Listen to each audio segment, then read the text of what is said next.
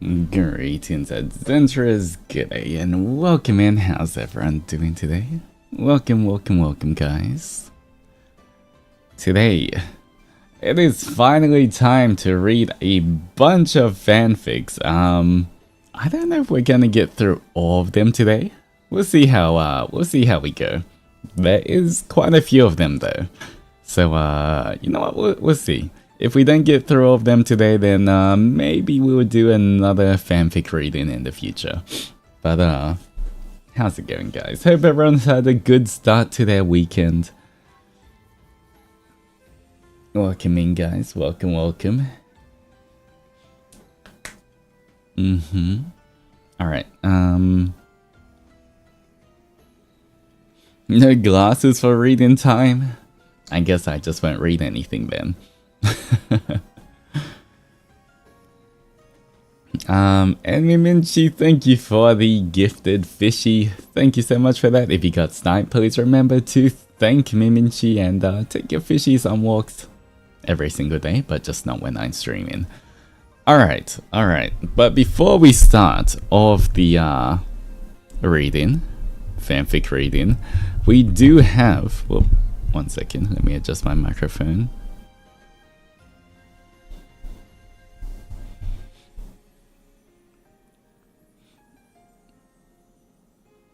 Alright, guys, before we start, we have a message.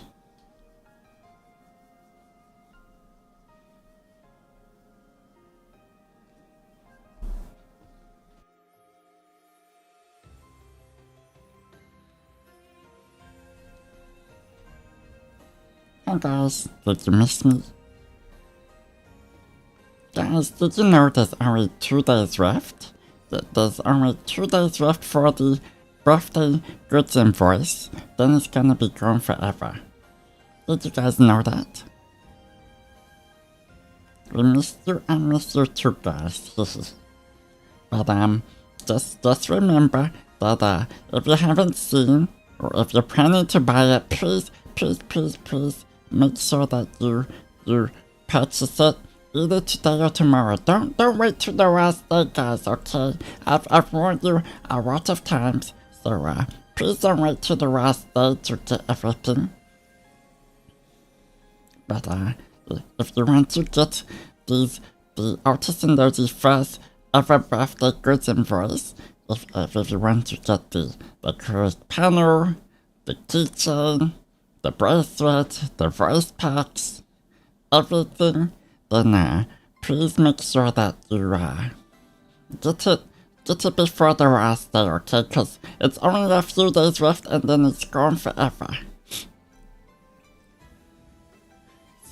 So if you want Onimaru's first ever merch, if you want to take Onimaru to lots of different places and take photos and show me some nice food and some nice places, this is your chance to do it, okay?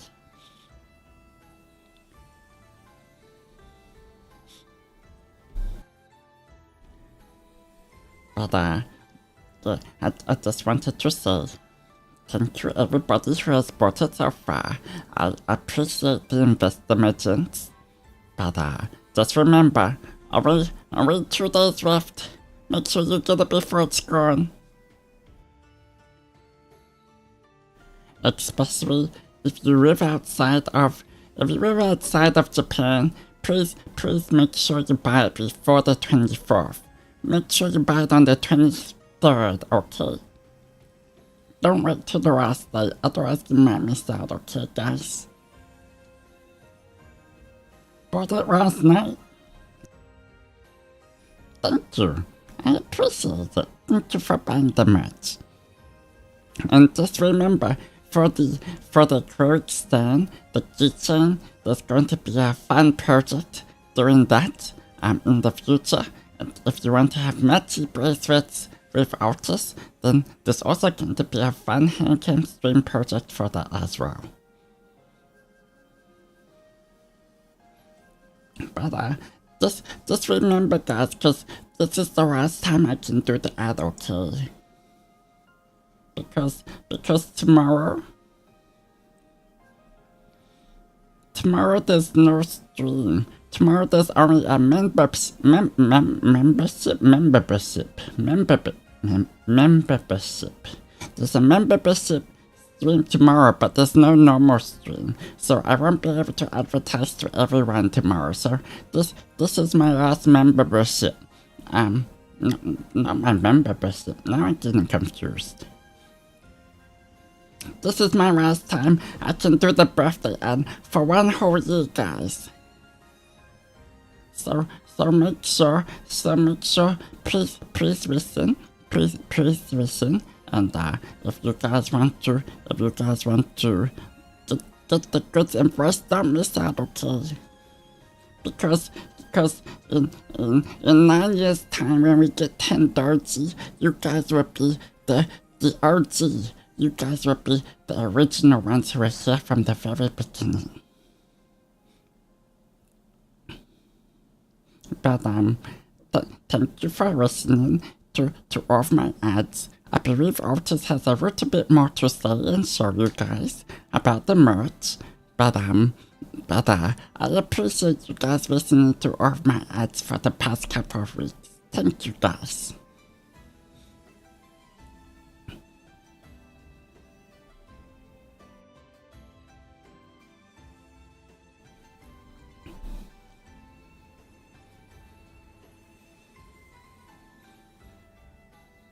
Thank you as well. Thank you. Okay. I'm just going to... I'm gonna stay here, guys, okay? I'll be here just listening to Altus read all of the fanfics afterwards. But I'll just be here, okay, guys?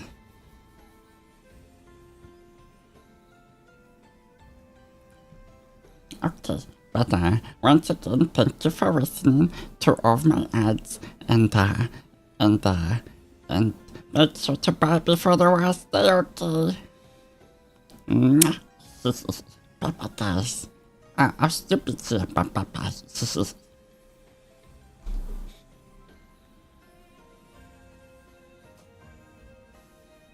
Alright. As Onimaru has said, guys, please, there's only 2 days left to get the match. And if you're living outside of Japan as well, please don't wait to the last day, because sometimes orders put in on the last day don't go through because of processing time. So please make sure that if you want to get the match, don't wait to the last day. Yeah, because we have lots of cool projects, and I'm super excited to see you guys receive this merch. I'm super excited about this merch, so I really do want you guys to get it and not miss out. So if you're thinking of getting it and haven't got it yet, please get it either tonight or tomorrow night. Don't wait till the last day, guys. But as a special thing, I have something to show you. A special sneak preview of some of the merch. Unfortunately, we don't have any photos of the bracelet, but I do have some photos I can share of some of the other merch. The bracelet, I think, is still you know, getting made and everything for the production stuff, but wait, look what we have. Look what we have. What I can show you, the Dark Everlord sent me this. I didn't take the pictures myself, I don't have these yet, but look how nice it is. Look how big the acrylic panel is, guys. And look how cute Onimaru is as well. Turned out so good. It's such a nice panel. But yeah, guys, there's a Onimaru little acrylic standee or keychain, and there's the acrylic panel. There's a few other photos. You can see how nice the colors are, how well it turned out. It's A5 size once again, so it's quite big, guys. Really good for displaying on a shelf or a bookshelf or anything. Just put it on your desk. But I'm so happy with it. It looks so good. So if you want to grab it, please make sure you get it before it's gone forever, guys. My very first birthday with everyone. There's the baby. There's the baby, Onimaru. It's, once again, it can be a keychain or it can be an acrylic standee. But, it looks so good. Look at the baby. Look at the baby. Everything's so crisp and the colors are so nice. Look at this guy. How cute is this, guys? I want to see you guys taking lots of photos like this. Showing Onimaru all of the delicious food that you guys eat. Aww, look at all the snackies for Onimaru. But, you know, if you want your own, if you want to take pictures like this in the future, make sure you grab the merch before it's gone. Once again, guys, only 2 days left. It's the 22nd right now. Birthday sales end on the 24th. So very, very close, guys. Now the snackies offerings from Manasan for Onimaru, yes. They spoil Onimaru too. But you know, once again, guys, please, if you want to get it, don't miss out. We've only got a few more days left. So yeah. And I will have I'll be doing a few cool projects with the birthday merch as well. If you guys want to join in, make sure you grab the acrylic stand and the bracelet. For the bracelet, I will be doing a handcam stream in the future, transforming one of the bracelets I got into a phone strap. But then for the Onimaru standee, I will be doing a project where I will need you guys to submit all the photos of Onimaru going different places and eating different foods as well. But it's so cute, guys. Look at it. Look at Onimaru. It turned out so well. The colors are so nice as well.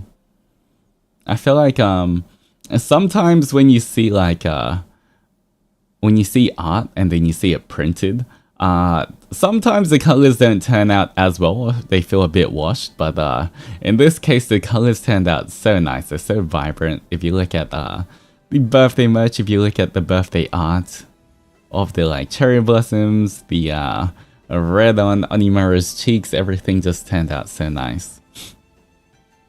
The panels are bigger than expected, but very beautiful. Yes, they are A5 size, A5.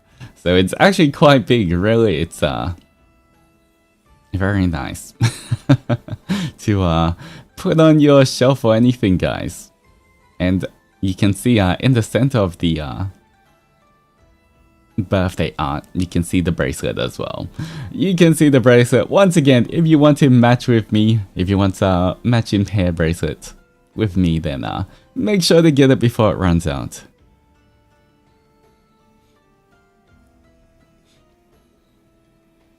Alright.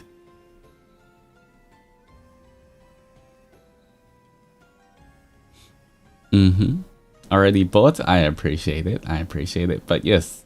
Alright. I will be showing that in the Menchi stream once again tomorrow and posting on Twitter. But please just remember, if you want to get this, if you want this to be yours in the future, this is a limited birthday merch. So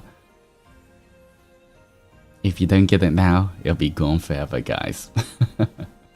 But thank you so much to everyone who has bought it so far. And also, don't forget that the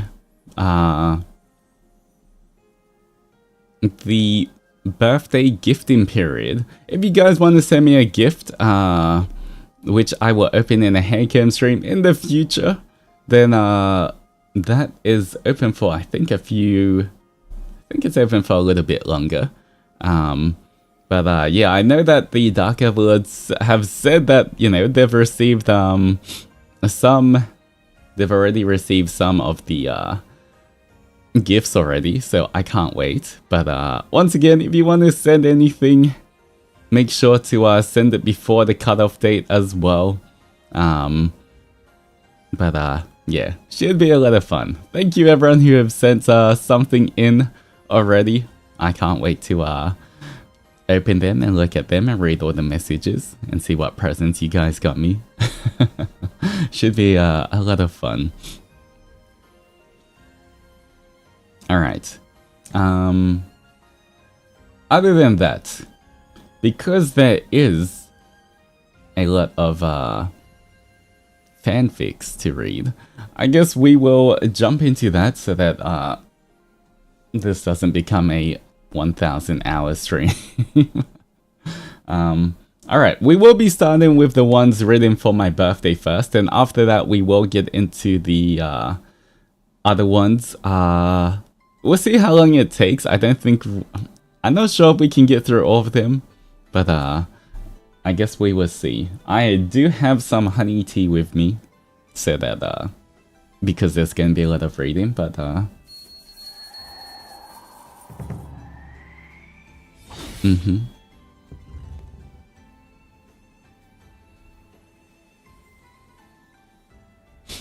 Alright.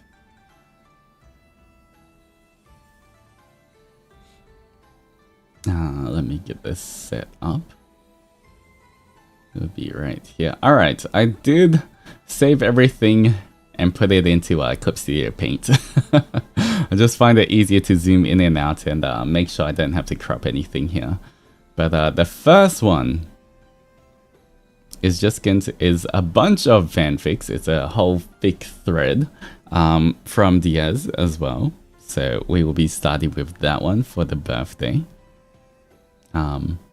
I believe they have a bunch here. You can see there's some Zen Rage, Any Wish, Anything, and all of the rest of them as well. So we will be reading through all of that slowly. Alright, I believe it starts with let me zoom in. Alright, I guess this is a Zen Rage one first. Alright, before I start, everybody hydrate, stretch your wrists out, everything like that. And then we can get started.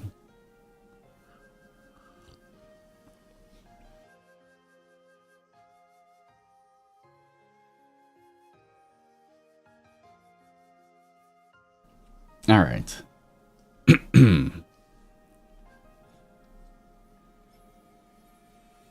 Wrist? Yes, stretch your wrist out, especially for anyone who uses a computer a lot or on your phone. Very important to always stretch your wrist out so that they stay healthy. Alright, here we go. Alright.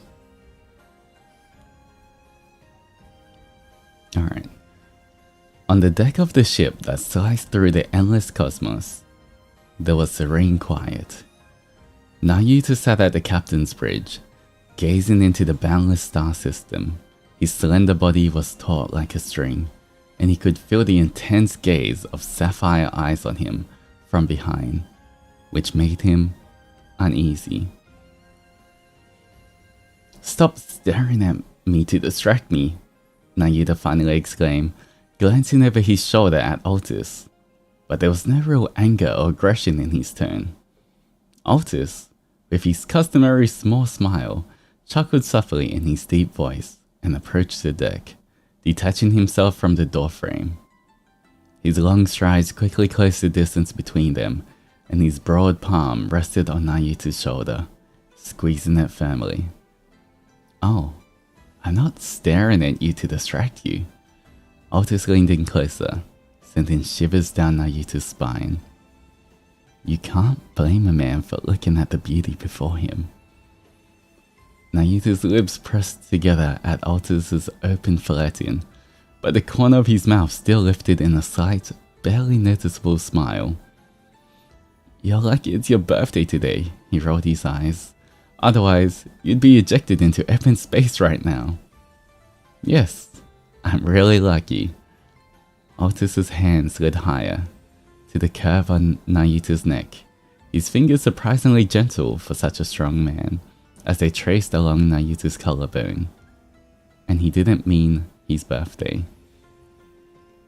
The earth gradually disappeared from view behind him, as the ship surged forward towards the stars, into the infinity that stretched before them, an infinity that spanned their long life together. Alright, short but sweet, there we go. Starting off strong with a cute Zen Rage piece. But there we go. Alright, that was the first one. A lot of them to go.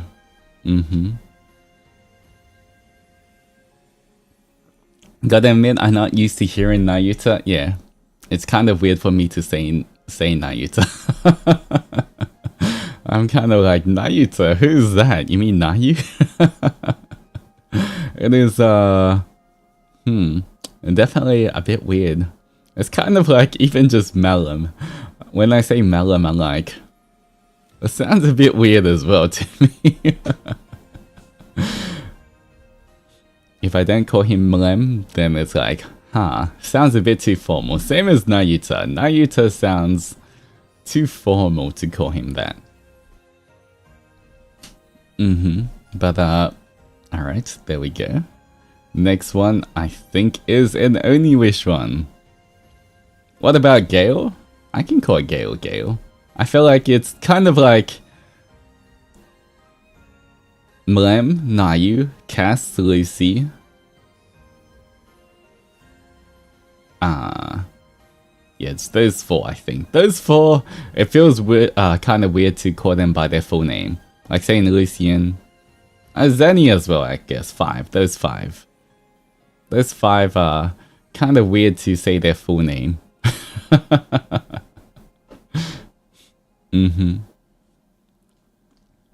You're used to call their nicknames? Yeah, I don't ever really say, unless I'm reading it out or referring to them in a more formal setting, I don't say their full name. It's just kind of weird to me. Yeah. Alright, here we go. Some Oniwish. Melum is laying on the soft cushions in the living room, frowning at the large screen in front of him. In his long, slender fingers is a joystick that he is furiously pressing as he tries to pass a level in this stupid game. His character dies on the screen, and with a groan, he leans back against the couch. Did you call, sweetheart? Altus peeks into the living room from the kitchen, his head appearing in the doorway with a teasing smile on his lips. No, I'm just... Melum waves his hand dismissively at the screen, where the words "Game Over" are clearly visible. Altus steps in and sits next to him, pulling Melum closer. He presses his back against his chest, and he takes the joystick from his hands. Let me help you, he offers, restarting the level. Melum watches as Altus calmly and methodically navigates through the level until level completed lights up on the screen. I could have done this myself, he pouts, but thanks anyway. Don't worry, I like spoiling you, Altus laughs, leaning over Melum and leaving a light kiss behind his ear. Consider this a birthday gift. But today's your birthday, not mine. Melum rolls his eyes, but a subtle, satisfied smile plays on his lips. I can grant you one wish. Altus's voice sounds above his ear, with a seductive rumble. How about all of you? Cover Onimaru. Okay, you know what? Maybe I'll, Onimaru will go eat snacks beneath the desk again. Alright, there we go. Starting off, once again, second one is some Oniwish. Sweet to spicy? Yeah. Part 2 was crazy of this. Look away, baby, it's too spicy for you. True, I'm not sure if Onimaru can eat spicy or handle spice or not.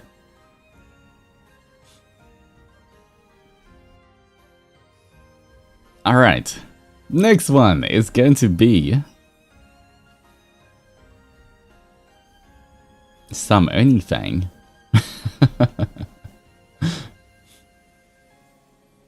Not even another room goes under the table, he can still hear you. It's okay, he's got like headphones on and eating his snackies, watching something on his iPad. I don't even have an iPad, but you know. He's watching something on the Samsung Galaxy tab. That's what I have. Alright. Yeah, I don't have an iPad. I don't really have anything Apple beside my iPhone I got from the Dark Everlords for tracking. Alright. I'll try and take a sip of some tea between every fic I read. Alright, here we go. And someone is an Android user? I am. I feel like I've been using Android forever.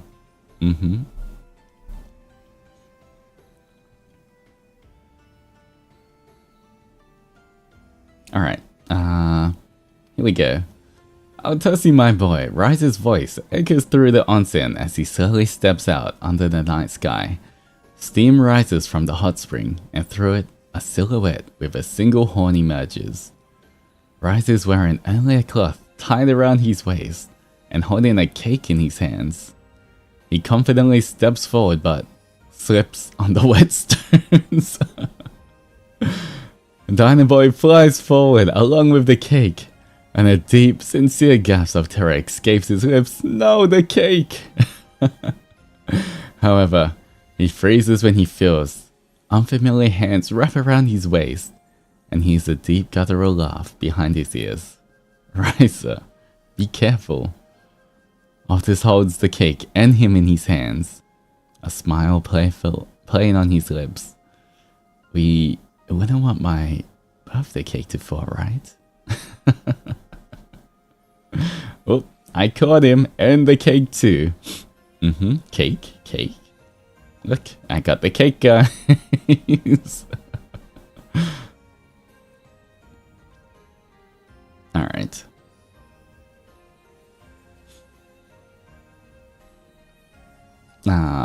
Ooh, and the next one is a Altus and Nyx one. That's kind of definitely a more rare pairing, I guess. Voltus, when I hear Voltus, I just think of Voltron. Voltron? Voltus? Alright, here we go. Next one.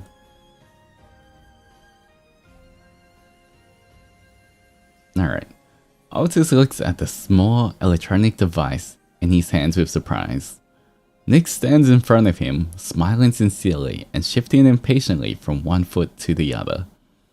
Come on, press the power button, he says quickly and somewhat nervously. I've been working on this for a long time and I thought you'd like it. Altus nods and presses the red button. The device blinks with a blue neon light, and a small hologram appears in the air before him. It's a tiny Adzenturer. They could hardly be any tinier. Altus thinks with a tender chuckle, their eyes blinking with a blue mask as they look up at him. Look, this is a little program, Nyx begins to explain excitedly, enthusiastically, like a voice assistant, but it's also a nightlight. Thank you, Nyx. Altus's voice warms as he looks at his friend. I like it. I'm glad. Happy birthday. Guys, I'm just reading, okay? Don't Onimark me for just reading, okay? This is what the Adzenturers wrote. If anything, blame yourselves. I'm not even saying this, okay? I'm just reading what's written by the Adzenturers, by the way. By the Adzenturers, by you guys. So if anything, blame yourselves for this. I did not say it out of context. It still counts as you saying the T word. It's you who put the idea in their head. I don't know what you're talking about. You shouldn't have read the tiny word. I mean, that's just, you know, if I'm reading a fanfic, I just gotta read it properly, okay? I'm not just gonna skip it or censor it just for a word, okay? You could have skipped it, but it's part of the writing, okay? The author wrote that word for a reason. I can't just skip it, okay? It's not my fault. Blame the Adzenturers if you want to blame anyone, but I will read it if I see it. You could have used a different word. I mean, they could have used a different word. It was a test and I passed. Thank you.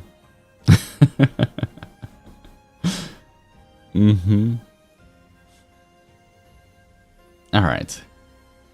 Next one, we have some golden gay time, guys.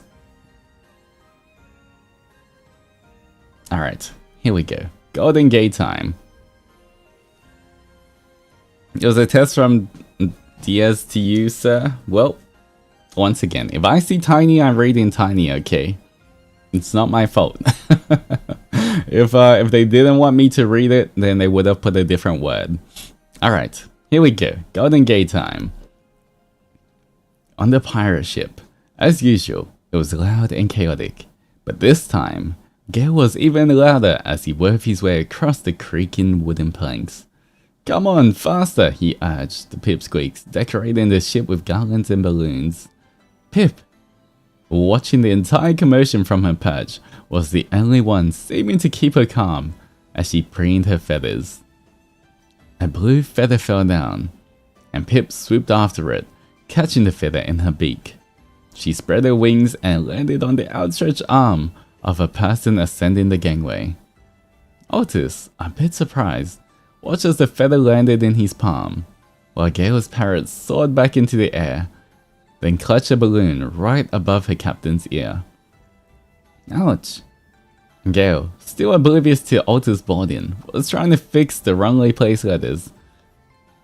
Happy birthday is good too, Altus finally chimed in, smiling as the captain turned to him in panic. But as usual, he just laughed loudly. You're right, it's unique. He grabbed a mug of beer from the table and raised it in the air. Happy birthday, Altus. Aw, that's so cute. Happy birthday to me. Aw.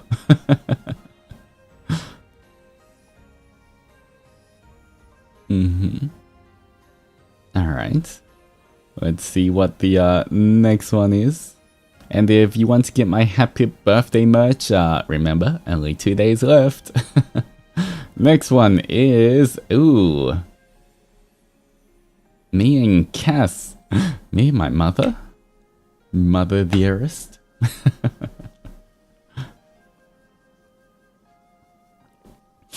Alright.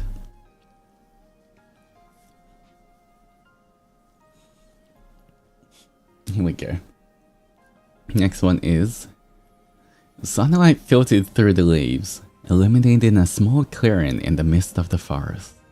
The tranquility and silence were only interrupted by the song of birds and the rustling of grass from passing critters. It's so weird to read people's full names. Cassian's. Who's Cassian? Alright. Cassian's feet glided effortlessly over the grass as the elf led Altus by the hand, his eyes covered by a blindfold. Cass, I get it, but why blindfold me if we're out for a picnic? Altus's voice echoed off the trunks of the massive trees, and Cassian smirked without turning to him. Because this place needs to stay hidden, he said, casting his gaze around. And it's not just my whim. The liquid dryads didn't like to be disturbed. When they reached the clearing, Cassian removed the blindfold from Altus's eyes and fell onto the dewy grass. Dryads, the guardians of the forest, instantly appeared around them, curiously brushing their fingers over their hair and clothes for a time before settling down around them. You've won them over, the elf said contentedly. Reclining back on the grass, Altus watched the truly enchanting scene before him, his heart racing, and sat down next to his friend. Thank you, he whispered. His whisper carried away by the wind, weaving into the delightful melody of Dryad's laugh that danced through the clearing. Alright. Oh, there we go. I think me and my mother. A little surprise. Thank you for that. Next one will be... Oh, it's Lucy. You know what? When I see people's full name, I might just shorten it.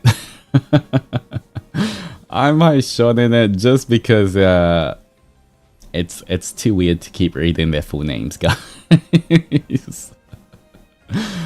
Alright. Alright, here we go. Altus sits on the floor, on a soft carpet in Lucy's castle.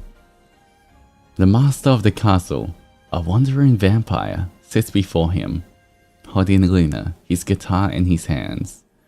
His slender fingers glide over the strings, playing a melody that complements the crackling of the firewood in the fireplace.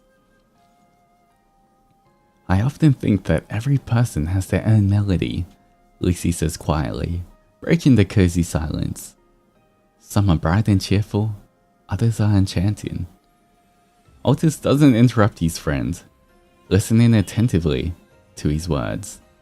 Yours, Lucy ponders as he strums the strings, until finally the notes weave together into something dismal, something that tightens in the chest like hard knots. It seems to resemble this. A tragedy, yet at the same time, incredible strength. The melody reaches its peak, breaking for a moment, but gradually gaining power, sounding like the rumble of a storm. I like it. Altus finally raises his voice and smiles. But it seems to suit you too, doesn't it? Aww. Lucy's playing me a song, my own original? Aww.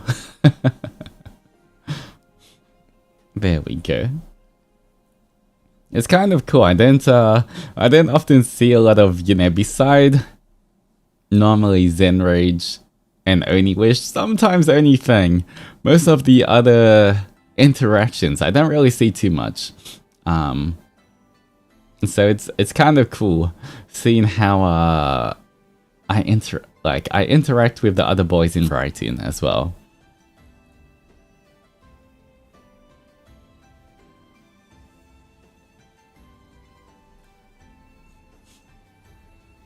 Alright. Oh, me and Roscoe this time.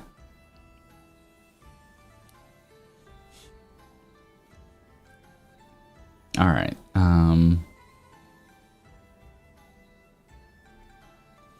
sometimes when I see this, I'm like, I wonder what our pair name would be. Sometimes I'm like, I'm not sure if it can be considered like a ship name more than just like a pairing name of when the two of us are together, but not always like shipping, if you know what I mean. But just like the duo name. But you know what, I guess we'll figure that out in the future as well.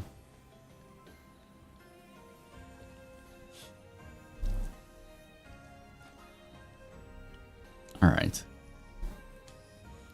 Roscoe always brings chaos and fun with him, something Altus never resists, and this time is no different. The undead is sprawled out on a beanbag, twisting a D20 in his hands.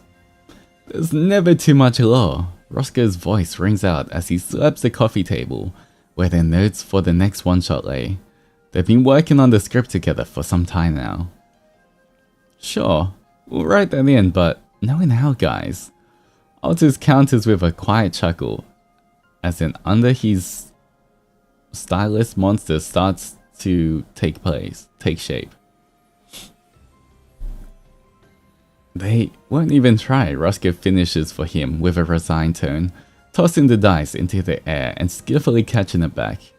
He gazes intently at his friend for a moment before placing a dice case next to him. Altus looks curiously at the elegant wooden box in his own signature colors, adorned with golden lilies. "For your birthday," Roscoe says carelessly, as if it were nothing, and falls back onto the beanbag. "Anyway, about that monster. Aw, he got me a dice box for my birthday. How cute." Soon, Roscoe. He's trying to pretend it's casual.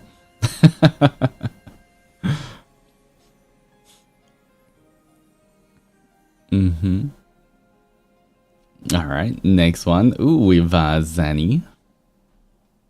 Even rarer. Alright, quick hydration check.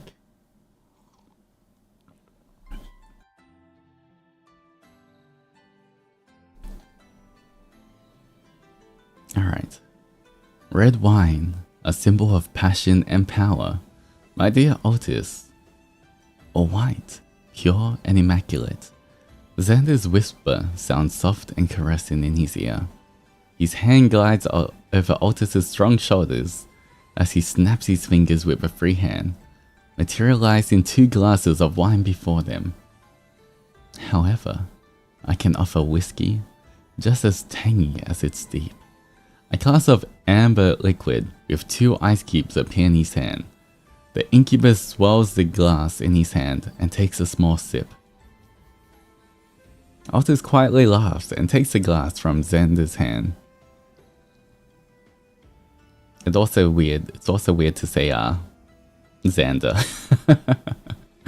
He gazes into the ice cubes, reflecting the purple light of the Netherbrand Club, and downs it in one gulp. "I'll take it all, since you're offering," he says, setting the empty glass on the bar counter. "But for now, repeat." A slight smile plays on Zenny's lips as he clinks his glass against Altus's. "Cheers, my dear. Today is everything for you." Alright. There we go. Altus and Zenny fic. Ooh, which one's this now? Oh. Okay. I see. Now a little bit of doomed yaoi. Huh. The "oh, okay" moment. Infra. I'm okay, guys. I'm okay. It's okay if it's about infra. I'll be fine. Fire. There was fire everywhere, and screams that pursued him from all sides. He was breathing heavily as he ran towards the little house on the hill, as if his life depended on it. No, not his own. His. The screams and fire licked at the back as he stumbled forward, but the cabin didn't get any closer. Damn it! Damn it, damn it, damn it! He promised they would spend this day together. This day? For whom? Promised? His head throbbed with questions, but all he could see was the hill, which was now burning in flames.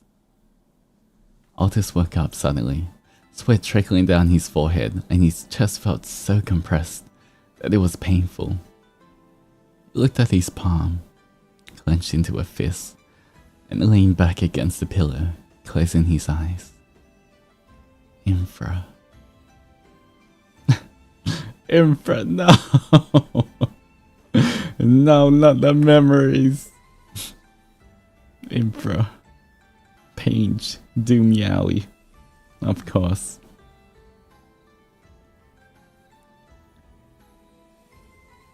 And then,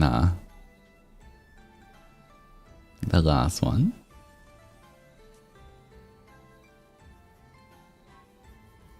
Alright, so let's see what this one's about.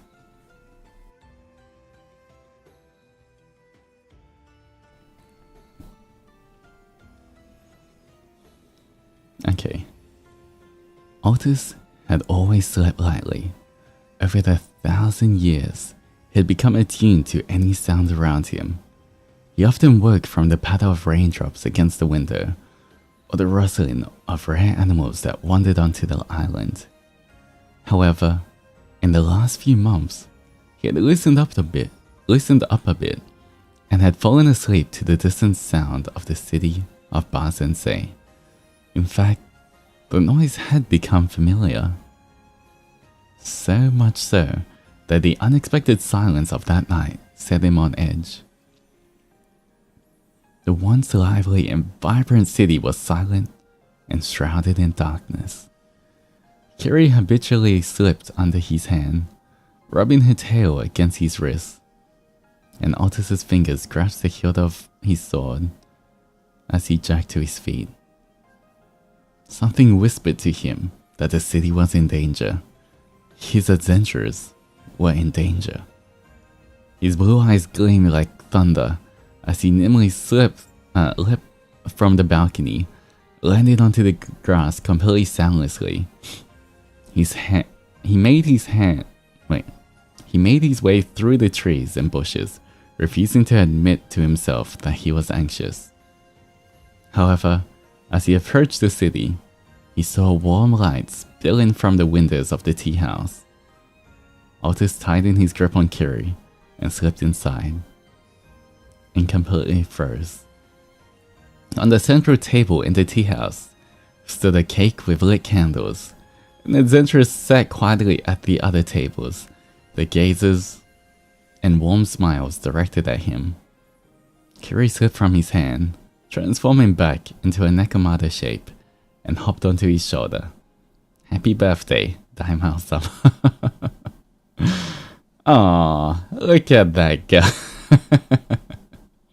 You guys did a surprise birthday in the tea house for me? How did all of the adventures fit in the tea house? I guess it's enchanted to be able to fit as many guests as possible. But look at that, me and the Adzenturers. And I think with that is the whole first thread. Thank you, Diaz, for that.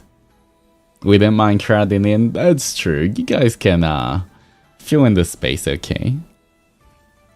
Power of love and friendship, don't question it. Because we're train runs past. But thank you so much, Diaz, for writing all of those different ones. It was really cool to see a bunch of I guess unknown or like interactions that aren't commonly seen. So thank you for that. I appreciate it. Alright, next one is the birthday one from Nezrin. Totally not super duper late, but here you go, my last birthday gift. It's a bit messy since it's rushed. Special prompt. Altus Zendoji birthday special.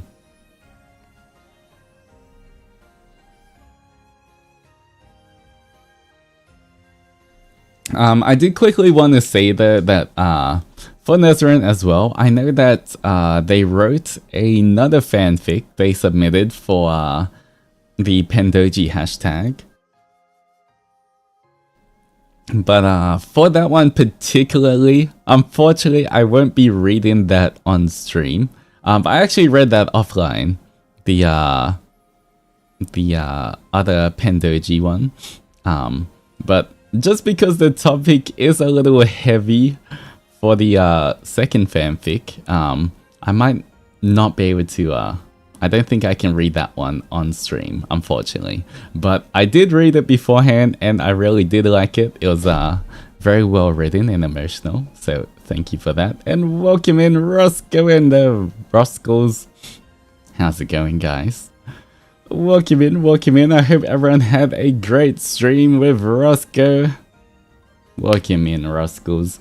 We are just doing a fanfic reading stream today. So I'm just reading through some of the fanfics that the Adzenturers have written. So if you guys want to hop in and just stay around and chill, then feel free. Otherwise, if you have things to do, then have a good rest of your day. But welcome in, guys. And Cloud, thank you so much for the gifted fishy. If you got sniped, make sure to thank them and take your fishies on walks every single day, but not when I'm streaming.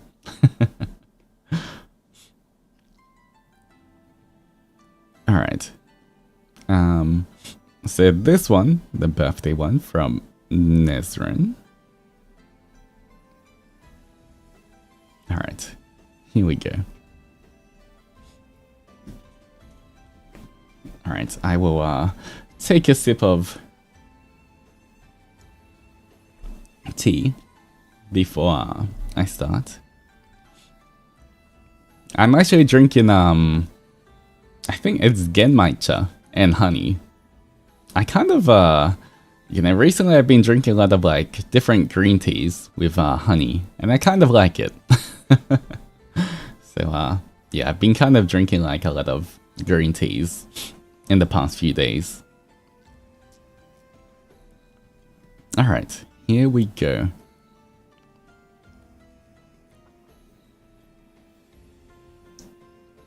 Ooh. I see the very first few words, I'm like, oh, infra again. My heart. Infra. Infra. Alright, and Violet, thank you so much for the gifted fishy as well. Once again, if you got sniped, make sure to thank them and take your fishies on walks every single day. We're reading fics? Yes, we're reading some of the fanfics that the Adzenturers have written. So yeah, I'm going over the ones that they wrote for my birthday first, and then afterwards we're just going through the general hashtag and reading it. The Doom Yaoi, not fresh but still tender. It will for always be tender. You guys, you guys don't even know how much lore I've written. For me and Infra, I have like pages and pages of backstory and lore and everything.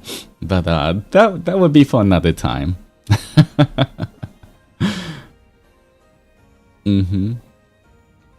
Release when?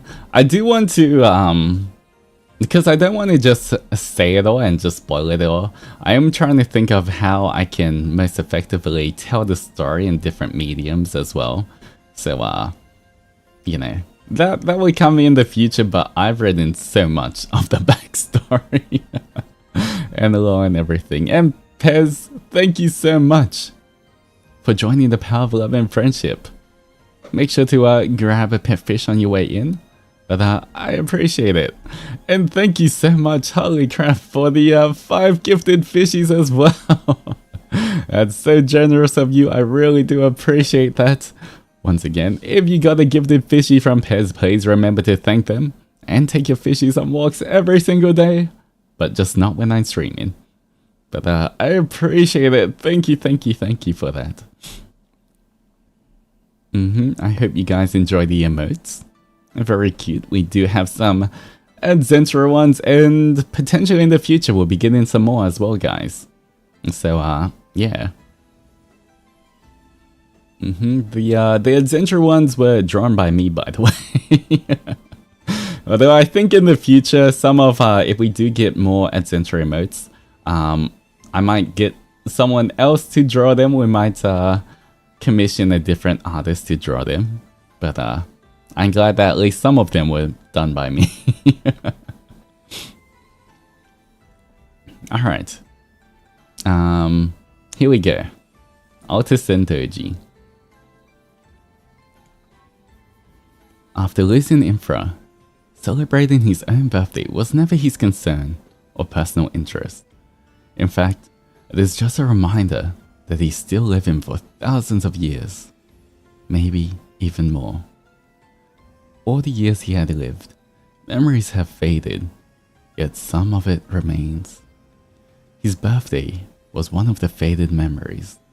The excited feeling faded with Infra, Surprise! Happy birthday!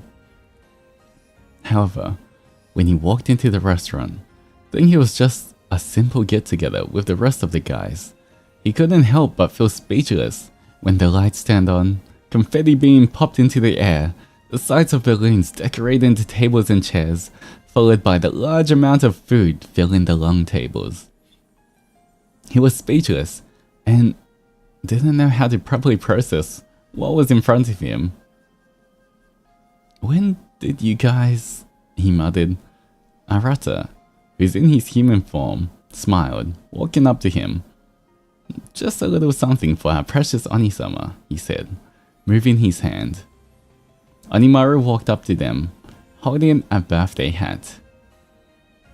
"Happy birthday, Altus," Onimaru greeted with a smile. Arata carried and assisted Onimaru in putting on the birthday hat. The Oni chuckled. "Thank you, Onimaru," he responds, carrying the baby as Arata handed him over. "This party is so big. How did you guys have the time to plan everything?" Altus asked. Cass chuckled before answering. "Well, we had a lot of people come in to help. Thanks to all of us working together, we're able to make the celebration memorable," the elf replies. Everything felt like a fever dream. The sight of his friends, his senpais, and even Onimaru being all in one place made his heart fill with so many emotions. "We even made a birthday cake," Arata exclaimed, moving to the side. Altus looked down and saw a 3-tiered cake being carried by the other Adzenturers, walking towards him. "Made by me and my fellow Adzenturers," he said with a small bow. The cake having a small "Happy birthday, Onisama" written on top. Aww. All of the surprise birthdays. Oh, and there's a different one, still by Nesrin. Is this a small Oni-wish one?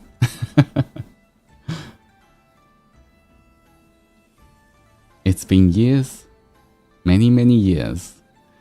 Memories of his past experience were either faded or filled with loneliness. Now, this year was different. It looks like a continuation. Okay. In fact, probably something that will be engraved in his mind for as long as he continues to live. "Thank you for everything you do for us, Altus," Melum spoke, walking up to him. "For caring for us, loving us," he said, smiling as his gaze softened. "And I can't wait to spend more years with you. Even if my life gets taken away from me, I'll still fall in love with you over and over again." I don't think this is a continuation, guys. That seems like a separate kind of thing. I think this is just a small Oni-wish one.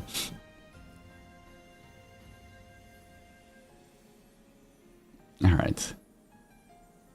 There we go, but thank you for both of them. I appreciate it.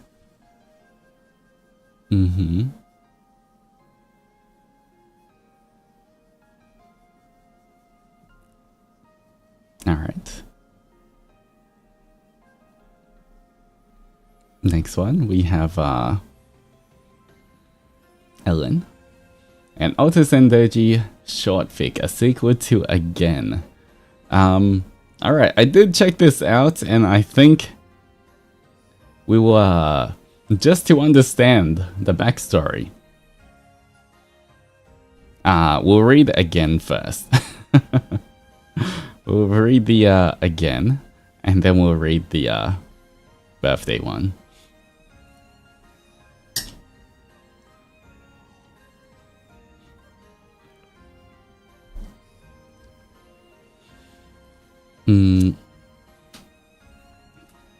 Alright, summary. He watched as the liquid in his glass swayed, catching the dim glow of the chandeliers above.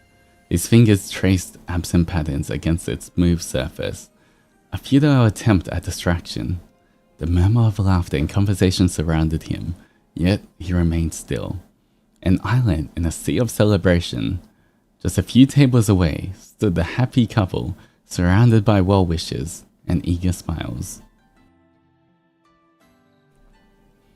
His gaze found her with ease. She was radiant, clad in a gown that shimmered like the stars, a vision of elegance and grace. The soft curls of her hair cascaded over her shoulders, framing a face that held a happiness so profound, so pure, that it stole the breath from his lungs. It was a kind of joy he had not seen, not even within himself. His fingers curled slightly around the glass, a quiet ache blooming in his chest. Oh, it's just a repeat of the first paragraphs? Okay, well, I read the first paragraph then.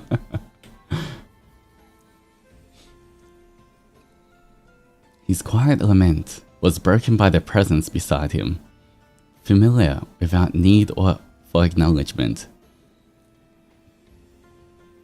"You're quite something, aren't you?" Lucy mused, swallowing his own wine before taking a slow sip. His voice carried its usual nonchalance, but there was understanding there too, the kind that only years of companionship could forge. Altus didn't respond, his gaze never straying from the couple at the center of it all. Lucy sighed, resting a hand on Altus's shoulder, the warmth both grounded and unbearable.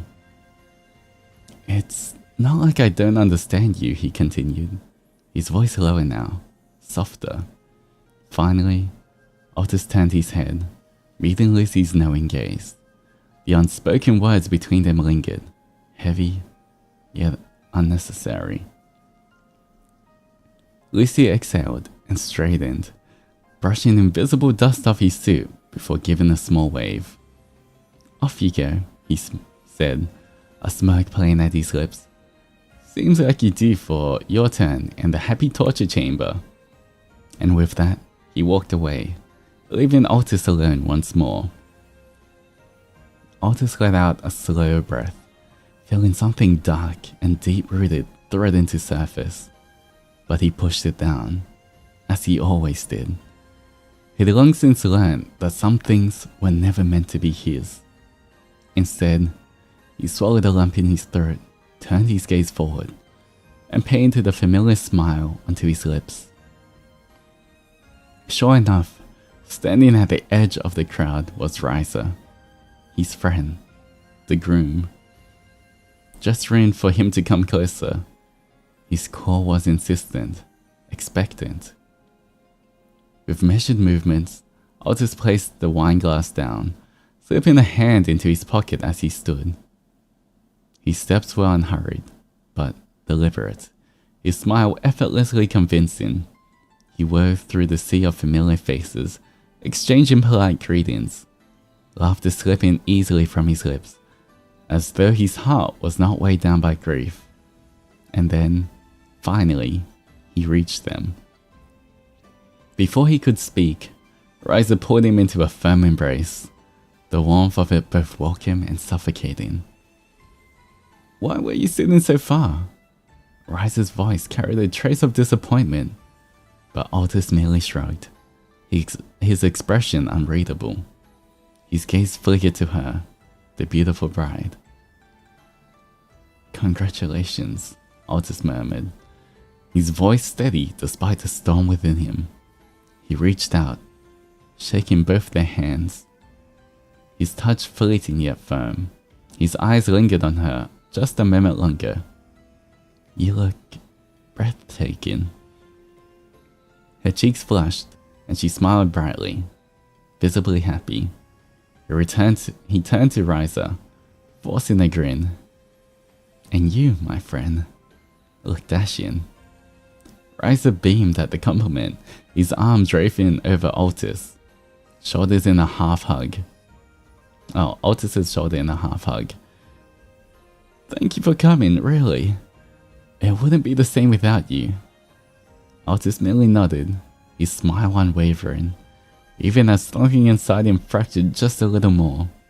Before any more words could be exchanged, the photographer called for their attention. The three of them adjusted, posing under the venue's golden glow, under the watchful gazes of the crowd, under the weight of everything unspoken.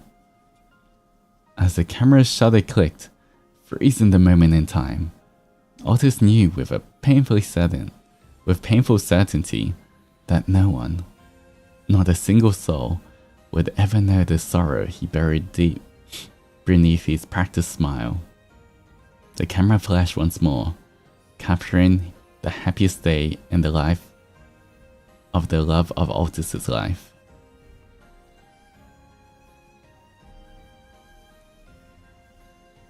Alright, page 2.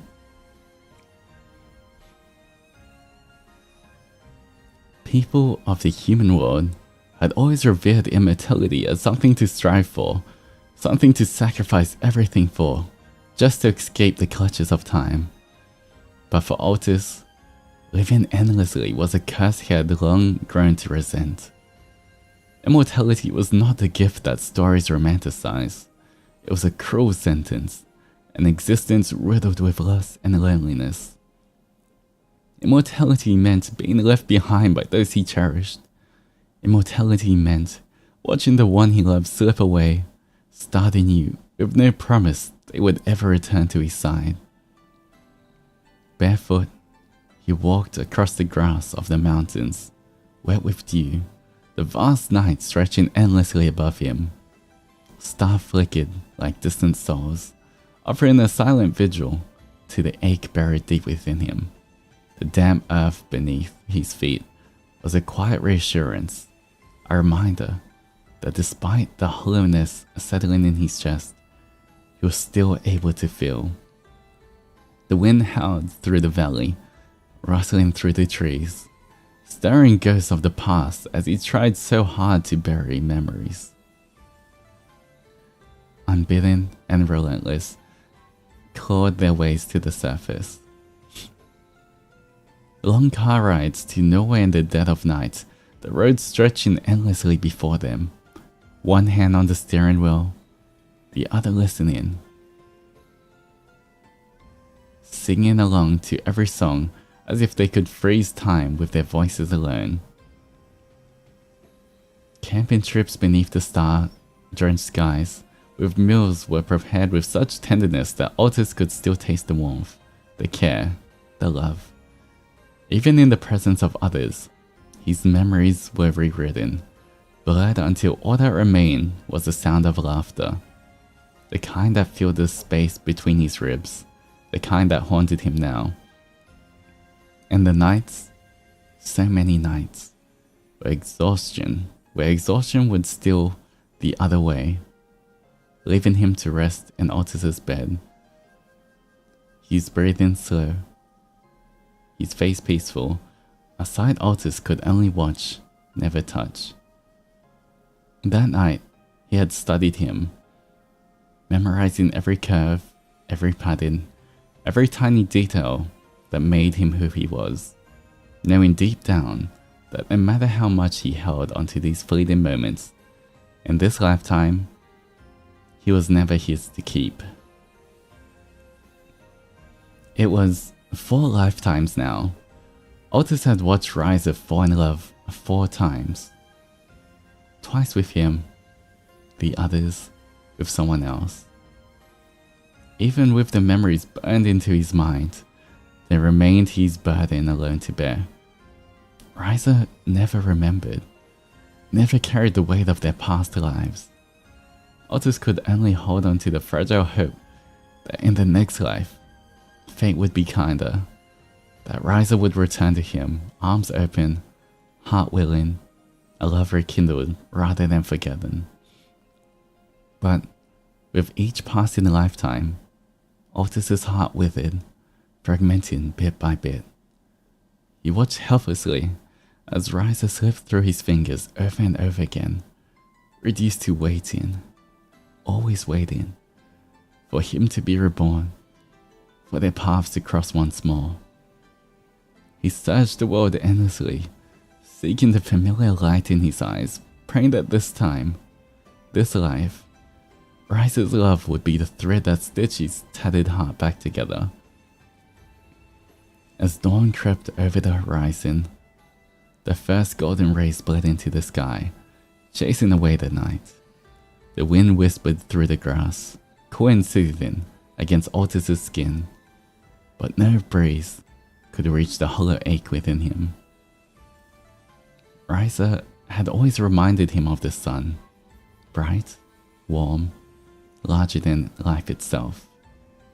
Perhaps that was why he had carved a permanent place in Altus's cold and weary heart. Perhaps that was why no embrace had ever felt as warm, why no touch had ever melted the ice in his soul the way Ryza's had. His gaze dropped to the freshly carved tombstone nestled in the grass, and the crushing weight of loss settled over him once more. It was a pain he had known too many times before, yet it never became easier. Grief never dulled, never softened, no matter how many times he lost. Altus was breaking, every piece of him splintered and frayed, knowing that the only soul capable of mending him had already left this world. How long would he have to endure this agony? How long before Ryza returned? No one knew. All he could do was wait. So, he stayed, sitting beside the grave, pulling his knees to his chest, staring up at the ever-brightening sky. A single tear slipped down his cheek, tracing the curve of his face before falling, disappearing into the grass below. He closed his eyes, exhaling shakily, and whispered a plea to the heavens, though he knew no god would answer. I'll wait for you. Through endless years, through countless lifetimes, just to hold you again. I will find you. Again, and again, and all over again. Aww. Ah, if it isn't doomed yaoi. Well, that's not even the end of it, because there's a part 2, guys.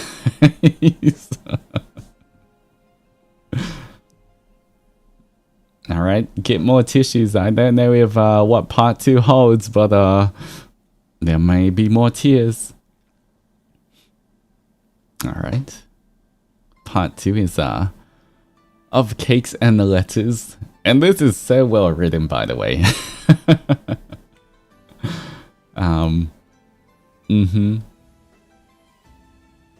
Alright. Part 2, yes, because this was the birthday one. The previous one was the Doom Yaoi Part 1. Then this was the actual birthday fic. Alright, everyone, hydrate first.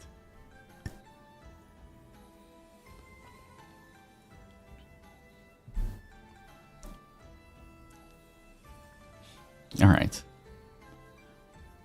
One's birth signifies a new beginning, the dawn of an entirely new life filled with meaning and purpose. It is the first step on a journey shaped by destiny, brimming with infinite possibilities. In Altus's world, birth is marked by the imprint of his deepest yearning.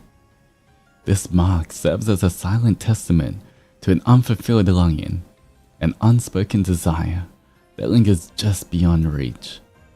Which, with each passing year, it grows, an ever-lengthening measure of time spent waiting for someone unknown, something unseen. Even the bearer himself cannot say when, or if, that which he yearns for will ever come to pass. And yet, every time he closed his eyes, the image in his mind remained as vivid as ever.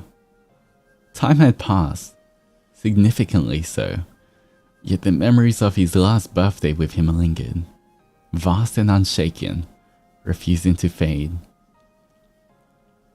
Lying on a large, empty bed, Altus's eyes fluttered open. Darkness had long since descended upon the world outside his window. Only then did he finally make the decision to rise from his silent slumber. Barefoot, He padded his way out of his room and into the kitchen. The silence in his home was almost deafening. He had long grown accustomed to loneliness. As a being such as he was, Altus Zendoji had no other choice but to endure it, to accept solitude as an inescapable reality. And yet, ever since his heart had been ensnared by the one he loved, there was someone to look forward to in his dull, immortal existence. He had vowed to wait for him, no matter how many lifetimes he had to endure, no matter how long eternity stretched before him. It was a promise he had bound himself to, an unbroken oath in this life of endless time. Cracking open the fridge door, a small smile lingered on his lips as he ran a hand through his beautiful hair, fingers threading through the soft strands. The cold air seeped out, wrapping around him like an unspoken whisper into the quiet of the night. "Lucy," he muttered under his breath as he took the box of cake that it seemed like his friend had left for him as he slept. If there was one person who truly understood the burden he carried, it was Lucien. Perhaps that was why their bond had withstood the weight of time, tangled in the same threads of yearning and sorrow. They were two souls bound by an unrelenting devotion, waiting for lovers lost to the cruel passage of fate. Both had fallen too hard, too deeply, entrenching themselves in a love so consuming that nothing else mattered. They lived not for themselves, but for the hope of reunion, for the day their beloved would return and breathe color back into their lifeless, eternal worlds. To others, such unwavering faith in a single person might seem foolish, self-destructive even. What was the point of waiting for someone who might never return? Why bind oneself to a ghost of the past, a love that had long since slipped away? But to Altus Zendoji, it was not a question of logic. It was a truth as absolute as the stars in the sky. If the heavens ever decided to break the cycle, to deny his beloved another chance at rebirth, then his existence would cease to hold meaning. There was no other reason for him to be, no other purpose. He lived on, only to wait, only to love again, no matter how many lifetimes it took. As he closed the fridge, the cool metal humming beneath his touch, the box of cake resting in his hand. His gaze drifted to the slightly faded photograph taped to the door. Edges worn, colors dimmed by time, yet the emotions it held remained untouched. He barely recognized himself, not because the years had changed, but because the joy in his face was replaced with an intense feeling of yearning. Besides him in the picture stood another man, grinning so widely with his sharp fangs that his sharp fangs were fully bared. Both of them were caught mid-laughter, cheeks smeared with icing, their happiness frozen in time. A pang of longing ran through him, piercing deep into his heart. His fingers twitched, reaching out, almost, until they hovered just inches from the photograph. How badly he wished to touch him, to close the distance that stretched beyond lifetimes. Yet, his hand faltered midway before he could make contact. With a quiet sigh, Altus let his arm fall to his side, turning away from before the emotions he had long kept buried could rise to the surface. He focused on the cake instead, setting it down on the counter and carefully peeling back the lid. His favorite colors decorated the frosting, the words "Happy Birthday" written in delicate script across the top. A soft smile played on his lips. Lucy had always known had always remembered. He made a mental note to thank him before the night ended. But just as he reached for the knife to cut the cake, something caught his eye. A small craft box sitting unattended in the middle of the living room. His brows furrowed slightly. He didn't remember leaving anything there. Did Lucy leave his gift here too?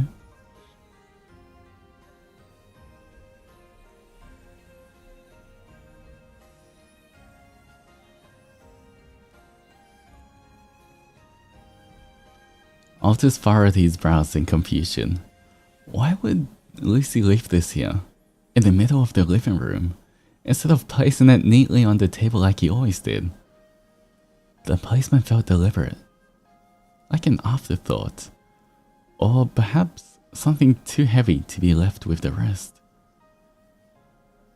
Curiosity stirred within him as he made his way to the couch, lowering himself onto the cushions before pulling the box onto his lap.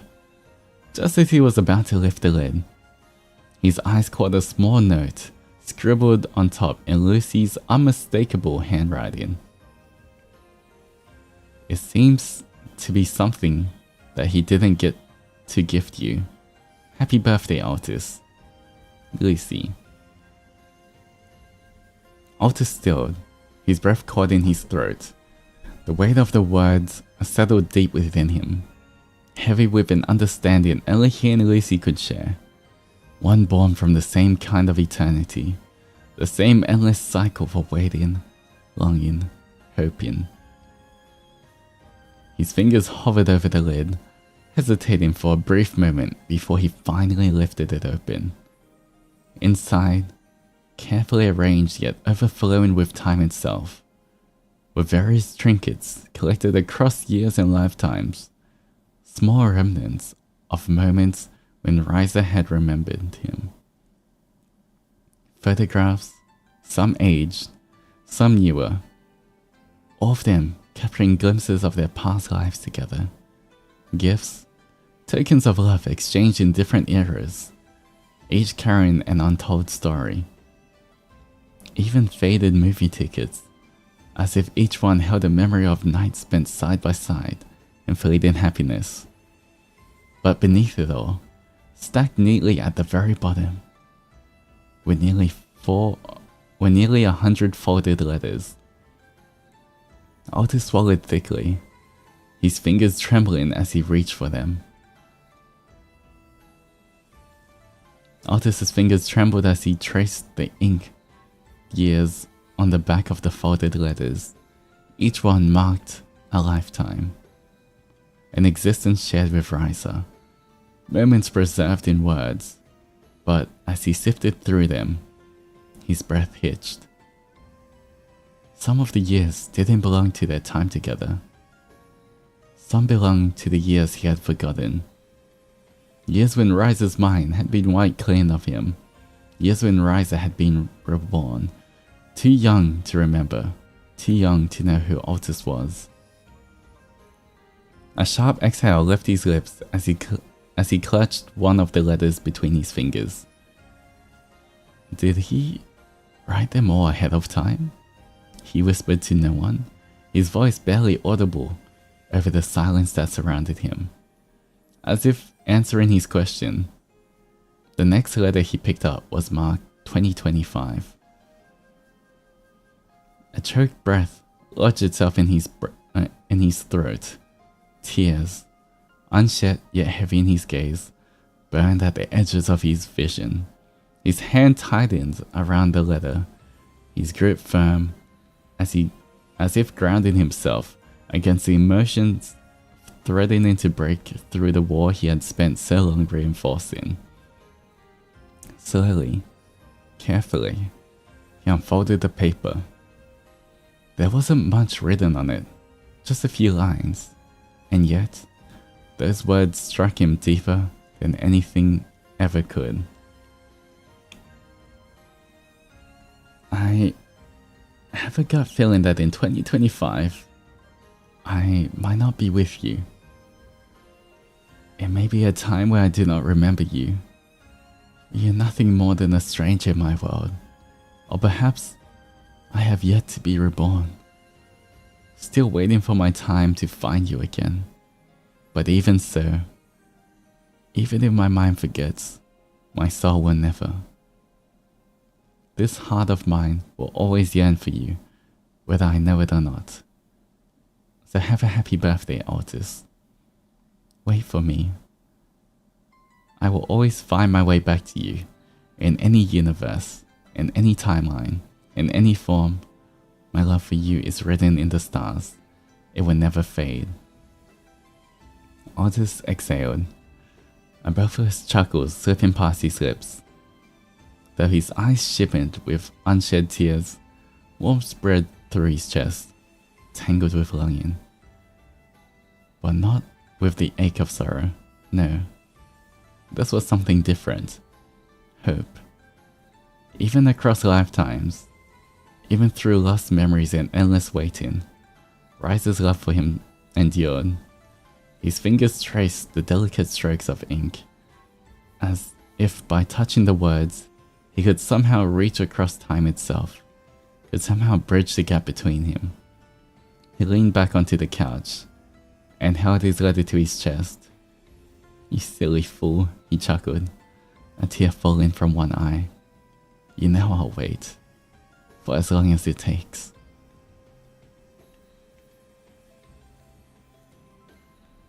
This was supposed to not be uploaded on Altus's birthday. Wait, this was supposed to not be uploaded on Altus's birthday, but I am not artsy, so might as well just place it here because yay. Happy birthday, Altus. I will continue to write prompts and fics regardless of if you read them or not. Lamau. Well, wow. Giving us feels on my birthday? That's crazy. But that was so wonderfully written. Thank you so much for that. The rare Oni fanfics. Handed out tissues. Anyone needed tissue? But very well written. Thank you so much for that. Of course, the Doom Yaoi. Everything is Doom Yaoi. All Yaoi is Doom Yaoi.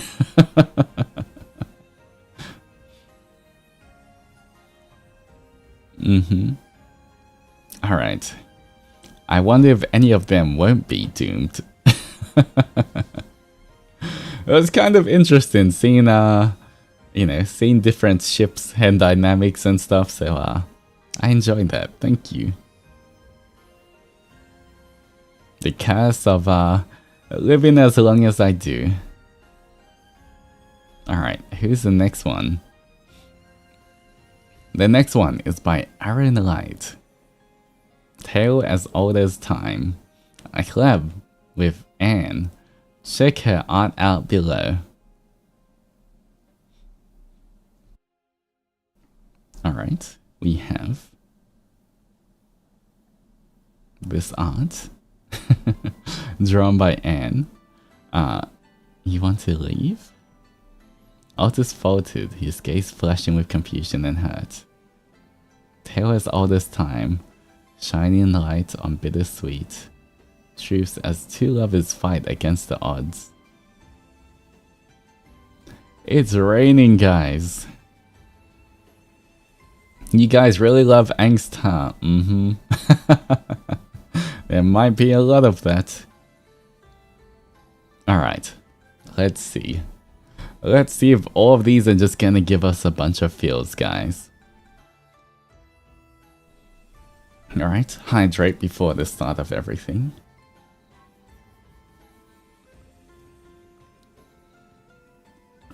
And Zentra is more like angst. Adzenturers, exactly. That's what I was thinking.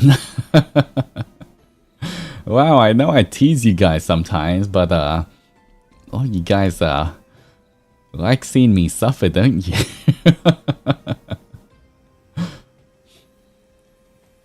Alright. Here we go. Trying that midday is really something. This is like a subtle payback for all the times I teased the Adzenturers. No fluff for these fics? Yeah. They all are,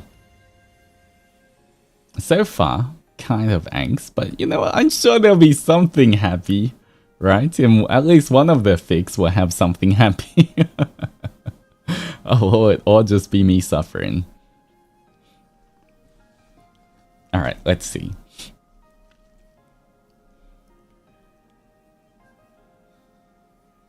We had wholesome golden gay time, that's true. But those were the shorter ones. Sorry, I'll write fluff next time. It's okay, just write whatever you like writing. Whatever you enjoy writing, just write it. Please don't change it according to, you know, for me. I will read whatever you guys write. I'll try to write fluff. If you guys want to write angst, go ahead. It's called Doom Yaoi for a reason. Alright.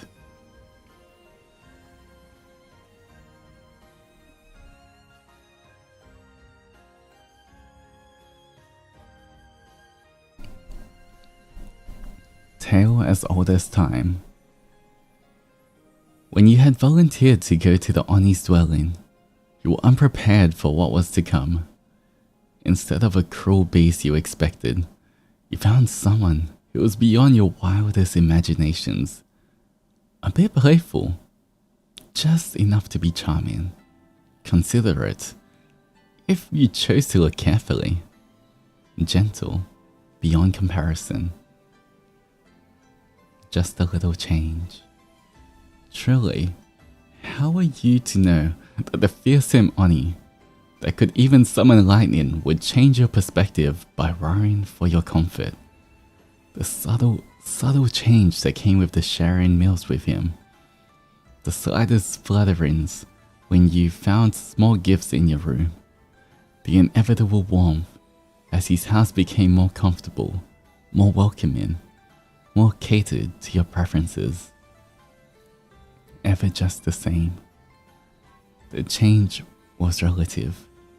He was still an Oni, still a beast in the eyes of others. Just as you were starting to open your heart to him, just as he was opening his heart to you, they interfered. We hereby declare that we will no longer be compliant with your demands. Return our citizen or face the consequences. You watch with wide eyes, fear swelling in your body. No fear of him, no. Not even as the clouds gathered over the town, or as the thunder rumbled. Fear for him. Although it didn't seem like he felt the same way. He merely laughed at the threats the crowd continued to throw at him, his hand resting on his katana. Consequences? Do you truly believe I fear anything you could try against me? A chill ran down your spine at the hard edge in his voice, filling you with deja vu for the event you never witnessed. The stories of his past that he had told about his old friend, about his home before he had arrived in this town. Indeed, beast, we have the means to keep you sealed away until your powers weaken.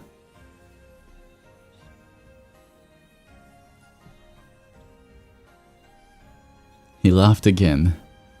Your heart seized as he started to pull out his blade. With a strangled gasp, you ran out in between him and the townspeople. Stop, stop, he will free me. Altus faltered, his gaze flashing with confusion and hurt. You run to him, placing a hand on his chest. Tune as all their song, bittersweet and strange. For a moment, time froze. You almost convinced yourself you were standing in a peaceful garden together. Yet the bittersweet illusion shattered as he spoke, his voice ragged with vulnerability. You want to leave. You shook your head aggressively, panic running through your veins. I can't let you get sealed up again. I won't. I'll change their minds. Your hands curled into a fist, your eyes searching his gaze, begging him to understand. They won't change. Humans never do. I did. Finding you can change. The simple words made him relent. His gaze flicked between you and the townspeople behind you before he put his katana away. With an unreadable expression, he jerked his head, agreeing to your idea. 3 days. If you can't change their mind in 3 days, we do things my way. Learning you are wrong. You overestimated yourself. Or did you underestimate the stubborn nature of traditions? No matter how many times you repeated yourself or told the stories of your sweet Oni, no one listened.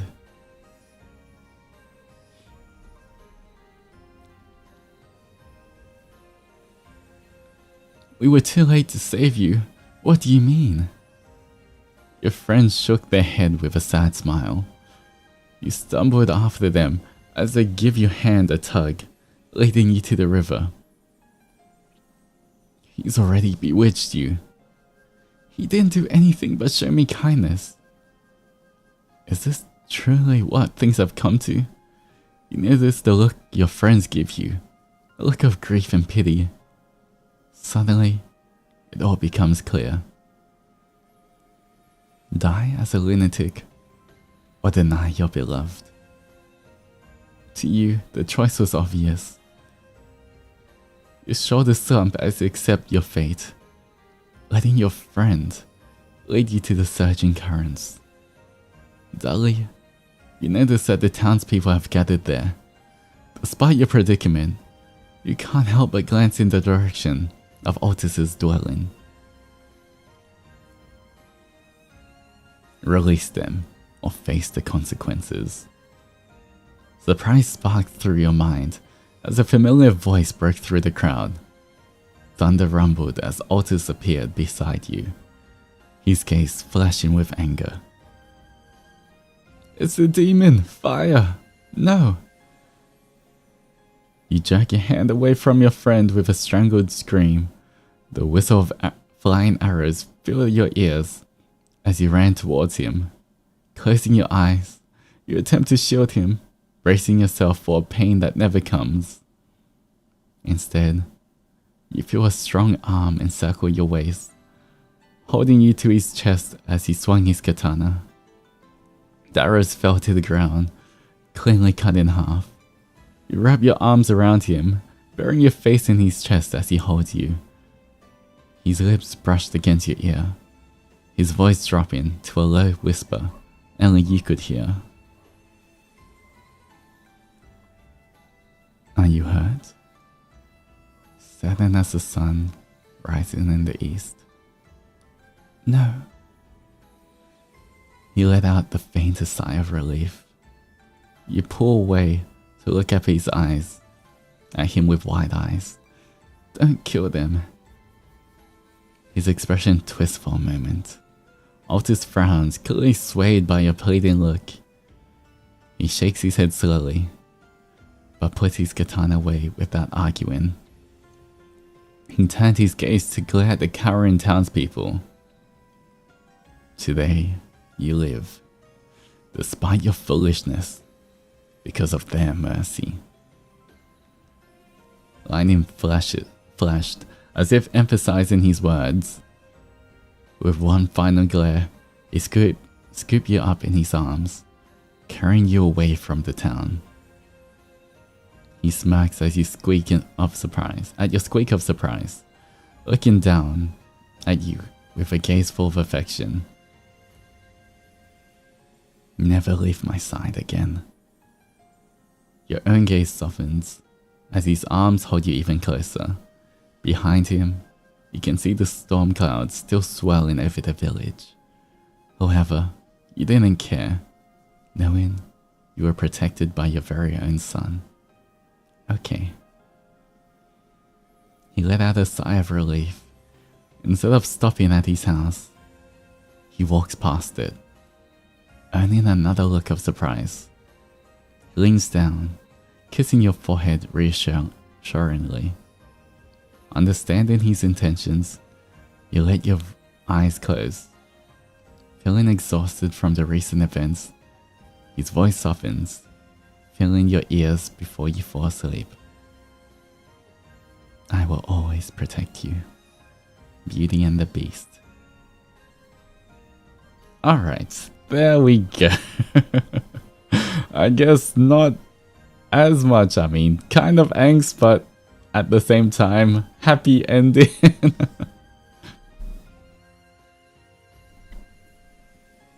Alright, you know what? At least it had a happy ending. Uh-huh.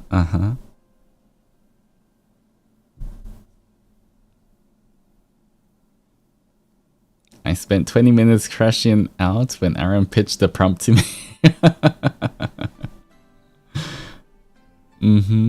Alright, well, thank you so much for that, Thick, as well. It was a good kind of, I wouldn't say really twist on it, but sort of a twist on the, Beauty and the Beast. I also crashed out when I came up with the idea. But thank you for writing that. I enjoyed reading that. Comfort, my beloved. Thank you for reading. Thank you so much, everybody. Make sure to stretch as well.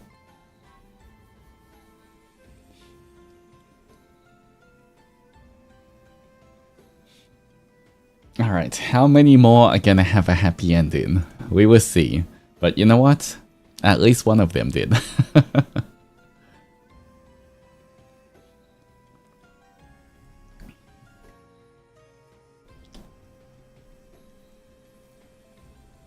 Okay. The next one is by Sunny. I very much think I was on whatever dreams were made of writing this. Oni in the tea house, everyone scatter. Alright. Let us see what this is.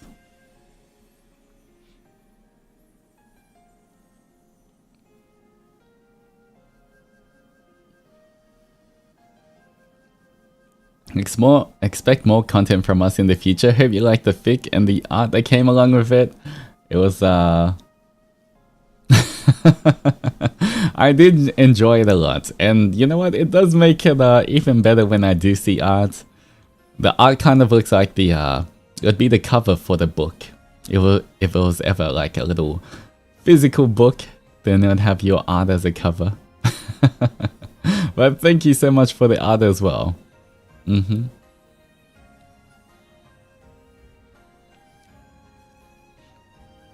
That was the intention? Alright.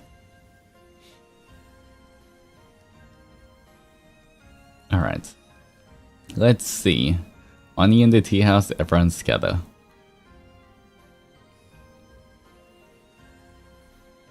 It was just another day at the tea house. Various Adzenturers strolled in their volleyball form, while maid mothers took their orders and prepared their food. Just a normal day, like any other. That was, until the true blue Oni, certified gaslighter, founder of Bar Sensei, Altus Zendoji, walked in. Immediately, the quiet and peaceful environment of Adzenturers chatting and sipping tea turned to screams, swoons, cups falling to the ground as people fainted. Not the booba shadow, and Adzenturer cried out, "I'm so sane!" Murmured another Adzenturer. "Adzenturer down! I repeat, Adzenturer down!" exclaimed an Adzenturer who'd just watched their friend faint and fall off the patio, only to be caught by the one himself. "Careful there, little one," Altus chuckled, setting the fallen Adzenturer on the ground. and causing even more chaos to erupt. "What is that stinky Oni doing here?" hissed one of the maid mothers. "No idea, but thanks to him, the tea house has gone to the dogs," another replied. There were exchanged mutters throughout the back room as everyone gossiped about the dilemma at hand, only for Altus himself to tap the bell on the counter, a small smile on his face as he waited for a brave maid Maru to step up to the counter. Minutes passed before a poor, random maid Maru was pushed out to serve him, stumbling and shaking slightly as he rolled up his sleeves and put on a customer service face. "Hello, Oni-sama. What would you like?" The maid Maru greeted through gritted teeth. Whether he was holding back from fainting or from attacking the Oni, no one knew. I'll just let out a low hum of consideration, and immediately the maid Maru was out. His face red as he rolled away, crying out, "I can't do it!" And that was only the beginning.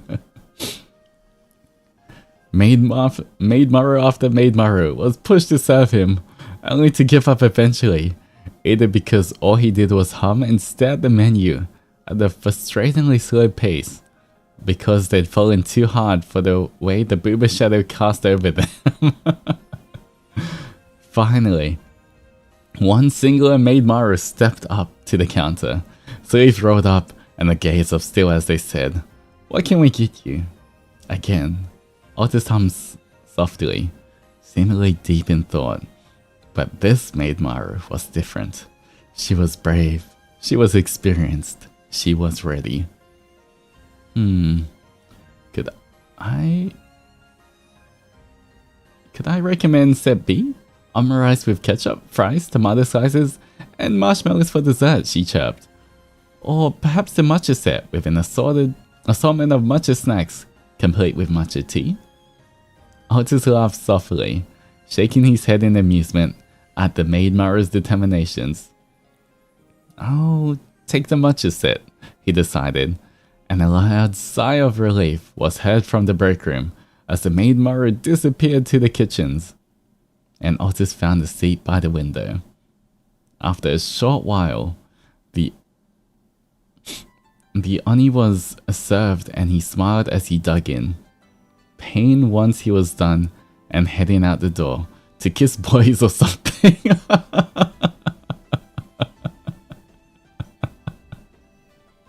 Yes, that's where I was heading.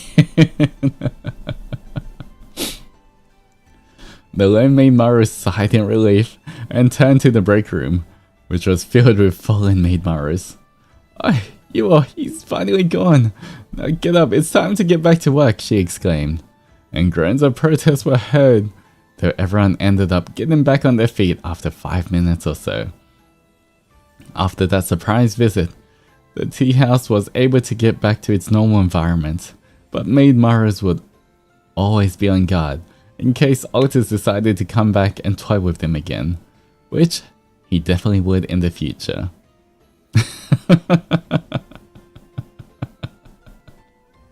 Well, I was hungry, guys.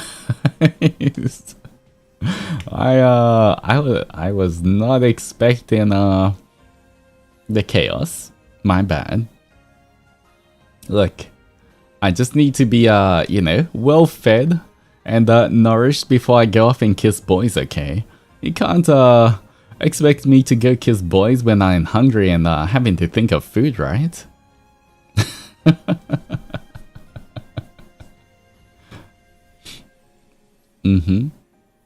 That was adorable. It was. I was not expecting this, but it was super cute.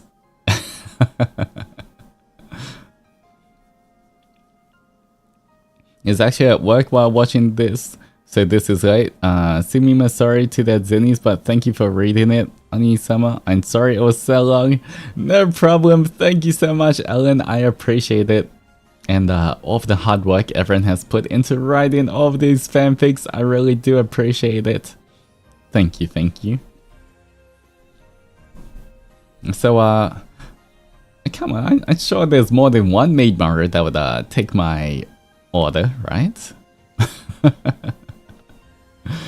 Is this how you guys are gonna be in my meet and greet in the future? Whenever I do a meet and greet?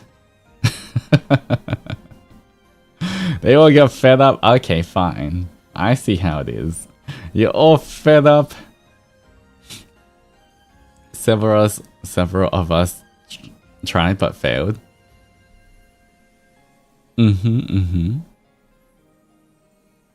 Alright. Hopefully there's no chaos then. If I guess when I do a meet and greet. I'm sure I'll do it someday. I don't know when, but I'm sure I'll have a meet and greet sometime in the future. Once again, if you guys have a con that you think would be good for Ravelum to go to that's near you guys, please get your friends and you to all send requests to bring Ravelum to the con, and maybe you'll see us in the future. Because you know, if enough people will ask for it, maybe you'll see us in a con near you.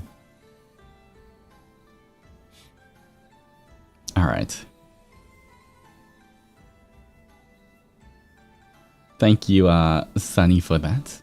I appreciate it, and sorry for causing terror in the for the maid markers.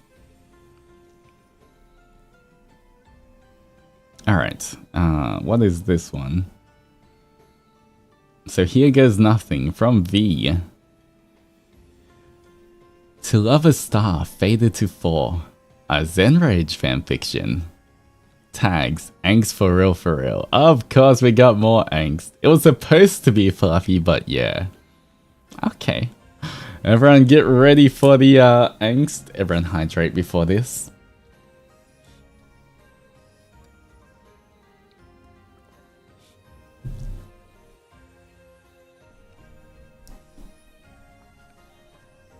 Alright.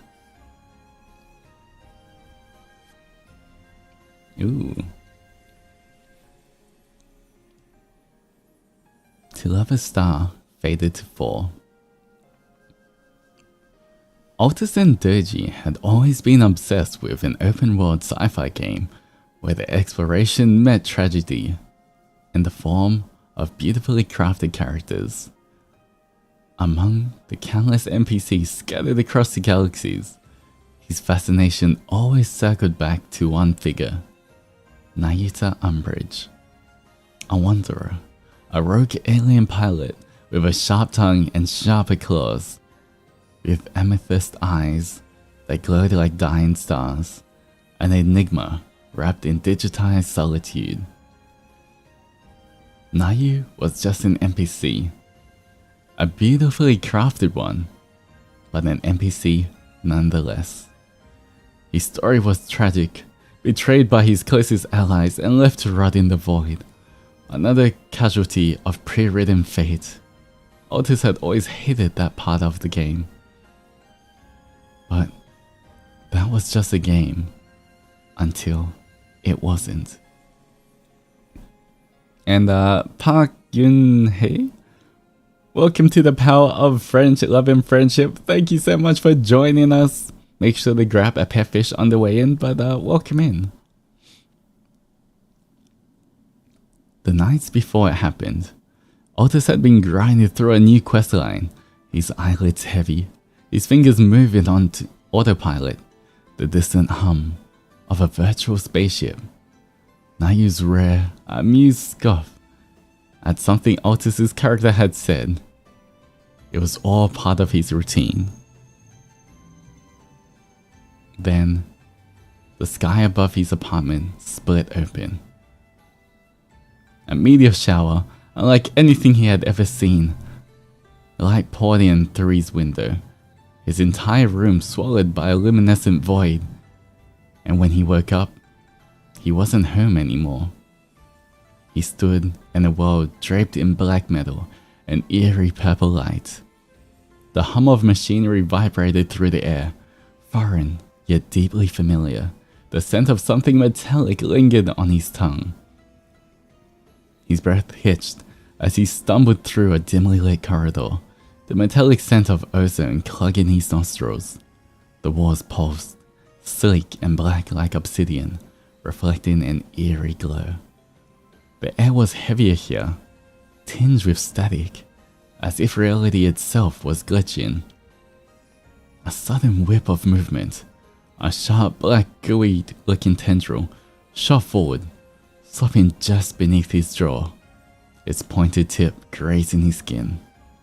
Then, those eyes, glowing violet, cutting through the darkness like twin shards of a dying star. "Nayu," Altus whispered.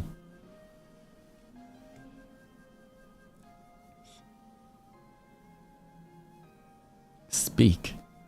Nayu's voice was a quiet demand, laced with suspicion and barely there tremor of curiosity. Altus swallowed. He knew this scene. It was scripted into the game, how Nayu dealt with the intruders aboard his ship. But this wasn't pixels and lines of code. The weight of the tendrils against his skin, the way the air felt thick with tension. It was real. The alien narrowed his voice. Narrowed his gaze, his voice a low growl. "Who are you?" Altus swallowed, trying to ignore the sharp appendage still dangerously close to his throat. I don't know how I got here. I swear. I went to sleep and woke up inside this ship. Your ship. I am not a threat. Please put that tentacle down. Holy shit, did I just say tentacle? Nayu's eyes flickered. His tentacle retracted an inch. Not much, but enough. Ridiculous. His voice was smooth, but edged with suspicion. And yet, you know my name? Altus hesitated. He couldn't say, "I played a game where you die." That sounded insane. Even more insane than the fact that he was standing in front of Nayu in the first place. "I just do." For a long moment, Nayu said nothing. Then, with an exasperated sigh, he fully retracted his tentacle, crossing his arms over his sleek black outfit. "I don't trust you," he muttered, "but you amuse me." And just like that, Altus became part of Nayu's world. Somewhere between the hyperspace jumps and narrow escapes, between stolen glances and quiet nights beneath foreign stars, Altus stopped trying to wake up. Maybe this was insanity, or maybe it was fate. Either way, he followed Nayu through the cosmos, teasing him until he scowled, guarding him when danger loomed. Nayu never admitted it, but his once reluctant acceptance softened into something more. Days turned into weeks. Altus traveled with Nayu across distant moons, watching alien stars burn against the backdrop of dying cosmos. He saw the way Nayu's sharp demeanor softened. Just a fraction when he teased him, the subtle tilt of his lips when he thought Altus wasn't looking. And somewhere along the way, Altus forgot. Forgot this was supposed to be a game. Forgot that there was a world outside of Nayu's spaceship. Forgot that Nayu was never meant to last. Then, the dream came. Blood. So much blood. The vision burned behind Altus's eyes. Nayu's body crumpled, blood pooling beneath him, his glowing eyes dimming as the betrayal played out just as the game dictated. His last breath, a whisper, words Altus could never forget. It was inevitable. Altus woke up, gasping. He turned. Found Nayu asleep beside him in the cockpit. His face peaceful in the dim light. A terrible ache bloomed in Altus's chest. No, not this time. From that moment on, Altus never let Nayu out of his sight. It became reckless, obsessive. Every mission they took, every planet they landed on, Altus made sure no one got close. He changed routes, destroyed leads, sabotaged any possibility of Nayu's crossing paths with the ones who were meant to betray him. Nayu, of course, noticed. What the hell is wrong with you? He demanded one evening, his piercing gaze searching Altus's face. You've been acting strange. Altus hesitated. He wanted to say it. Because you die. Because I can't lose you. Because this isn't a game to me anymore. Instead, he smirked. What? Can't handle all this attention? Nayu scoffed, rolling his eyes. Annoying. But the tension remained. Nayu scoffed. You're overdoing it. Like, you think I'm gonna die or something. Altus's breath caught. Nayu sighed. You're being weird. But beneath the annoyance, there was something softer. Almost fond.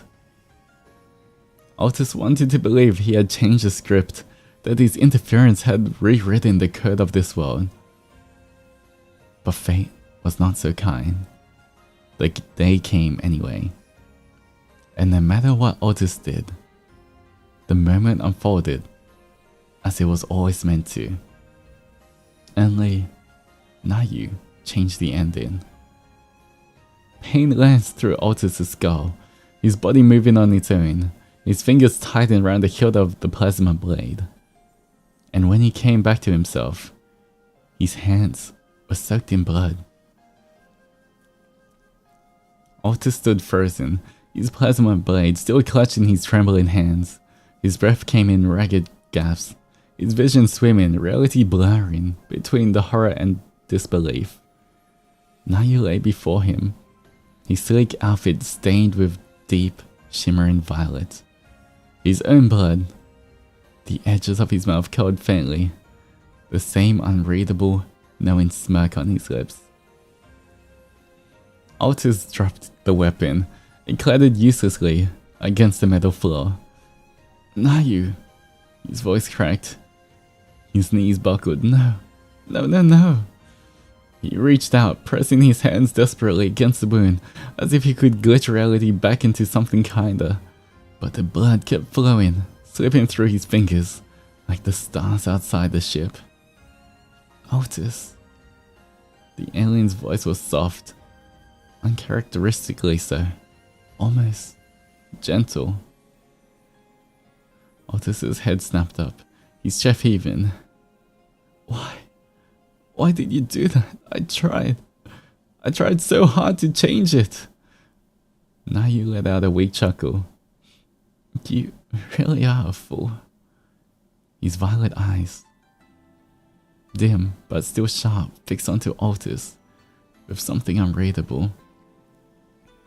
Do you think you could fight a world that was never yours to control? Altus shook his head violently. I could have saved you. I should have saved you.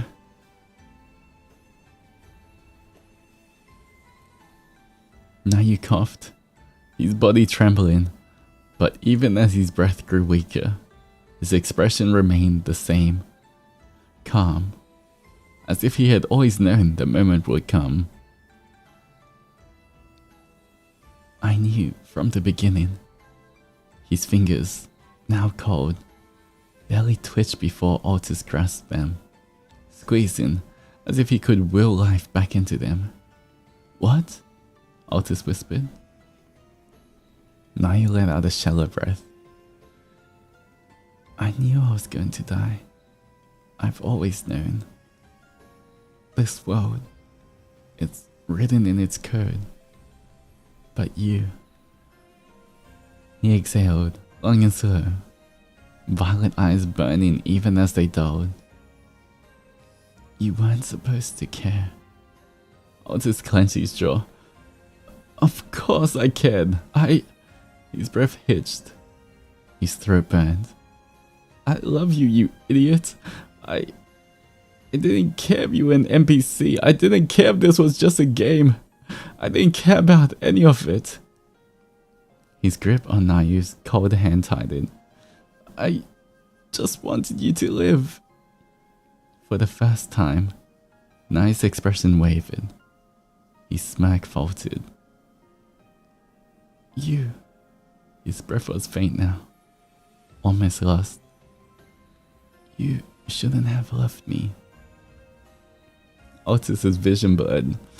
Don't say that. His voice cracked. Don't make this harder than it already is. A faint chuckle escaped Nayu's lips. Then, let me make it easier. His fingers twitched in Altus's grip. I love you too. Altus gasped, his body trembling. No, Nayu, don't. I love you. Nayu exhaled one last time. And I hope in the next loop you won't remember me. His eyes slipped shut, his body stilled. The world fell silent. The universe around him seemed to glitch. The world stilled. And then, system override. 2 choices. Exit the game. Return to reality. Forget this place. Forget Nayu. Forget. Continue. Remain. Even if it's a world of fiction. A world without him. Altus stared at the glowing words before him. Return to reality? To an empty life? To a world where Nayu never existed?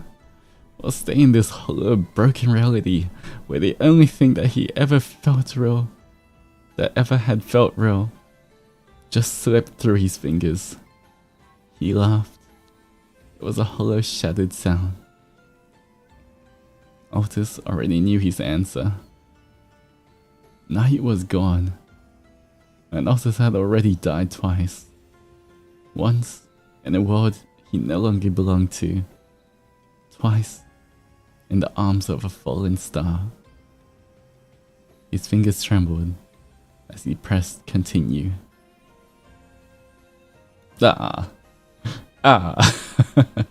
My heart, no. The angst, guys, the sadness. Why Nayu? Why did you leave me? Well.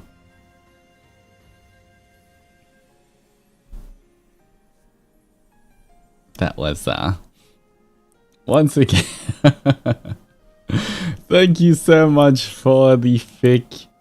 They're so well written, but so much feels at the same time. You guys just love suffering, don't you? The angst. But, we love our angst on this island. You guys do.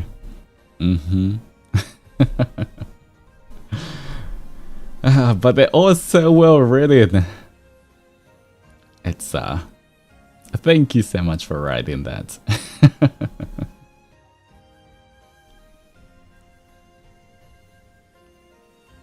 Alright, time to hydrate and everyone take a deep breath. We've still got a bunch more to go.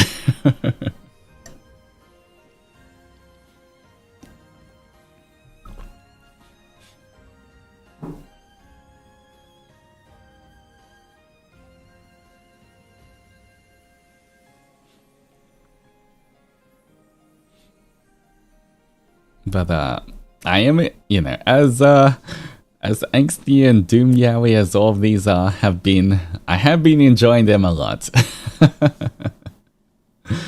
You know, I definitely have been enjoying the reading of the Adzenturers fanfics. Mostly written in Altus's POV, so sneaking this in. Hi, I got my sis to write in angst. Oh, of course, angst. Only wish fic for me, and I must share it because it's so good. Alright, I guess more angst, guys. Okay, come on. Get your plates ready. Here's another serving of angst. I mean, I can't really talk because literally my whole lore video is also angst. So I guess, like, you know, I'm kind of partly to blame with everything, but all right. Until I hold you in heaven. Okay, okay, already by the name. That's crazy. The name itself. A summary. AU in which Altus is a king who rules a kingdom, and Melon is a dancer who rules his heart. Ooh, and only wish angst one shot. Alright. Everyone ready for more?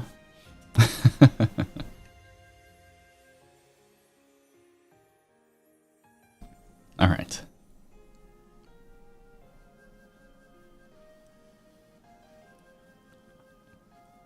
My sister asked me to write an any wish angst fic with a tragic ending. Damn. Prepare yourselves, Adzenturers. Tragic ending, here we come. The throne room stood in shambles. Its once majestic marble, now cracked and smeared with soot. Cold. Quiet. There was no laughter. No lively music echoing through its vaulted ceilings anymore. Shattered glass littered the floor, glinting the tears like tears in the dim firelight. There was no life in this place. He was gone. Altus sat slumped on his throne, his crown discarded at his feet. His once proud horn was dulled and splintered, and his sapphire blue eyes, once bright and full of command, now glowed faintly with the embers of despair. He stared blankly at the golden lamp that laid in his lap. The chains that once bound it to its rightful owner were twisted, mangled like the king's own heart. It had been weeks since the glow of Malum's presence had faded from it. Yet Altus couldn't bring himself to let it go. It was all he had left of him. Your Majesty. The trembling voice echoed through the halls. A lone courtier stood at the edge of the ruined room, his shadow stretched long across the fractured floor. He looked hesitant to approach, his fear plain. He is the only loyal one left. My king, the council begs you to return to court. The kingdom is crumbling without your guidance. Altus did not lift his gaze. He only tightened his grip on the lamp, his fingers digging into the delicate metal, as though he could coax some lingering trace of life from it. His lips parted, his voice hollow and raw. Why should I save a kingdom that let him be stolen from me? The courtier swallowed nervously. His hand trembled as he gripped the edges of his robe. He dared to step closer, though every instinct screamed at him to stay away. My king, if you lose the kingdom, there'll be nothing left to honor him. Do you not want his memory to... Altus's eyes snapped to the man, glowing brighter for a brief moment as a flicker of anger ignited. His voice was low, yet it rumbled with the weight of a storm. "Do not speak of his memory to me," he hissed. "You think I care for statues and songs, for festivals and empty words?" The courtier froze, his breath caught in his throat. Altus stood, the lamp in his hand, catching the faint firelight. His towering frame cast a shadow that stretched across the room, swallowing the courtier in darkness. He descended the steps of the dais. Slow and deliberate, each footfall echoing in the vast ruined chamber. "I do not want remembrance," Altus said, his voice breaking into a snarl. "I want him." He stopped before the trembling courtier, his imposing figure radiating despair and rage. His hand brushed over the chain of the lamp, his touch almost tender despite the turmoil in his expression. "Do you know what it is to hold someone's soul in your hands?" he whispered, his voice soft now, dangerously calm. "To know you could have saved them, but didn't, because you hesitated." The courtier shook his head, his words failing him. Altus chuckled darkly, a sound devoid of any mirth. "Of course you wouldn't. You've never lost something worth losing." A long silence hung between them, the air heavy with unspoken sorrow. The courtier's courage faltered, but he forced himself to speak. "If you could not save him, Your Majesty, then save your people," he said, his voice trembling but earnest. "Would he not have wanted that?" Altus's gaze dropped back to the lamp, his hands tightening around it until his knuckles turned white. The firelight danced in the hollow eyes as he whispered almost to himself. "Would he? When it's my very own people who took his life away."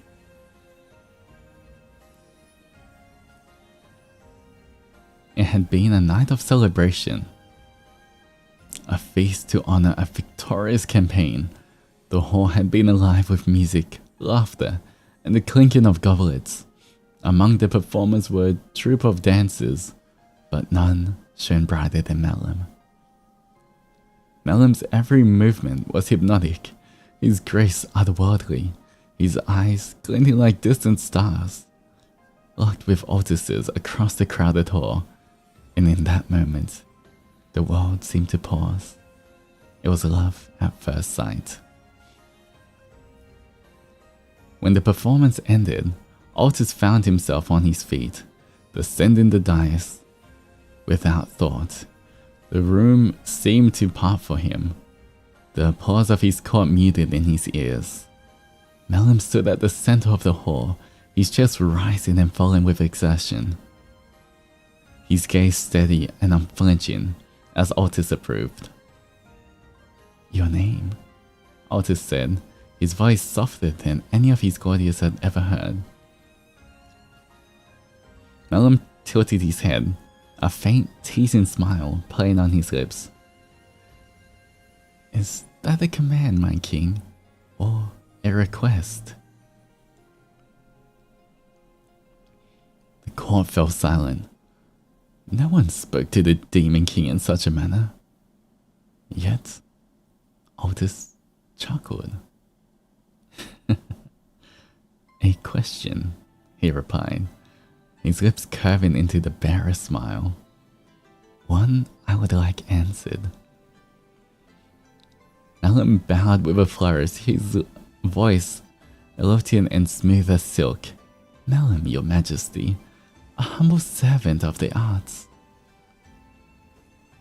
Altus spoke his name, as though tasting it, savoring its sound. "Malum." And from that night, the king was lost. The days after the banquet turned into weeks, and soon, Melon was no longer a fleeting performer. Altus summoned him often, initially under the guise of granting the troop favor. But the truth was evident to anyone who saw the king's uncharacteristic softening. Melon had become a fixture in the palace, a light that even the darkest corridors could not extinguish. "You're staring again, your majesty," Melon teased one evening, his voice lilting like a melody. He lounged on the wide windowsill of the royal chambers, the fading sunlight painting his skin in golden hues. Altus, seated at the desk piled high with scrolls and maps, looked up from his work. His lips twitched into a faint smile. "And you're accusing your king again, Melon. Careful, or I might have you thrown in the dungeons." Melon laughed, a sound so rich and warm that it seemed to echo through the stone walls. "You wouldn't. You grow bored without me." Altus' smile deepened, though he tried to suppress it. "Perhaps," he admitted, setting his cool aside. He leaned back in his chair, his gaze softening as it rested on Melon. "You're insufferable, you know that?" "And yet you keep me here," Melon replied, sliding off the windowsill to approach him. He moved with the same grace as he danced with, every step deliberate, every gesture magnetic. "I suppose I do." Altus' voice was quieter now, his blue eyes searching Melon's face. He hesitated. His fingers brushed over the edge of the desk. "You've unsettled me, Melon." Melon tilted his head, his playful smile fading into something more thoughtful. "Unsettled you?" Altus nodded, his voice uncharacteristically uncertain. "I've fought wars, commanded armies, and ruled a kingdom. I thought I knew the world, its beauty, its cruelties. But then..." He faltered, his gaze dropping before he forced himself to meet Melon's eyes again. "Then I met you." Melon's lips parted, his breath catching his throat. "I didn't realize I was incomplete," Altus confessed, his voice raw with emotion. "Until you showed me I was." Melon reached out, his fingers brushing against Altus' cheeks. The touch was light, hesitant, as though afraid to shatter for the moment. "Altus," he murmured, his voice trembling. "You've changed me," Altus continued, leaning into Melon's touch. "I used to think the world could only be conquered, but now I see it can also be cherished."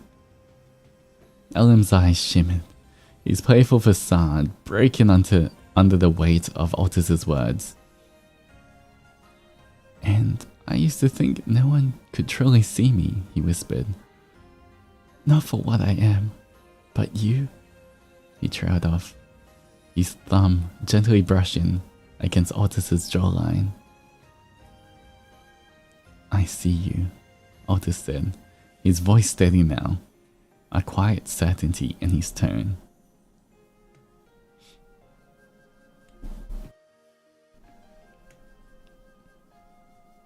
Melon smiled sadly, a rare, unguarded expression that made Altus' heart ache, though he does not know why. For Melon has a secret that he couldn't bear to tell anyone, not even Altus, the person he holds dearly. From that day forward, they were inseparable. Melon taught Altus to find the joy in the small things, fleeting moments of life. The way the sun filtered through stained glass, the thrill of dancing under the stars, the quiet comfort of shared silence. In turn, Altus showed Malum the world through his eyes, the burden of leadership, the weight of choices, and the strength it took to protect what mattered most. One night, as they sat by the fire in Altus's private chambers, Malum hummed a soft tune. His head rested against Altus's shoulder. "What is that song?" Altus asked, his voice low. "An old melody," Malum replied, his eyes half lidded with contentment. "From a time before I knew you." "It's beautiful," Altus said, his fingers brushing against Malum's hand. "So are you," Malum whispered, his voice so soft it was almost lost in the crackle of the fire. Altus's breath caught, and for a moment he said nothing. His gaze held Malum's as though trying to etch the moment into his memory. Then, without thinking, he reached out, his hand trembling as it cupped Malum's cheek, his thumb gently tracing the line of his jaw. Malum's eyes shimmered in the firelight, his heart beating fast in his chest. He leaned into Altus's touch, his breath quickening. "My king," he murmured, his voice soft as velvet. "You've given me something I never thought I'd have." Altus's gaze softened, and he couldn't look away from Malum. "What?" "A reason to stay." Malum's voice was barely above a whisper, but it held a weight that seemed to fill the space between them. For a long moment, neither moved, as though the world outside their bubble had ceased to exist. The silence was thick, and yet there was a strange clarity to it, as if everything they had been holding back, everything they had been too afraid to say, was finally free. And then, without warning, Altus closed the gap between them. His lips found Malum's, tentative at first, as though testing the waters of this fragile, beautiful connection. But when Malum's hands slid around his neck, pulling him closer, Altus's restraint broke. He kissed him deeper, slower, each kiss an affirmation, each kiss a promise. Malum responded in kind, his heart pounding as if it were the first time he had ever felt truly alive. The world, the weight of his secret, the shadows that lingered just beyond their reach, all of it disappeared in that kiss. There was no king, no dancer, no lamp, no burden. There was only the two of them, wrapped in the warmth of the fire and the undeniable truth of their love. Perhaps, Malum thought, perhaps he could stay. When they finally pulled apart, their foreheads pressed together, and Altus's breath was ragged, his chest rising and falling in quick succession. I never knew it could be like this, he whispered, his voice hoarse. Malum smiled softly, his lips still tingling from the kiss. You never knew a world called Malum, my king. Altus's heart swelled with love. No, he whispered, his voice filled with awe. I didn't, but now I do. The moment was perfect, their hearts aligned, but even as they shared this tender moment, neither of them knew that the cruel hand of fate was already poised to tear them apart. For Malum is a genie, a being who isn't meant to stay.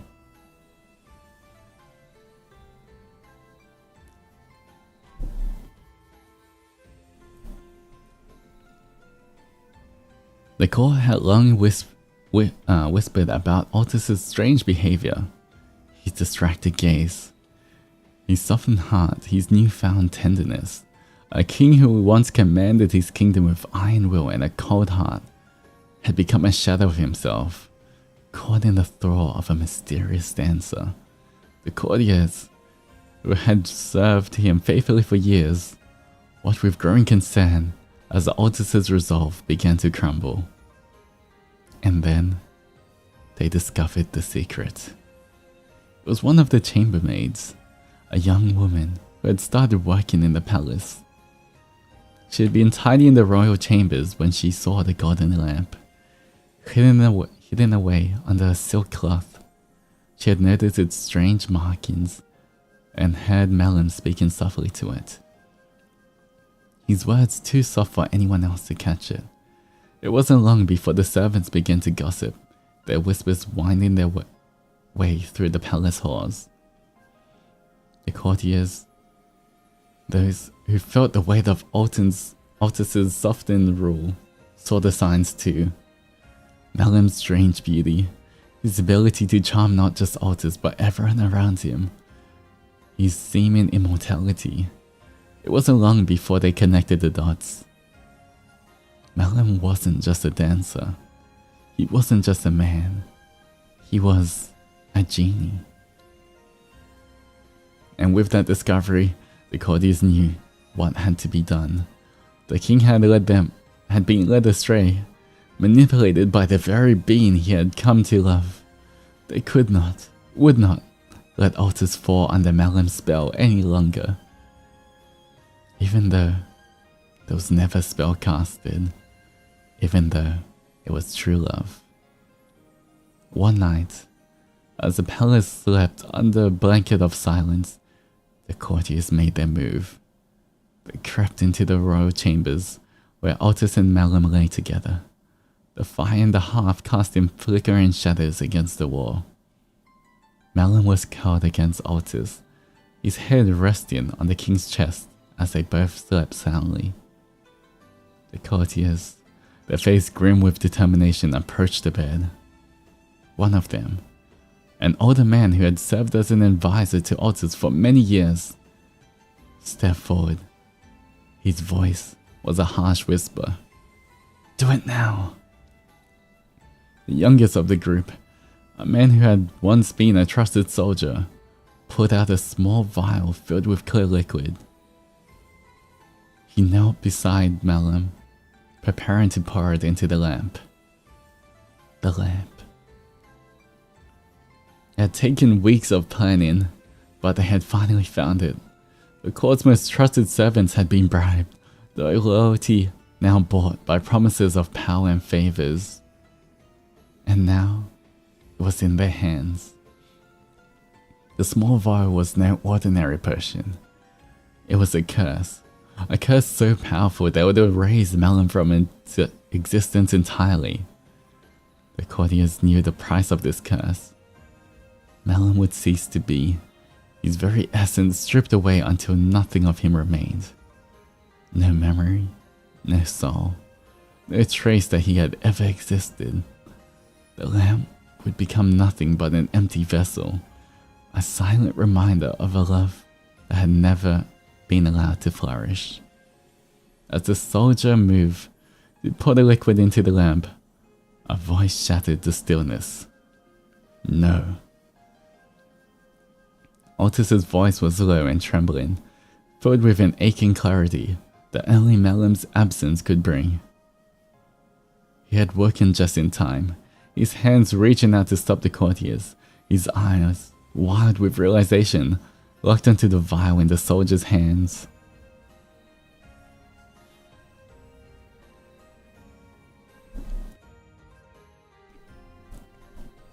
"What are you doing?" Altus demanded, his voice raw with panic. The old courtier stepped forward, his expression stern. "Your Majesty, it's for the good of the kingdom. This creature, this genie has... I don't care what he is," Altus roared, standing suddenly. "He is mine. I would not let you take him from me." But even as Altus's words rang out, the courtiers were not moved. They had seen the king's weakness and they believed this was the only way to restore the kingdom, to rid Altus of the supposed enchantment that had stolen his heart. In the ensuing struggle, Melon awoke, his eyes wide with confusion and fear. "Altus!" he cried, reaching out towards him. But the courtiers were too quick. The vial was poured onto the lamp, and as it did, a dark mist swirled around Melon, engulfing him in a cloud of choking smoke. "No!" Altus's voice broke as he lunged forward, but it was too late. The mist dissipated, and in its wake, the lamp set in his hands. Cold and empty, Melon was gone. The chamber fell into an eerie silence, save for the soft clinking of the lamp as Altus dropped it to the ground. His hands trembled as he sank to his knees, the weight of loss suffocating him. "Melon," he whispered hoarsely, his voice breaking. "Melon, no." The courtiers had succeeded. They had taken what they thought was the source of Altus's weakness, and in their mind, they had restored the kingdom. But in doing so, they had torn the heart from its ruler.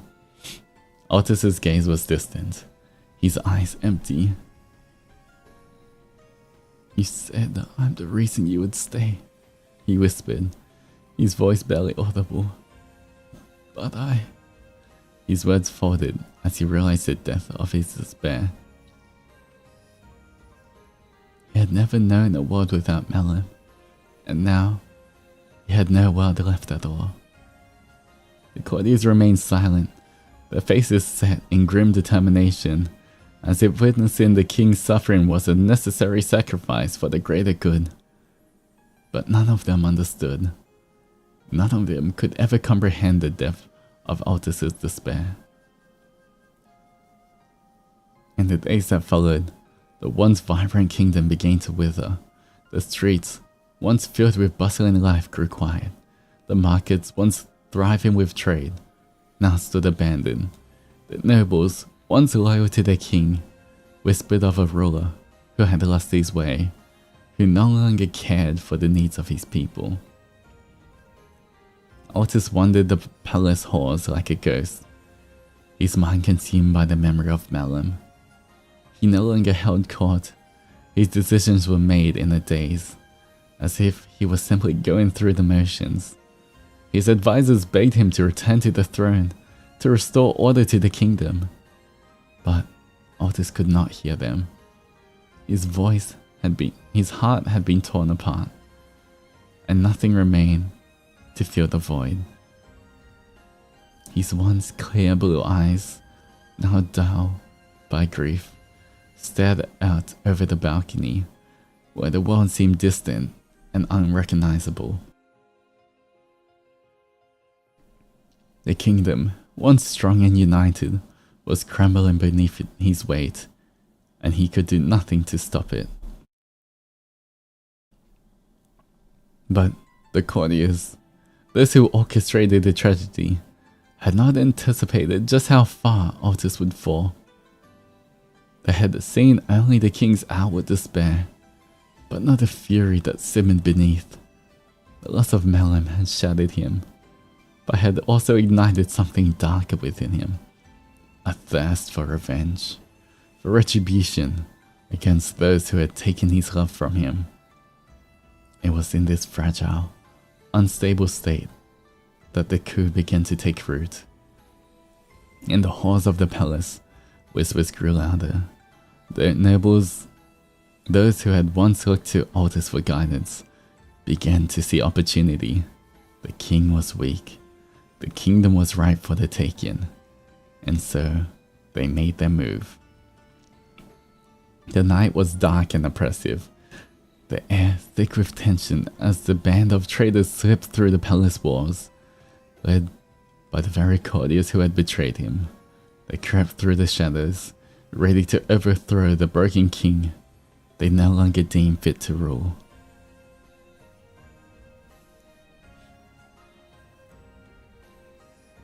Suddenly, the heavy doors to the throne burst open, and the traitors flooded in. their faces cold with resolve. Altus didn't even look up as they approached. Even when his lone loyal courtiers screamed for the king's safety, his gaze was fixed on the lamp in his hand, as if he could summon Malum back from the depths of his despair. "Your Majesty," one of the courtiers turned traitors said, his voice laced with mockery. "The time has come. The council has decided. Your reign has ended. The kingdom needs a ruler who can bring it back from the brink of collapse."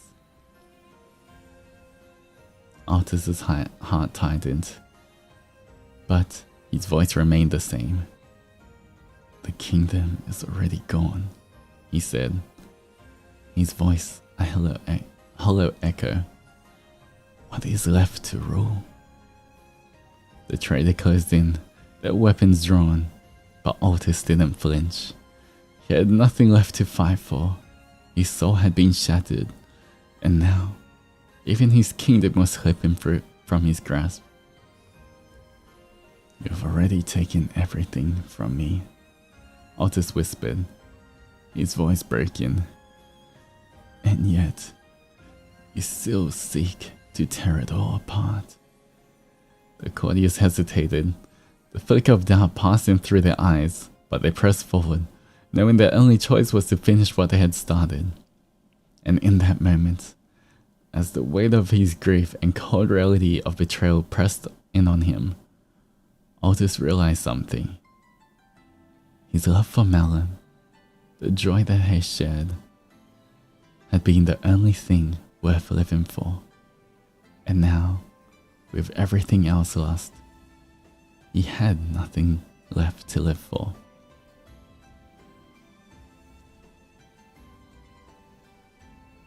"You come to end me," he said, his voice hollow. "But you are too late. I am already dead." He raised the lamp above his head, ready to cast it aside, to let it fall and shatter into pieces that mirrored his broken heart. But then, as if in a final moment of clarity, Altus paused. His grip on the lamp tightened, his heart aching with the memory of Malum's voice, his laughter, his touch. But reality waits for no one. Blades met flesh. His once imposing figure crumpled to his knees, the lamp slipping from his grasp. Blood pooled beneath him as the rebellion came to its conclusion. As his vision blurred, Altus reached for the lamp, his fingers trembling, and his final moments, the memories of Malum consumed him. "I'll hold you in my heart," Altus whispered, his voice shaken but resolute, "until I hold you in heaven." And with that, the king's last breath seemed to escape him, not a sigh of resignation, but in a quiet, final cry for the love he had lost. The palace fell silent once more, the world outside unchanged, indifferent to the collapse of a kingdom and the tragic end of its king. The end. Damn.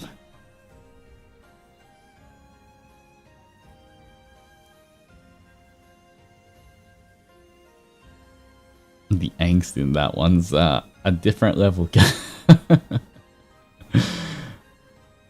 That is a tragedy, if ever I read one.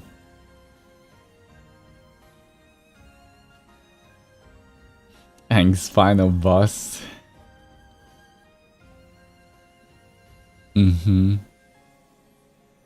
That is, ooh.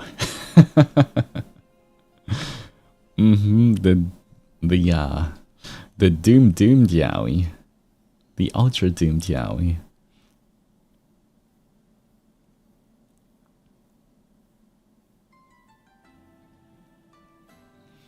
What a good story to fill up until the end. Yeah. Once again, these are all so well written, even if it's full of feels and angst and everything. The way that all of these are written are crazy.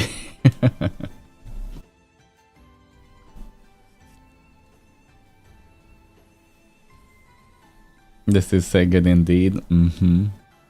It's kind of crazy.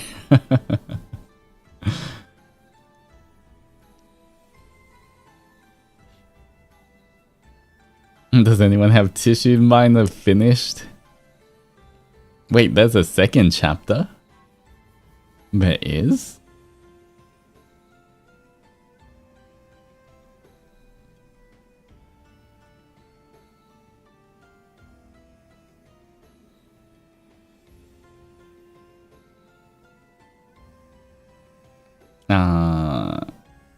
I don't know if I have. Do I have the second chapter?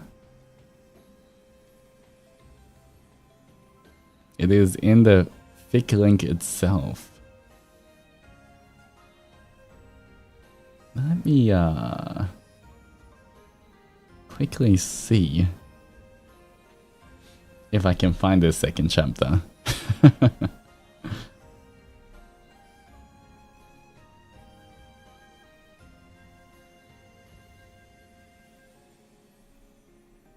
All right.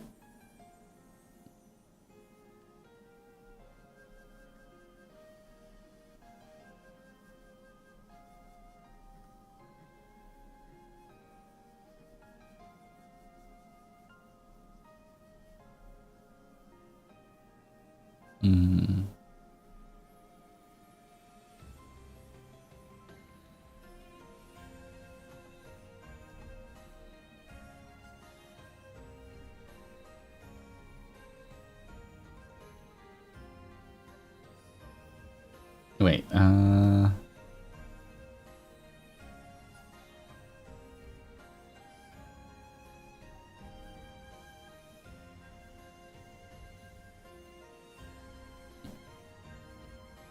Wait, I don't see the second chapter, guys. Where's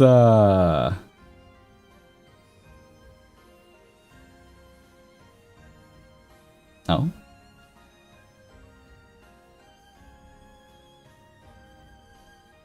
Oh, chapter 2. All right.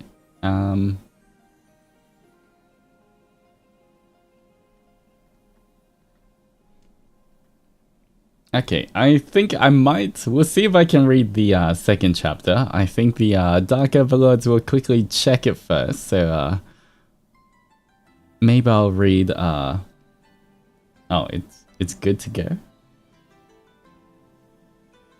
Is it okay to read?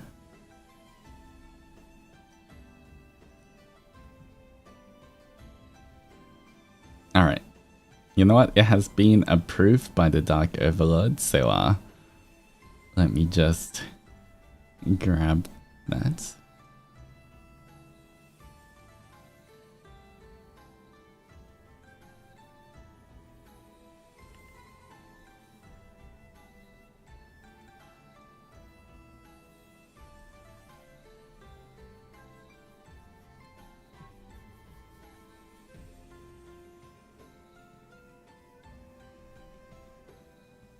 Alright.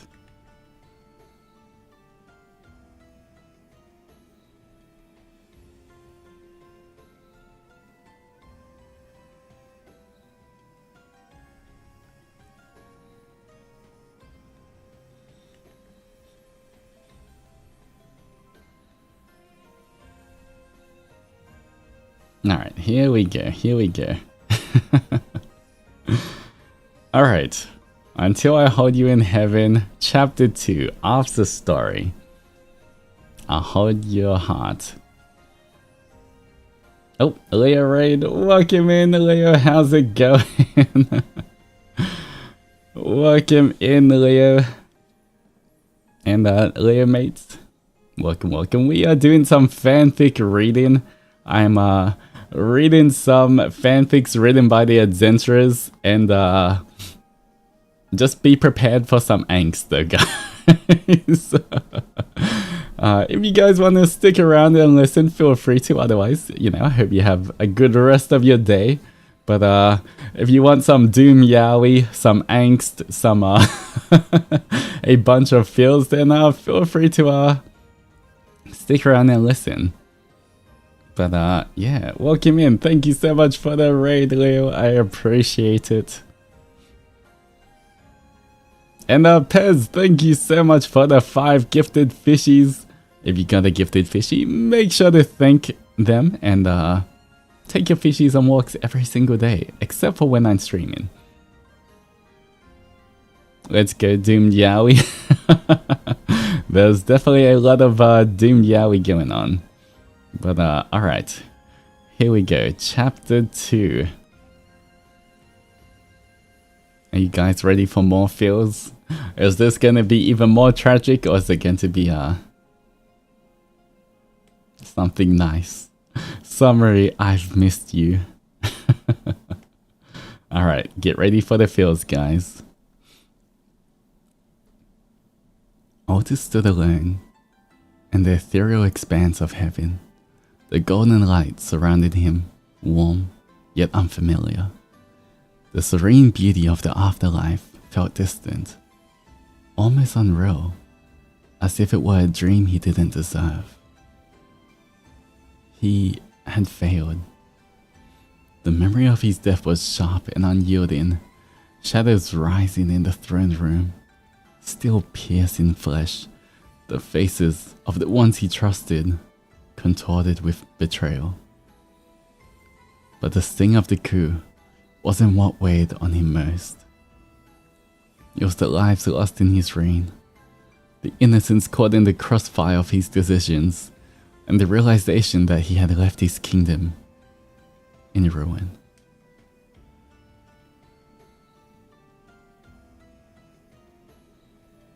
You shouldn't be here, he murmured to the heavens. Not after everything. Altus. The voice froze him in place. There's only one person he had allowed in the entire world to address him as such. Only him. Soft, familiar, and impossibly real. Slowly, he turned, his breath catching in his throat. Malum stood there, framed by the golden light, his presence radiant yet unchanged. His eyes were kind, his expression the same gentle mixture of curiosity and amusement that Altus had always adored. But Altus couldn't move. His feet felt rooted to the ground, his heart pounding in his chest. Malum, he whispered. Malum took a step closer, but Altus recalled, shaking his head. No, he said, his voice trembling. You don't understand, Altus? Malum began. But Altus raised a hand, his words pouring out like a confession he'd buried for far too long. You should hate me, Altus said, his voice breaking. I failed you. I failed our people. I stained everything you cherished. His fist clenched at his side as his tears burned in his eyes. I am not the man you fell in love with, Malum. That man is gone. He died with every innocent life I couldn't save. Every mistake I made as king. I am not worthy of standing here. I am not worthy of you. Silence hung between them, heavy and suffocating. Altus didn't dare look up, bracing himself for the judgment he was certain would come. Then, soft hands cupped his face, lifting his gaze. Malum's eyes, brimming with compassion, met his. You are wrong, Malum said, his voice gentle but resolute. Altus blinked, his lips parting in confusion. You think I loved you because you were perfect? Because you were strong? Malum's voice cracked, tears streaming down his cheeks. I loved you because you carried the weight of the world. Even when it crushed you. You were everything to me, Altus. Not for what you did, but for who you were. Altus looked up, his eyes brimming with tears. I couldn't protect what you loved. I couldn't even protect you. Malum shook his head, a sad but understanding smile on his lips. And I couldn't protect you either. Would you hate me then? Never. I would never. And so do I, Malum said, leaning in, pressing his forehead to Altus's. At those words, Altus's knees buckled and he fell into Malum's embrace, his arms wrapping around him as if to anchor himself to the truth he desperately wanted to believe. Malum held him tightly, his touch as warm and reassuring as it had been in life. The flowers will bloom again, Malum whispered. The scenery you think you've lost, they will return. And if not in the mortal realm, then here, with me. Altus buried his face in Malum's shoulder, his tears flowing freely. For the first time in what felt like an eternity, the crushing weight of guilt began to lift.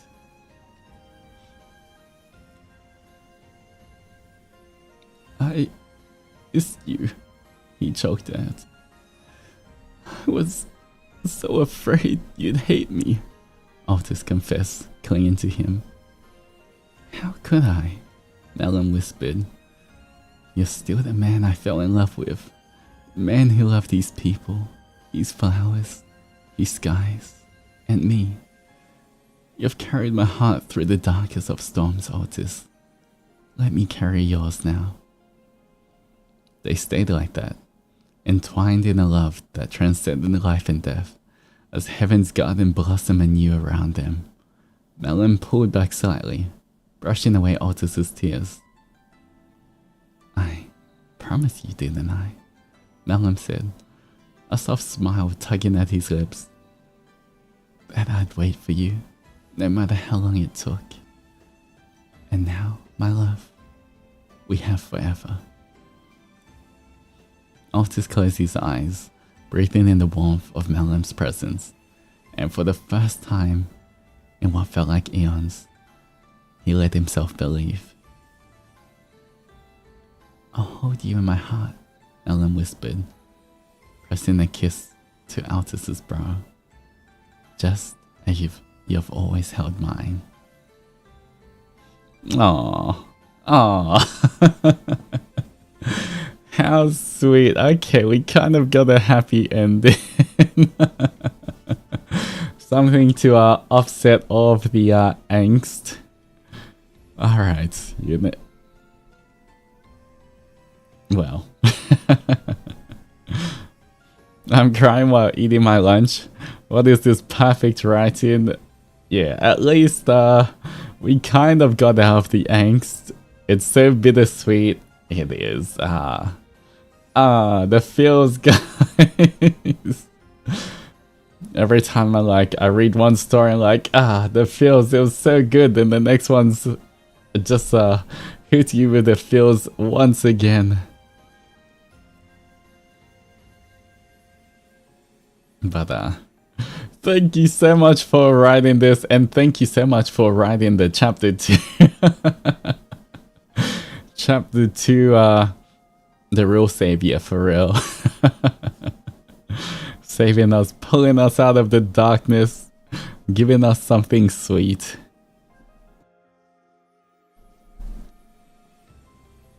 But yes, some light in the darkness, guys. Something sweet through all the bitterness of all of this angst. reading fics is like eating potato chips. One is simply not enough. We've got we're not even halfway through, guys. We've still got quite a few more to go. Yes, sir, real for that. I need to collab with the Revelant Boys to read fanfics. I definitely do want to do that. I think Malum also wants to do that in the future, where we'll try to get at least some of us together and read some of the fics and like all voice ourselves for different fics as well.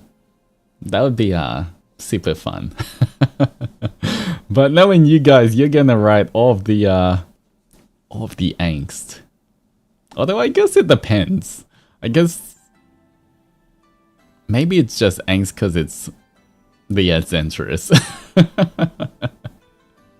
I remember when Melon was reading a lot of his, it didn't really have as much angst as this. All of this is just angst and feels. Melon's was a bit more like, I felt like it didn't have as much doom in it. And then I feel like it depends who as well, because I can see like if Ryza had like fanfics as well, it would be a bunch of like super sweet, super like fluffy writing. Nyx could have angst as well. I feel like because of his backstory as well. Nyx could definitely have some angst in his. Nayu, I'm not sure. I guess Nayu could be up in the air and anything could happen in his fics. Lucy would definitely have angst.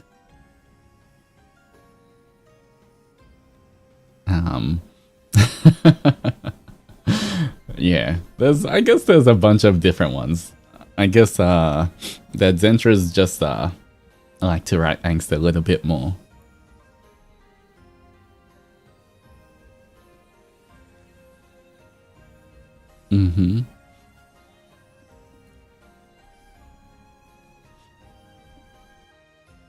Alright, don't forget to hydrate, guys.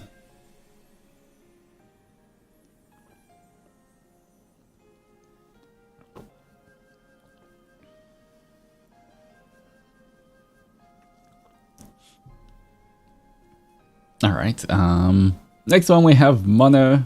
I found out there's a tag for fics, so I'll slip this little something I made for White Day. Alright. We have that, but before we start, I'm gonna quickly get to the bathroom, guys. I will be back in 30 seconds or 1 minute or so. But make sure you use this opportunity to stretch and hydrate and everything. Alright, Adzenturers, behave while I'm gone. Okay. I know you'll behave, right? Alright, be right back.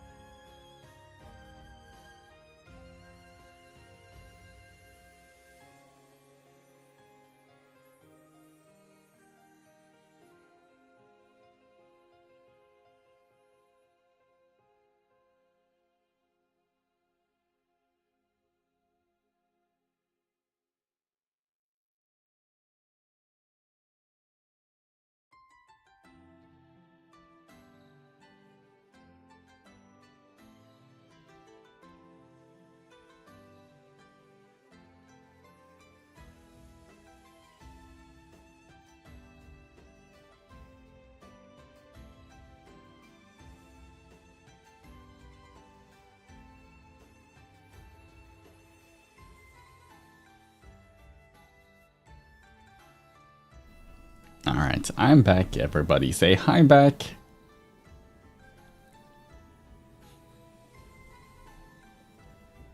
How are you so quick? What do you mean? Well, my bathroom is literally right beside me. Just saying, you know. It's the next room. It's a room next to my room.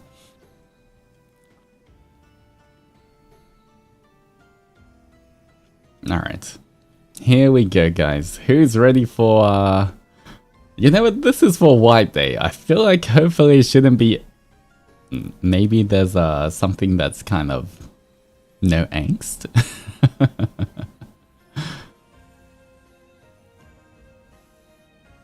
We will see. We will see. It says warm. Alright. White Day won't have angst, right? It says warm, so... hopefully some fluff to counteract all of the angst we've had.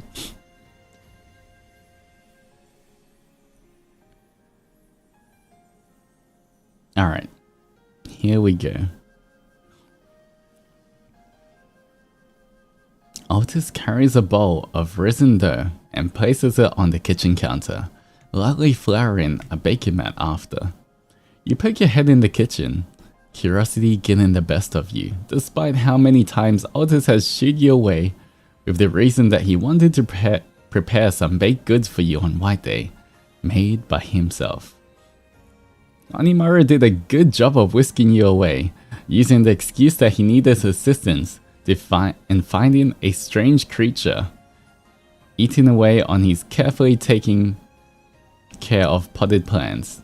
There was no way you could refuse the baby's request, knowing full well he was helping Altus in distracting you. Aww. Going to bits, I'll be lurking, but I wanted to shout out all the X-rated fics in the tag. All the stories are great, but you guys are goats. Thank you and good night. Sweet dreams. Thank you so much for popping by. And thank you for the posture check, everybody. Stretch.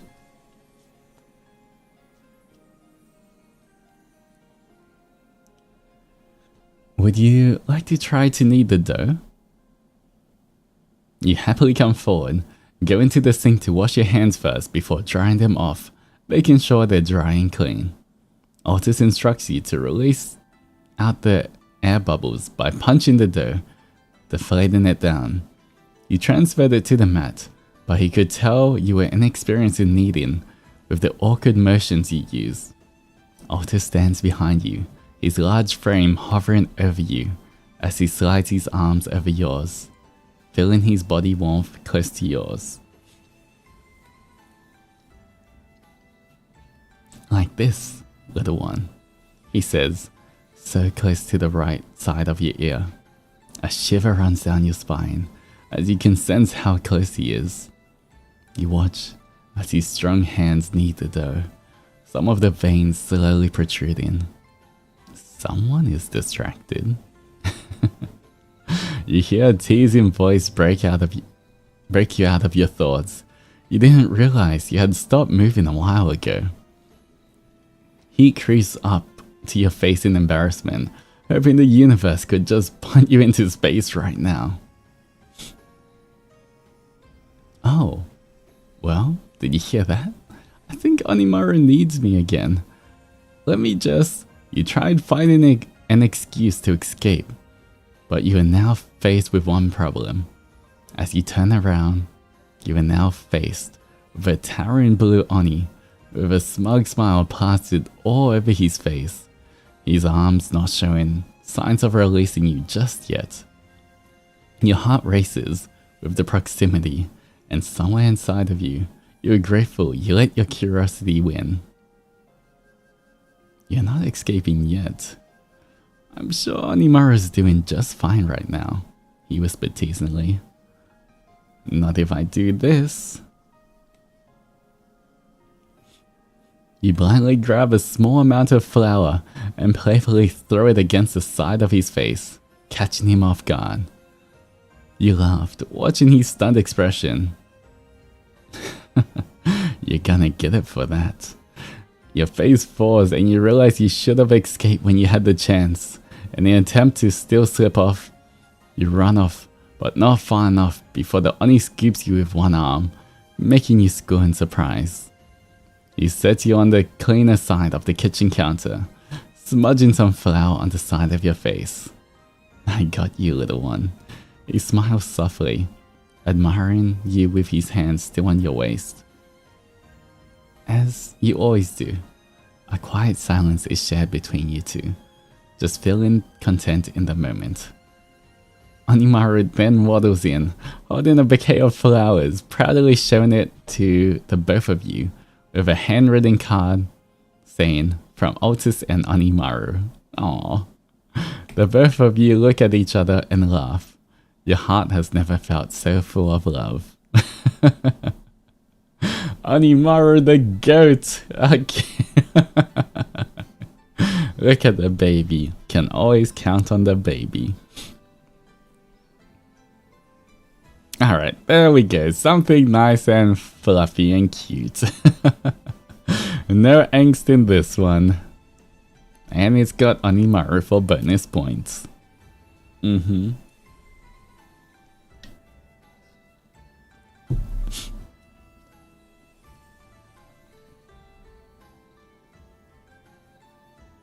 Thank you for reading. I shall get back to liking. Thank you for writing this. I appreciate it.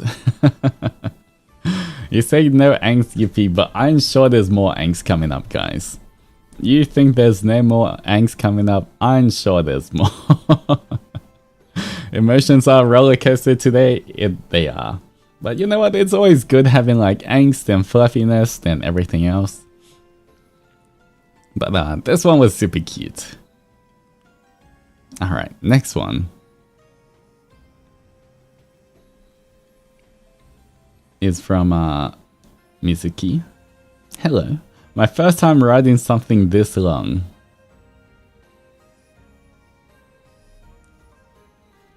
Alright. Oh. I saw this. Prepare for the angst, guys.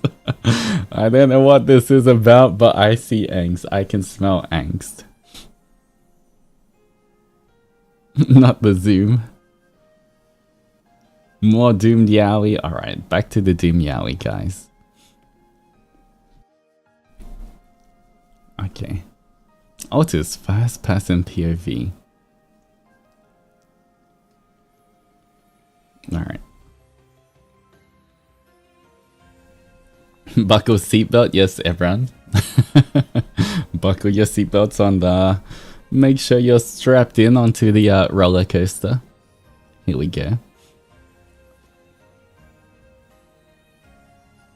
My vision slowly comes back to me. The smoke stings my eyes, but I force myself forward. I need to find him.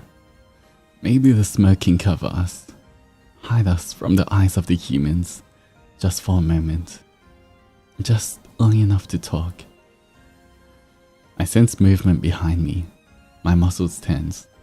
Instincts screaming at me to strike first. Until I recognize who it is. Infra. His katana is lowered. But his grip is firm. As if he's afraid of what his own hands might do. There's something in his gaze. Something that makes my stomach twist.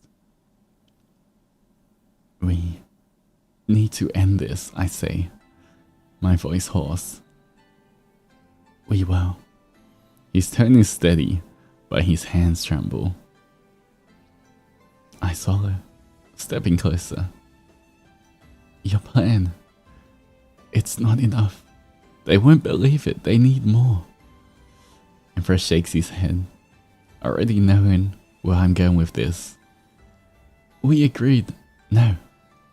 You agreed. I cut him off. My chest tightens. But this is the only way. He stares at me, breathing hard. You can't do this, Altus. We're going with my plan. The humans are watching. They wait, eager for bloodshed. We have no more time. I grip my weapon tighter and charge. Emperor raises his katana, his movements hesitant, almost reluctant. He aims for my shoulder, just enough to draw blood, enough to make it look real. But at the last second, I shift. I lunge forward, angling my head, offering my horn. Emperor realizes too late. His katana slices through it. The pain is instant, searing.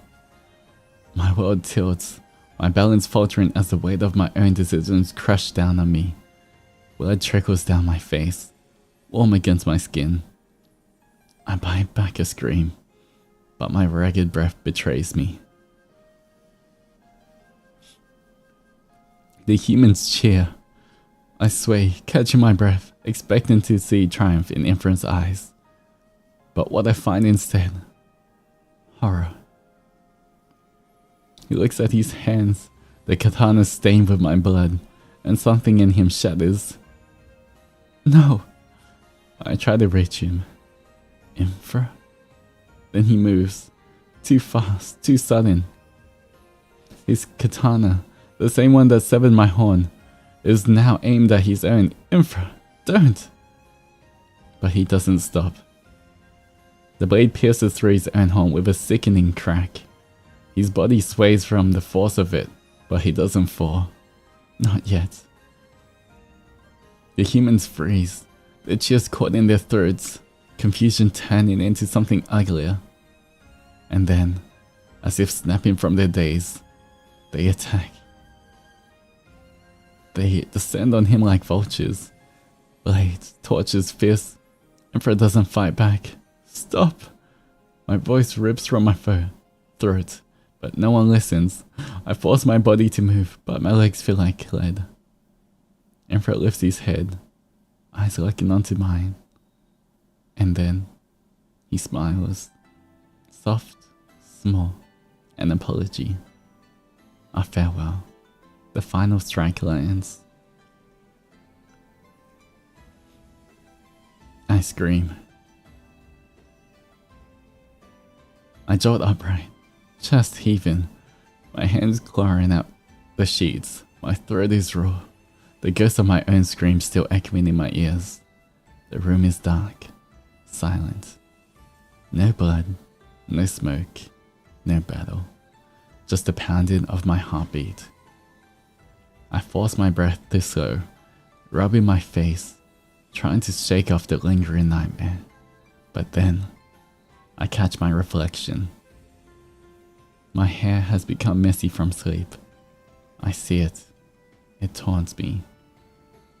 The scar where my horn used to be. My fingers ghost over the empty space. It's real. A shuddering breath escapes me. It wasn't just a dream. It was a memory. And then, no matter how many times I wake up, no matter how many nights I suffer through it, Infra still dies. Wow. It was already a tragedy and they turned it even more tragic. You guys love your angst, don't you? That's crazy. We already have a sad ending. You add more feels to it. That's crazy. But thank you so much for that. You know, we all wanted our hearts broken even more. Thank you for reading it. It was my first time writing something like that. Also, it flew over my head that Emperor actually used an axe and not a katana. Anyway, long live Doom Yaoi. Wow. So who's paying for my therapy? Who's paying for mine? I'm the one reading all of this. Why are you bringing up my past memories then making it even sadder? I'm already traumatized enough as it is when Emperor got to live.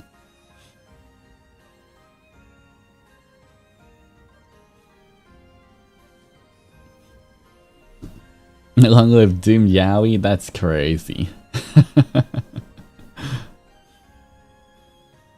I love happy endings. Why do you guys love angst so much? So much pain in one stream. I know. All of the pain, all of the angst. Adzenturers are real, guys.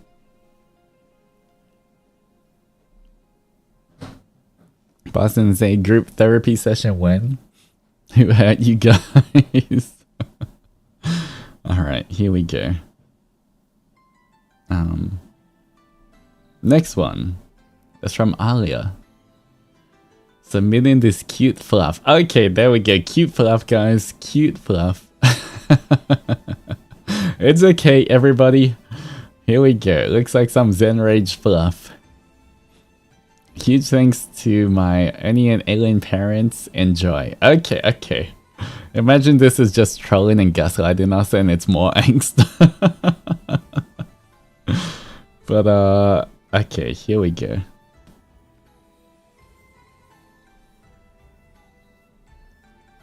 A spring promise. High school AU of Nayu as a teacher and Altus as his students. Alright. The spring breeze was blowing through softly, sweeping a flurry of leaves through the courtyard. However, even the wind couldn't bother Nayu as he looked at the person in front of him. Never in his many years of working as a high school teacher has he ever thought of a student confessing to him. Sure, he's got a few love letters over the years and some jokes among his students about being in a relationship with him, but he quickly rejected the notion and just focused on teaching them. Then again, those students aren't like the one in front of him.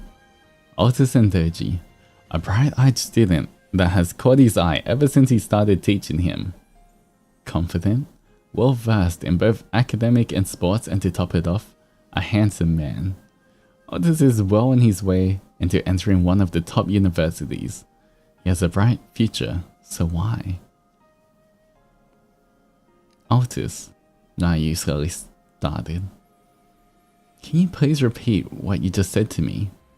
Slowly, this time. Altus gave a small smile. Nayu sensei. No, Nayu, I like you. Always have. Would you do me the honor of going out with me? Altus repeated slowly, closing the distance between them. Nayu inhaled sharply. When did he get so close? Noticing that his beloved sensei didn't take a step back, Altus smiled further at the small victory and reached for his uniform's second button. I want you to have this.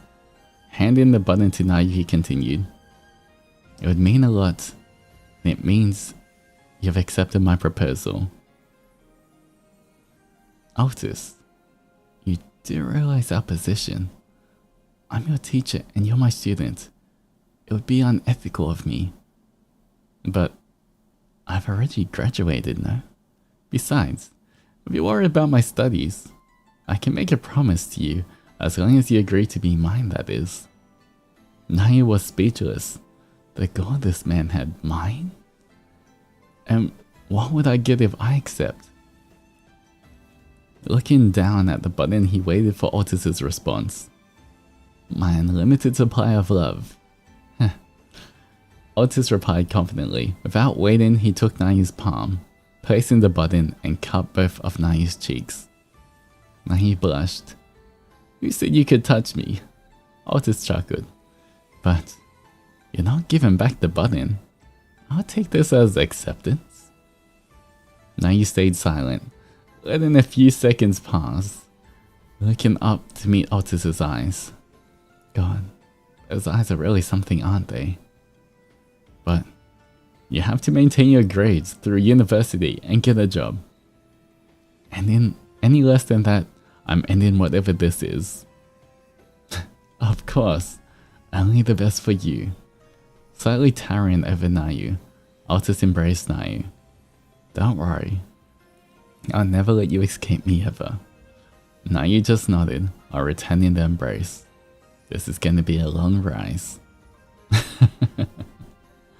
Inspired by Zen Rage Club, would you rather, on Nayu's channel, the question, would you rather be a high school teacher or a daycare teacher? Alright. There we go, that was a short and sweet one. Of course, me always flirting with Nayu.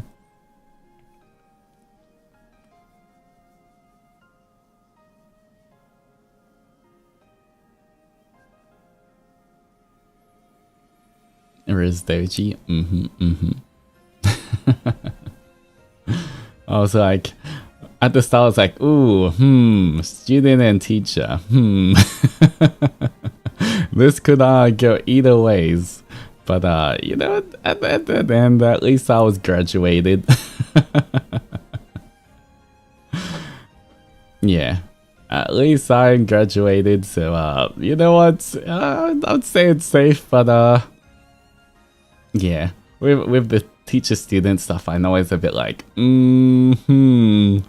me see how this goes first. Because, I feel like that's definitely a very tricky kind of line. But you know what? It was just a sweet kind of piece as well. That's why I made it into graduation thing, yeah.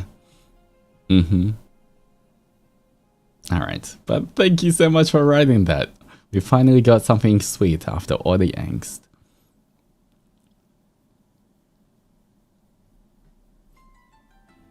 Alright. Next we have Sophia. Shooting my shot. Hope you like it, Anisama, if you read it. So I wrote Zen Rage. Alright, more Zen Rage, guys. Fluffy prompt from... Okay, fluffy prompt from Alia once again. Okay, it says fluff.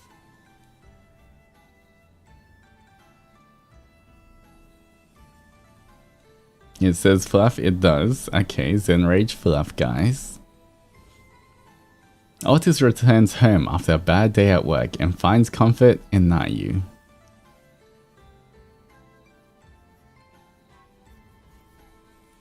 Alright. I'm home. Altus shuts the door behind him, taking off his shoes and making sure to put it neatly in the on the shoe rack. The lights in the living room were on, but there was not a soul in sight. He placed his briefcase on the coffee table and sank into the couch, closing his eyes. His head was still buzzing from all the ruckus that had happened at work. One of his colleagues had misplaced a file that had to be discussed in a meeting with an important client, and while the file was found just in time before the meeting, the whole project team had to stay back to listen to their manager raising hell for the disorganization of the files. Not to mention, since the project was under his supervision, Altus got the full brunt of the lecture. When they were finally dismissed from the meeting room, he had a mind to give a stern warning to the colleague who had misplaced the file, but he was too tired after the whole fiasco.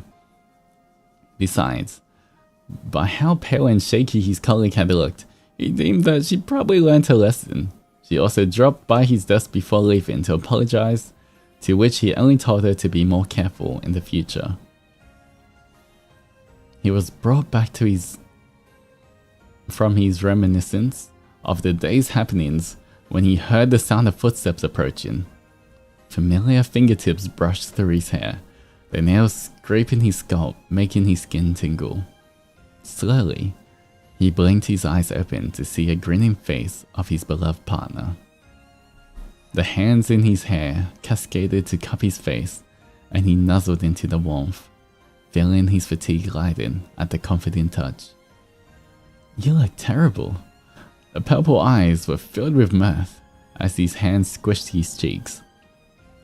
Altus only hummed in response, reaching to pull Nayu's right hand to lightly bite at the palm. He tightened his hold when the hand wanted to run away, chuckling as he kissed the place he just bit. His lover pouted at him, but let him drop more tiny smooches to the open palm. After one lingering kiss on the wrist, he looked up again to the flushed face of his lover. "Come, sit with me." He patted the space next to him on the couch. Since you asked nicely." Nayu walked around the couch to stand in front of him. "But for you to relax." Slender fingers wrapped around his necktie, pulling it off and discarding it on the coffee table. His top two buttons were swiftly unbuttoned, and the same fingers then pushed him onto until he was fully lying on the couch with his head resting on one of the pillowy cushions. Seemingly satisfied with his obedience, Nayu then climbed to lay on top of him, grabbing Altus's arm to wrap around him in what he deemed the perfect cuddling position. He propped up his chin to look at Altus. There we go. Now, tell me what happened for you to come home later than usual. Altus smiled, tightening his hold on his lover as he started to recount the whole fiasco in his office earlier in the day, accompanied by the occasional hums and offended bras from Nayu. By the end of it, his lover seemed more frustrated about it than he ever was, complaining about his colleagues' work ethics as well as their organization skills. Coming from him though, it seemed fair considering that Nayu was quite the perfectionist in everything he does. Honestly, seeing how mad he was in Altus's stead, it simmered down all of the exasperation from the day he had. As much as Nayu tried to be medicine while he was mad, the short-haired man had always seemed just like a cute angry kitten in his eyes. Really, it was like magic how he already felt so much better. He didn't even register the fact that he had started laughing until he felt a pinch on his arm. Bruh, here I am trying to listen to you like a good boyfriend and you're laughing at me? Nayu huffed, sitting up from his previous position and crossing his arms. Sorry, baby. You're just too cute, he said truthfully, watching in amusement as those purple eyes squinted at him. You know what? Whatevs. We're done here. Go shower. I'll reheat dinner for both of us. Nayu was quick to slide off his lap and pulled him up to stand together. You're not joining me, he tried, putting on his best puppy eyes in an attempt to convince his lover. But Nayu was quick to reject, pushing him slightly. No, I've already showered. It would take too long if I joined you. I want to eat. Nayu. Altus stopped him just as he stepped towards the kitchen. You're my favorite. I love you. Any other day, Nayu would have rolled his eyes and jokingly responded with his usual phrase. You say that to everyone, but instead of that, his lover only pulled him close and placed a small peck on his lips. You're my favorite too, he whispered, before quickly fleeing to the kitchen with burning ears. Altus chuckled, his steps feeling a million times lighter as he headed towards the bathroom.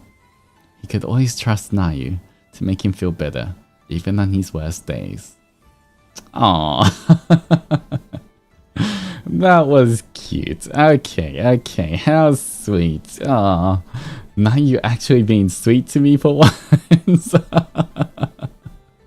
What is this? Only in my dreams, guys.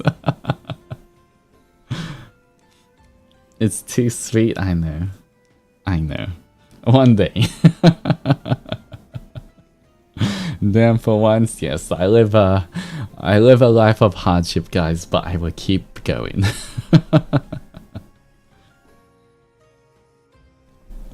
Alien fix.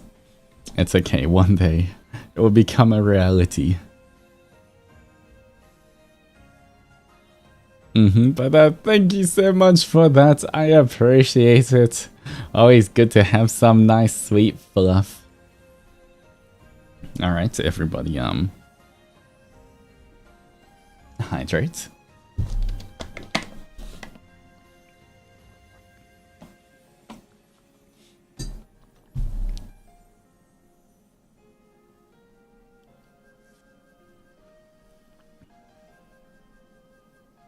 Alright.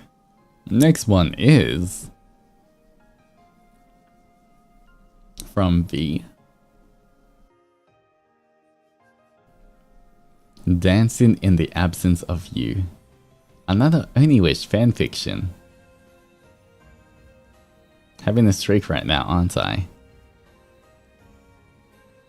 Well. Angst. Here we go. Here we go again. Again. This is gonna hurt more than Winter Soldier's ulti, guys.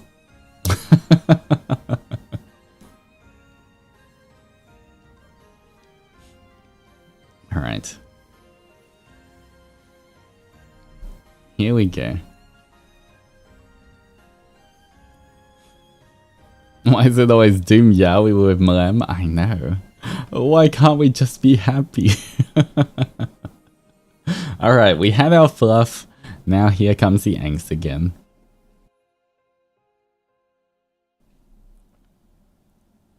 The record spins. A crackle, a hum, and then the first note breaks the silence.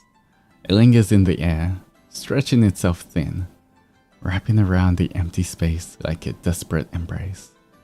The night sways, slow and empty, beneath the weight of a song no one else can hear. The world beyond the window is silent, yet inside, the needle of an old record player hums against vinyl, filling the room with echoes of a melody that never learned how to die.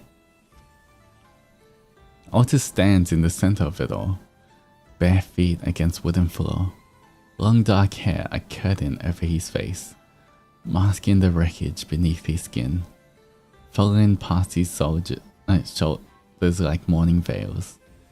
His light blue eyes, once so full of quiet laughter, now stare past the walls, past the present, now fixed on nothing, reaching for something long gone, someone long gone. The floor is cold, he doesn't move, not yet.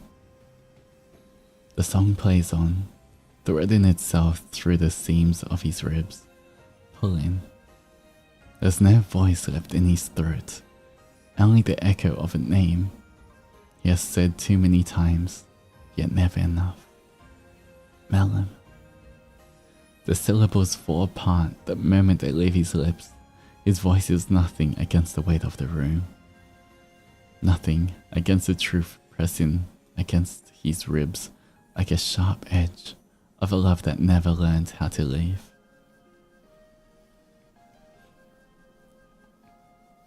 His hands tremble as he lifts them, reaching for something, someone who isn't there, but in the dim glow of the streetlights, bleeding through the curtains, he swears he sees him. Melon, standing just beyond the threshold of the past, smirking like he always did when he caught Altus lost in thought.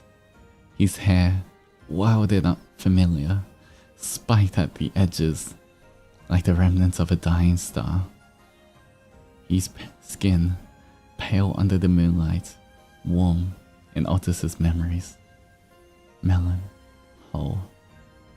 Melon, alive. Altus steps forward. The air shifts, cold and empty. Melon does not move. The song keeps playing. How do I live? How do I love again? His breath catches in his throat. His fingers curl, nails pressing into his palms. He doesn't know how. He never learned how. Because Melon was supposed to teach him. Because Melon was supposed to stay. Melon should be here. He should be complaining about the old records Altus refuses to replace. Should be rolling his eyes, calling him sentimental. Should be stepping forward, grinning, pulling him into a waltz with mismatched steps and whispered taunts. But all Altus holds now is air. Altus sways slowly and unsteady, moving to the rhythm like it's all he has left. The record spins relentless, a cruel thing repeating the same notes over and over, trapping him in a place where Melon still exists. Not in flesh, not in touch, but in sound. And the way the music bends when it reaches the chorus. And the way the wind sneaks through the cracks of the windows, curling around his fingers like ghostly hands. He turned once, twice, arms half raised, as if Melon is still there to hold him, as if this is still their song. He can hear the echo of laughter, distant but real. Melum's voice cutting through the melody. Altus, you dance like you've already lost me.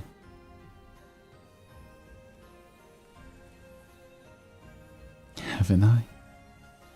His heart stutters, a sharp ache, and his movement falters. His hands fall to his side. The song is still playing, but it feels wrong now. Out of sync with the rise and fall of his breath. Altus opens his eyes. The room is empty again. He steps back, away from the space where Melum should be. A part of him wants to turn off the record, to let the silence claim him. But he knows, the moment the music stops, Melum will slip further away. Altus stumbles. A sharp inhale. A step back. His chest caves in, because Melum is gone. Because Melum is gone. A choked sound escapes him, something between a breath and a sob. His vision blurs, and the edges of the room dissolve into nothing. The walls press in, suffocating. The song lives again, and again, and again. An infinite cycle of grief disguised as melody. He should turn it off. He should stop. But the silence would be worse. The silence would mean forgetting the sound of Melum's voice, the way he used to hum along, offbeat and terrible, just to make Altus laugh. The silence would mean moving on, and Altus doesn't want to move on. So, he lets the record play, and he dances. Even as the weight in his chest turns crushing, even as the tears fall unchecked, like rain against an empty street, even as his arms ache from holding on to nothing, he dances because Melum can't.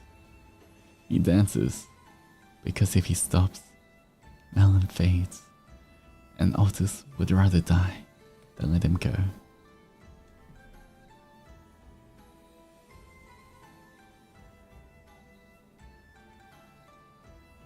Why are we killing off Melum all the time?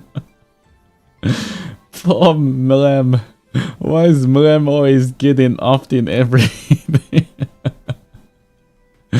Everything, hello? Hello, guys.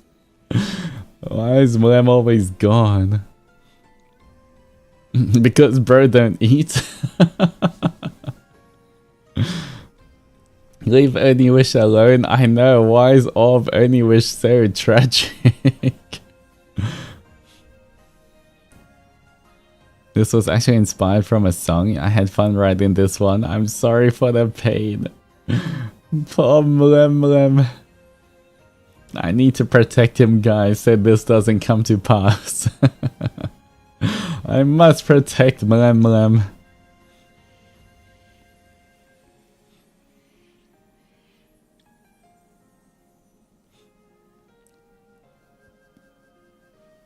It's kind of crazy, guys. Why in Bazensei, all of the ones with Mlem, it's like a tragic end. But in the Cinder Nation, all of the only wish is just spicy. Everything is just spicy there, but why does it hurt here? What happened, guys? This isn't like the only wish I was reading on Mlem stream. Why does it all hurt? You can really tell the difference between the two Mlem. See, Mlem's still here. I would never let you go, Mlem. I must protect you.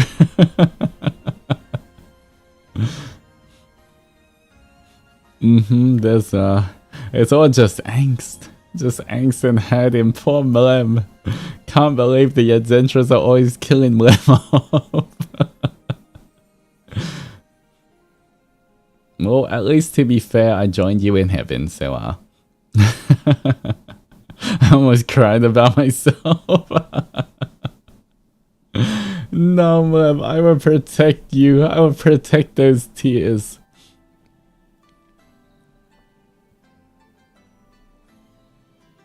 Mm-hmm. A lot of the Adzenturers are riders. Mm-hmm. Can you read one together now that he's here? I mean, of them, he's not even here. He's not even here, okay? In the, it might be Oniwish, but at the same time, he's not even there, guys. He's gone, just like Tadashi. Mm-hmm. Alright. Here we go.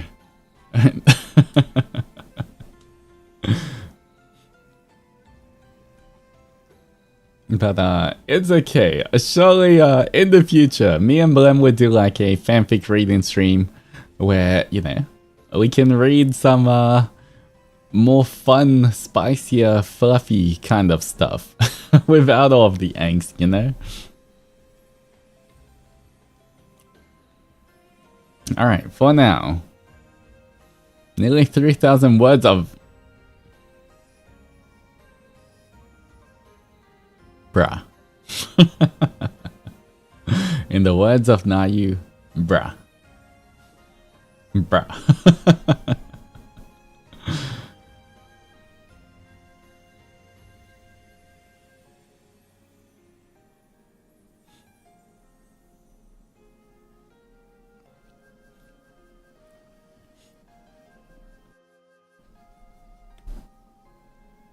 At this point, instead of angst, we need ang, okay? We need the avatar to take away all of this suffering. This is crazy. Alright, who's ready for more angst, guys?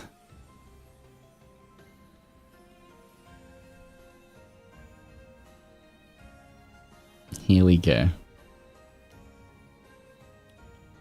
Disclaimer, this is long. This is angst, this is Paige Love Die Me. 1,000 years.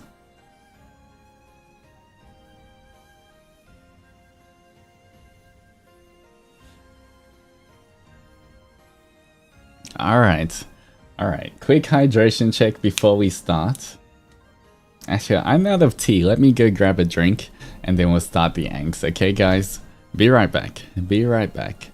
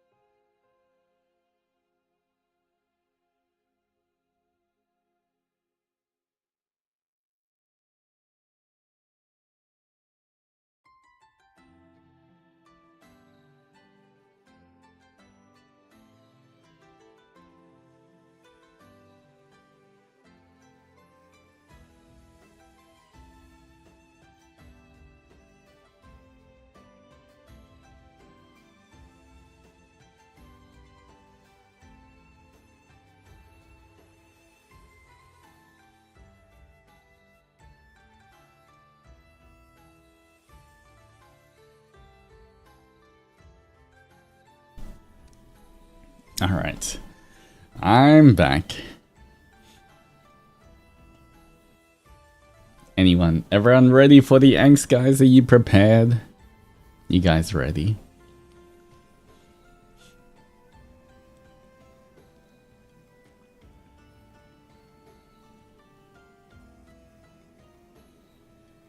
Alright. Here we go. You're not ready? Too bad. We're starting.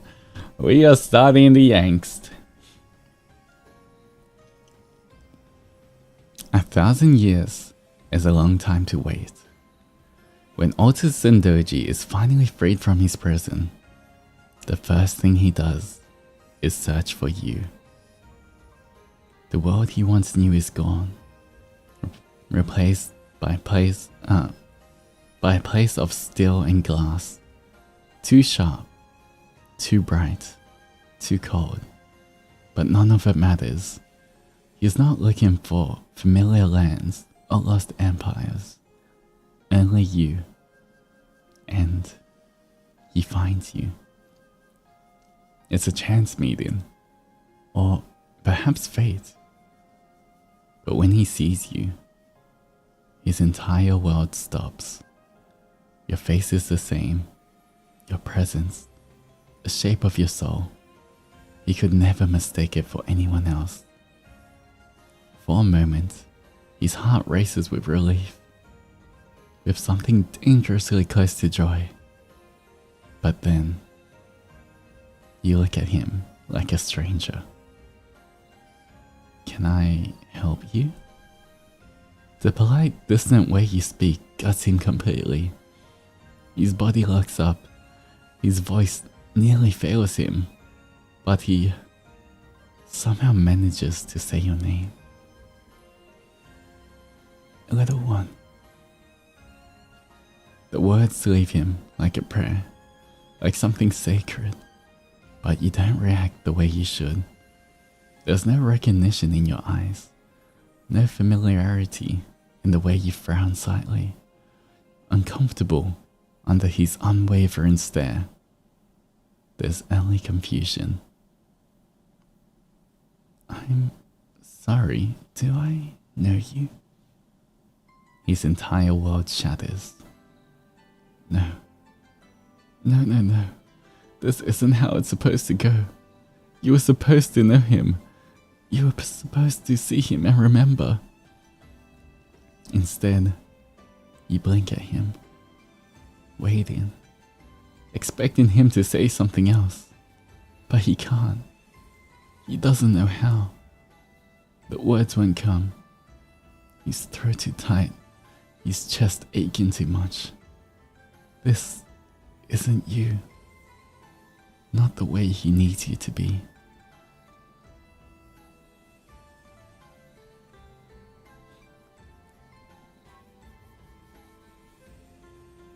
The ache begins that night. At first, it's subtle. A dull pressure in your chest, light enough that you barely notice it. A small weight that lingers beneath your ribs, present, but ignorable. Like a whisper in the back of your mind. It isn't pain, not exactly, but something adjacent to it. Absence. Like something missing, something just out of reach. You tell yourself it's nothing. Maybe you're tired. Maybe the encounter with the stranger unsettled you more than you realized. There was something in his eyes, something too raw, too desperate, something that left a strange hollowness in your stomach long after you walked away. But it doesn't go away. Days pass and it only gets worse. At first, it lingers quietly, only making itself known in the still moments, when you wake up in the middle of the night for no reason at all, heart hammering in your chest, breath caught in your throat.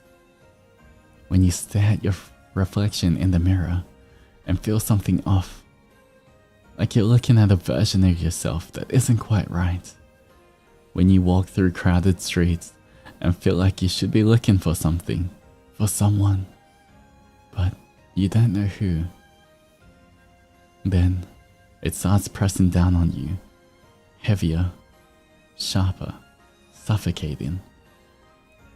A weight you can't shake, a constant lingering pull inside of you, like invisible hands wrapping around your chest, squeezing just enough to leave you breathless.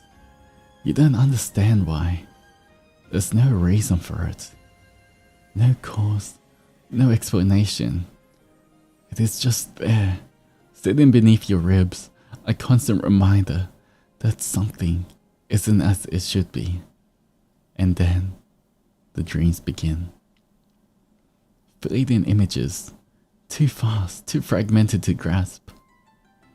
But they feel real in a way that makes your skin prickle. Warm hands, laughter, a golden ornament swaying gently before your eyes, the press of a forehead against yours. A breath of warmth, a promise spoken in the dark. A name you wake up whispering, barely audible, lingering on the tip of your tongue like a half-forgotten song. And yet, when morning comes, you never remember it. Only the ache remains, sharper now, killing deep inside you like a wound you don't recall getting. You go through your days with a lingering restlessness, a feeling you can't shake. You lose focus more easily, your hands trembling slightly when you reach for something. Like your body is waiting, aching for something to return to it. It feels like grief, but you don't know what you've lost. It feels like longing, but you don't know who you're longing for.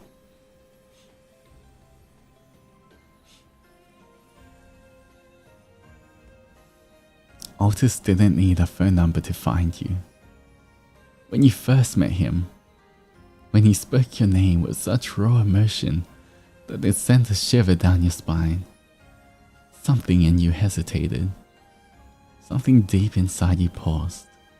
Not fear, not danger, but an inexplicable pull, an urge to understand why this man looked at you as if you had shattered his entire world.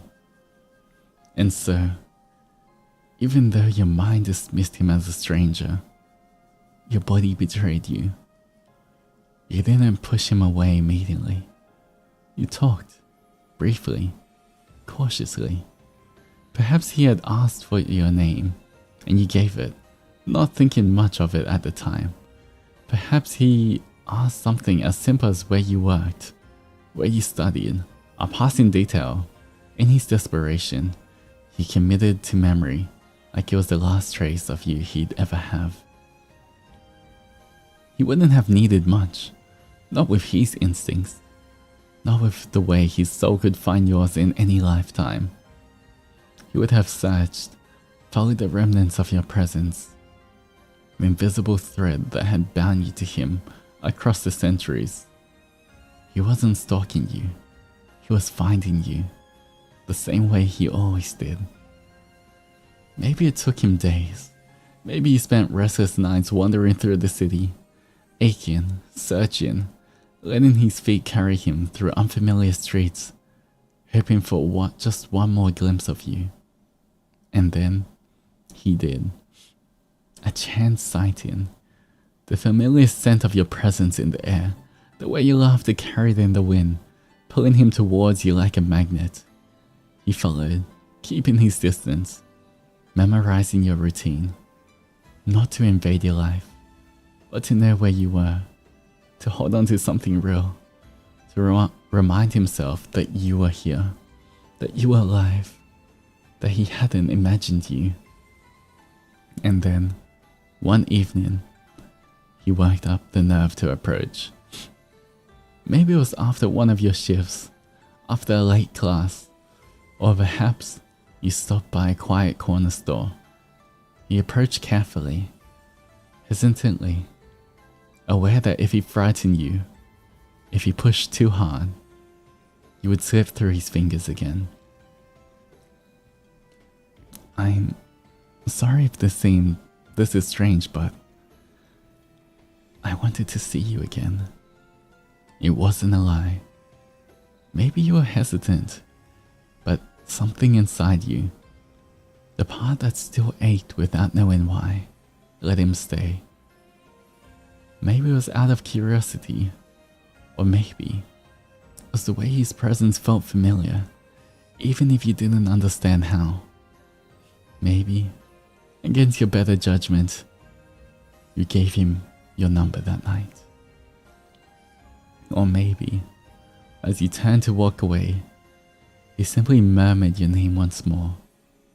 So soft, so reverent, and that ache in your chest tightened until you found yourself saying, wait. And that was all he needed.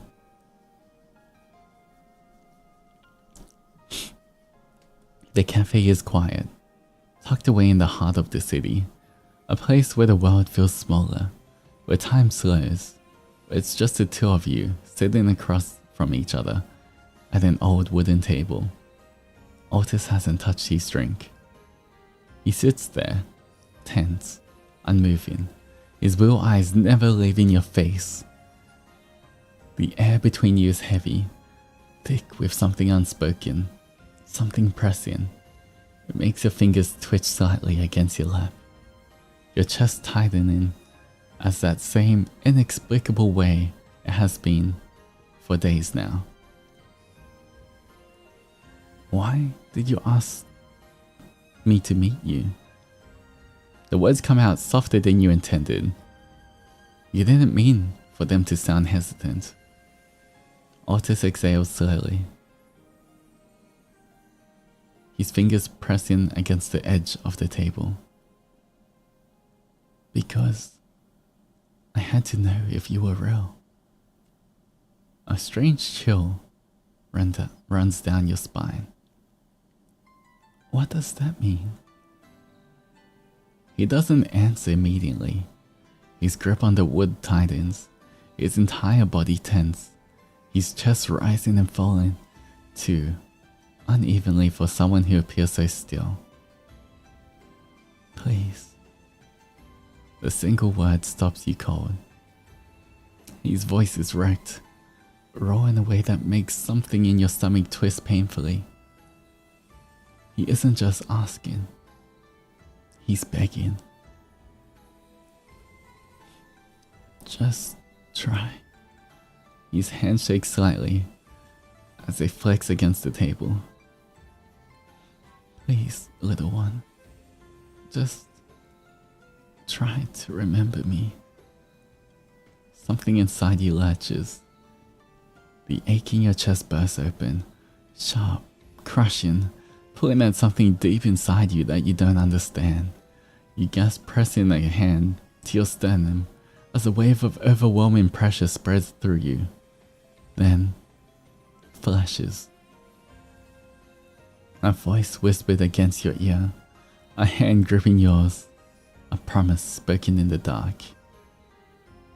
Even if the world forgets us, our souls never will. Your vision blurs, your breath stumbles, your fingers dig into your chest like you can physically hold yourself together, and then, I don't want to remember. The words slip out before you can think, and just like that, he stops breathing. Silence crashes between you, suffocating. His face goes eerily still, except for his hands. His fingers curl inward slow, as if he's trying to keep them from shaking. Then he nods, just once.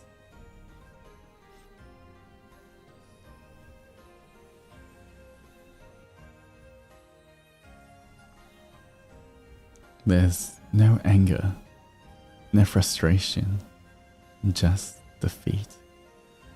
The last flicker of something soft in his gaze fades entirely, leaving behind nothing but emptiness.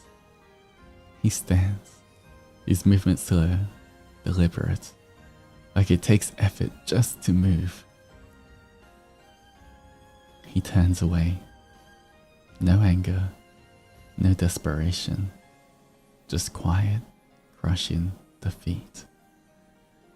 His shoulders are stiff, his steps slow, each one feeling like it's carved from something heavy, something final. He doesn't look back. And yet, something inside you writhes.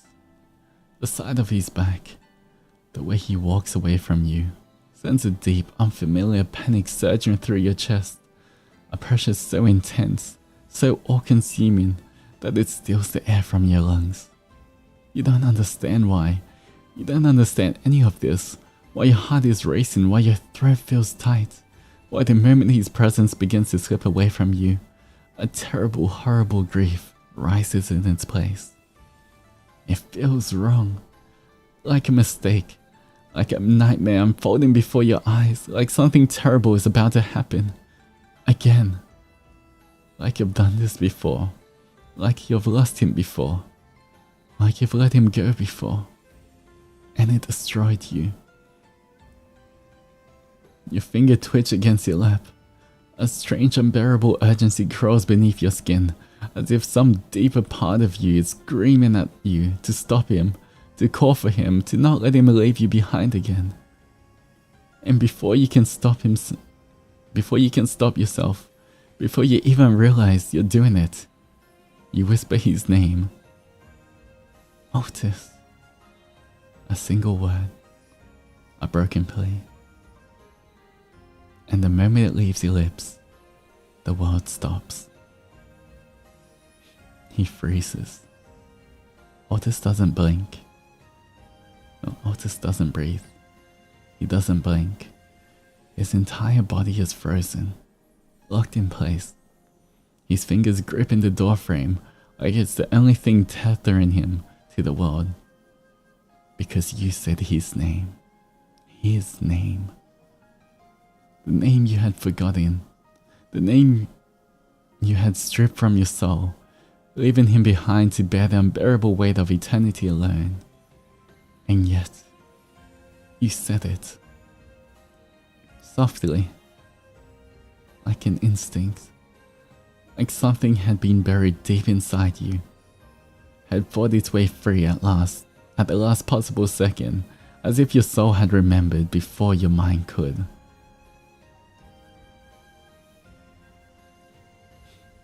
A violent, shuddering breath rips through him. It hurts. It hurts in a way that should be impossible. A pain that tears through his ribs, through the deepest part of him that he thought had long since rotted away. 1,000 years. 1,000 years of waiting. And when he finally found you, when he finally had you in front of him again, you didn't remember. You looked at him with a stranger's eyes. You recoiled from his touch. You told him, in the kindest, most excruciating way, that you didn't want to remember him at all. And he believed you. He had told himself he would walk away. He would not beg again. That he would not put you through the pain of remembering just to ease his own suffering. But now you said his name, and it destroys him. Not like before, not like the sharp, hollow agony that had swallowed him whole when you told him you didn't know him. This is something else, something raw, something earth-shattering. This time, he breaks open, like a dam bursting after holding back a flood for far too long. Like something inside of him had been crumbling for centuries, just waiting for the final blow to come down. He is in front of you before he even realizes he has moved. 1 second, he's gripping the door frame like it's the only thing keeping him upright. The next, he's standing before you, his hands shaking as they cup your face, his breath coming too fast, too ragged.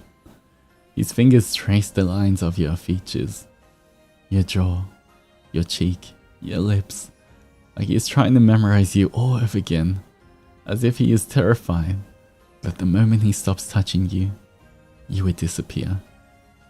His entire body is trembling. Say it again, he whispers, and his voice is so wrecked, so utterly broken, that it makes your chest seize. Your lips part slightly, confused, dazed. His forehead presses against yours, and God, he is shaken. His breath unsteady, his hands tightening around you, like you're the only thing keeping him from falling apart. Altus. The sound of his name on your lips is everything. A ragged, choked sound escapes him. A sob, a laugh, something caught in between, something too big for him to contain. His eyes squeeze shut, his fingers pressing deeper into your skin, like he's trying to anchor himself to this moment, to the reality of you saying his name again after so long. 1,000 years. 1,000 years of aching, of waiting, of holding on to nothing but the fragile, fading hope that this moment would one day come. And now, you're looking at him like he is yours again. But it isn't enough. He doesn't dare to believe it. Not yet. His breath shakes, his hand holding you so desperately, so carefully as if he is afraid you will slip through his fingers like you have before. Do you? His voice breaks.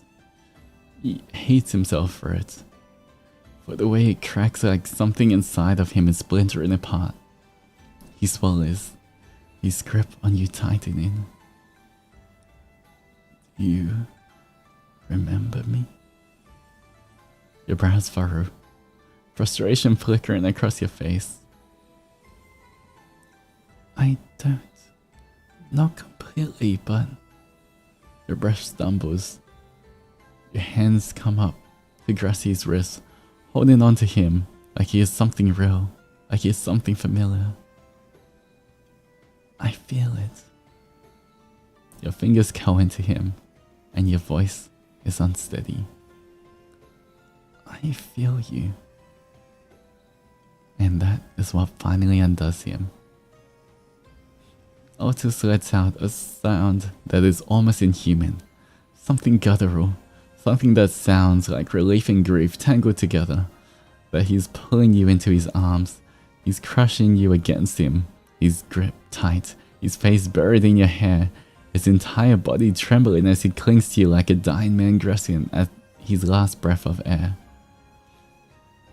That's enough. He breathes against your skin. His voice hoarse. His lips pressing against your temple. Your forehead. Your hair. His breath is unsteady. His hold on you unbreakable. That's enough for me. His hands shake as they slide up your back. As he grips the fabric of your clothes, like he's terrified you slip through his fingers again. I've been waiting so long, he murmurs, his voice soaked with exhaustion, with relief, with everything he has held onto for centuries. 1,000 years, little one. I thought I'd lost you forever. You didn't lose me. Your voice is softer this time, your arms tightening around him. You found me again. A sharp, broken breath escapes him, a sob that he barely manages to swallow. His hands move to cradle your face, his thumbs brushing away the tears on your cheeks before he even realizes that he is crying too. I will always find you, he whispers, his forehead pressing against yours, his breath warm, fragile, as if he is still scared this moment will disappear. Even if I have to search for 1,000 more years. And in that moment, with your soul beating as one, you finally believe him. Because no matter how many lifetimes it takes, you will always find your way back to him too.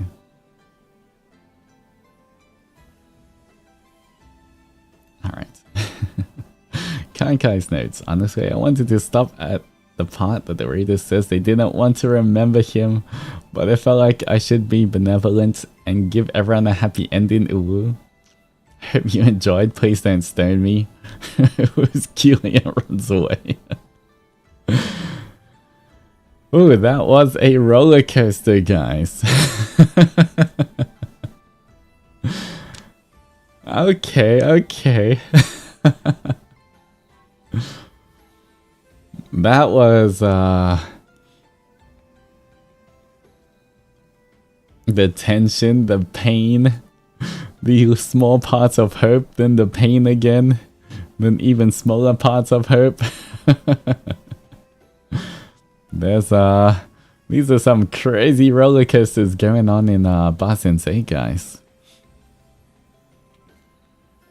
1,000 apologies to chat. It was cute. Everybody hydration check.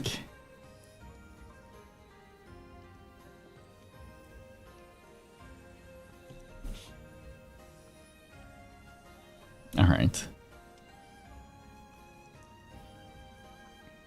But, once again, holy crap, everything is so well written. I didn't know how good writers you guys were. This is kind of crazy. I'm honestly super impressed.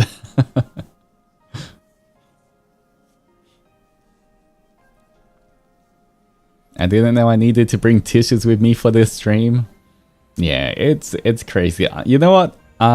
You know, I had the Dark Overlords check through all of the stories first to obviously make sure I could read them on stream.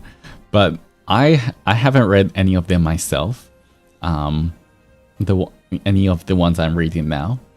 It's I didn't know what to expect, but the amount of feels and angst in this.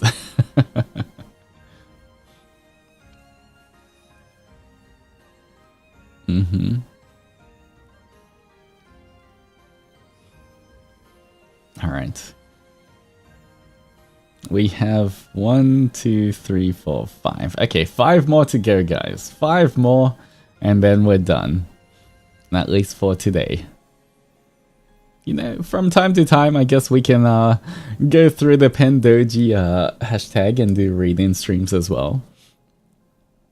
But here we go. Next one is by Arika. The story of Altus with cat ears. Alright, Altus is as usual, short story about a short exchange with Onimaru and Adzenturers.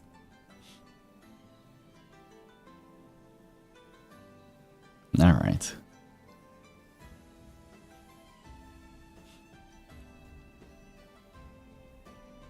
This is written, I believe there's the Japanese translation on top as well. I guess just in case there was any mix-up in meaning. Unfortunately, I can't read the kanji, so I can't see how close it is.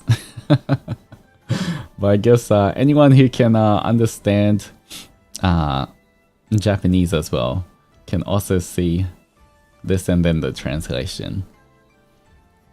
I will do my best to kind of read it and rearrange the sentences as I go, so that hopefully as well it flows nicely. But we will see how this goes.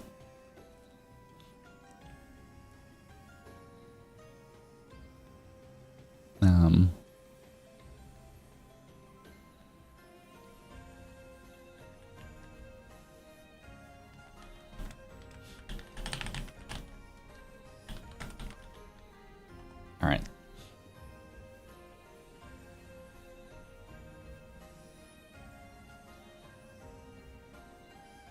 I have lived a very long life, but this is my first time experiencing this. Altus said that, and he stared at the indigo fluffy ears on top of his head.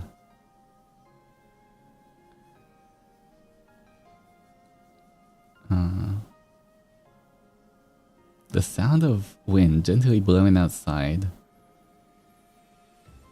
and the ears of the animals reacting and twitching a little bit. No matter how it looks like cat ears. He touched his cat ears out of curiosity. Then he felt a ticklish electric current run down his own spine.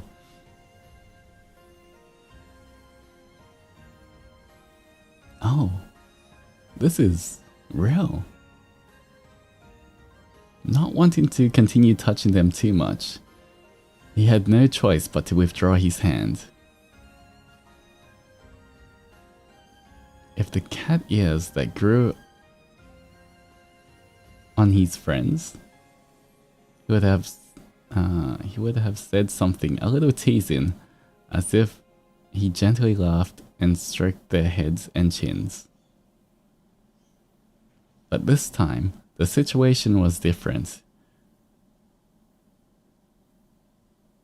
He had no taste for petting himself like a cat, unfortunately. Could it be the work of some kind of yokai?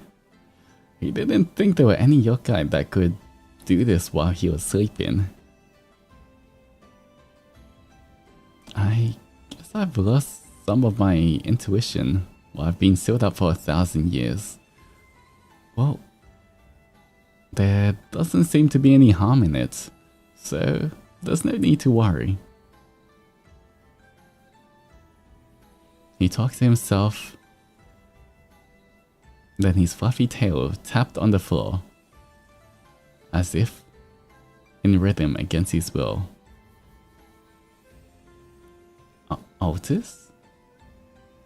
When he turned around at the sound of a high, cute voice, he found Onimaru standing there with a...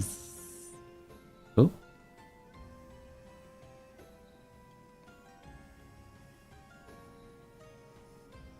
Oh, with a surprised look on his face. Adzenturer on his head. Onimaru has one of you on his head. Before Altus could greet him with "Hi Onimaru," Onimaru was the first to open his mouth.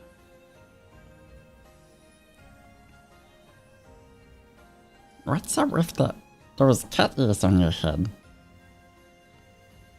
What? Are they real? Are they real? Let me touch it. Onimaru, hold on. Calm down. Let me touch it. Before Altus can stop him, Onimaru jumps onto Altus' shoulders and touches his fluffy ears. Cat ears touched by Onimaru move to escape from his hands.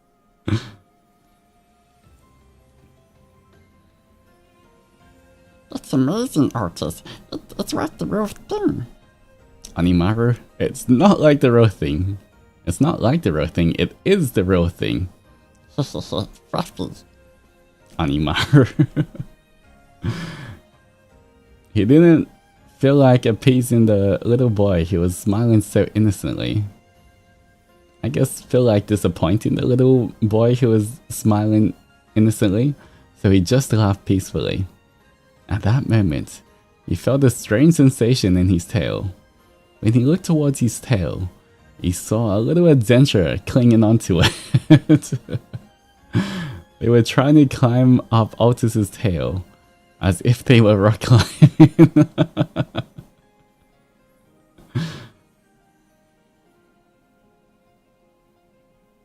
Tiny, tiny adzenturers? This is no place to climb.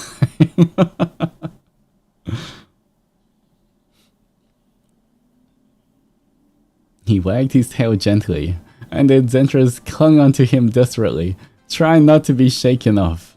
Seeing this, Altus laughed amusedly and mildly.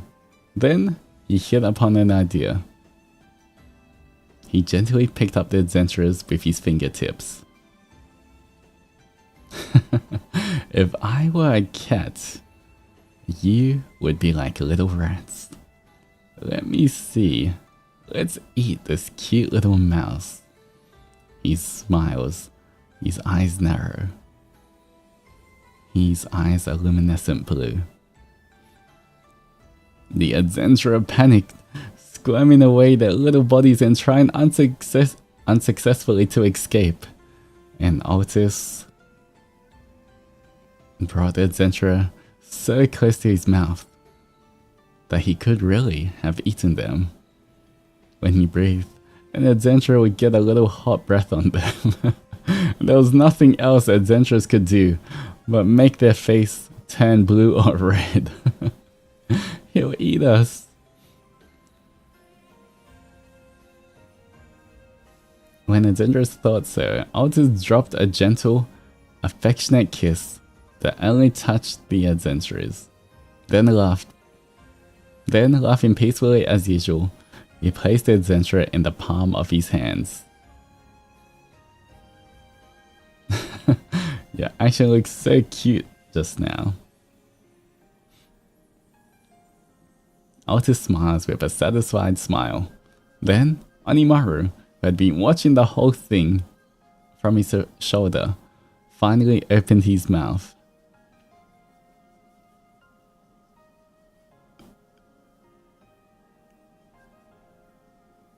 Hey, Altus? I thought you were going to eat them. I was so surprised, I went silent. What do you think, Onimaru? You can't eat. Can you eat an Adzenturer? Eh? What? I don't know. Seeing Onimaru thinking on Altus' shoulder, and Zendra staring at Altus in the palm of his hand, with a look as if they wanted to say something. Altus was smiling happily again. The cat's tail was swaying slowly and loudly, from side to side.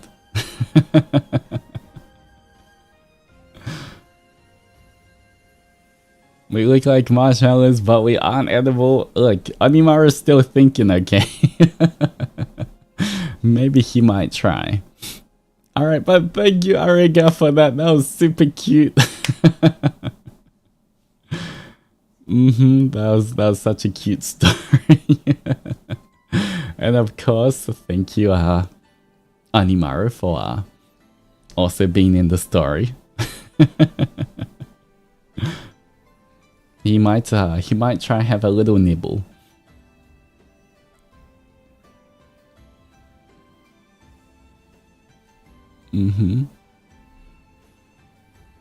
But I really do appreciate you writing that story. Thank you, especially for those of you who English isn't their first language. It's kind of amazing seeing you guys write a story in English.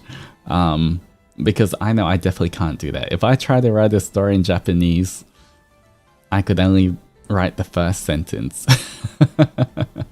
So very well done. Thank you so much for that. And it was super cute. Of course, anything with the baby inside with Onimaru. Alright, let me hydrate.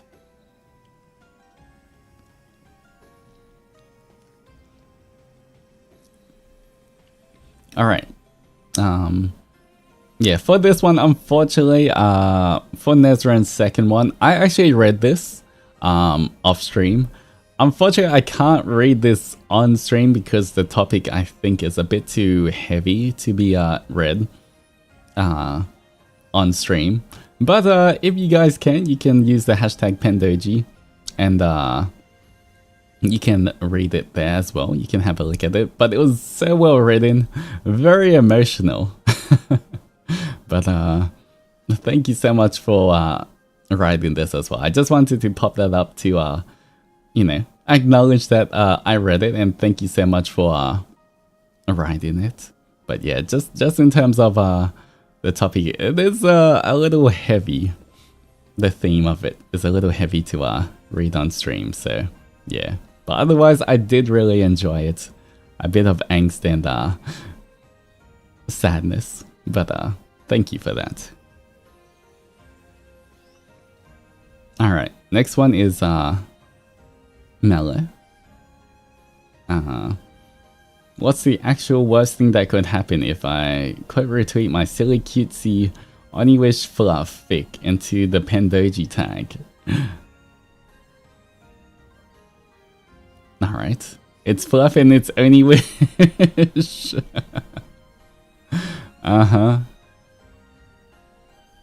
Alright. Here we go. Nala makes the Cinnabuns worry.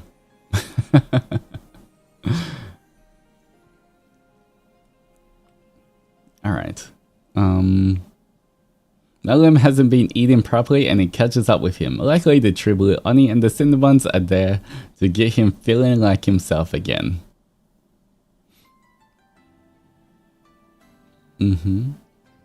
Alright.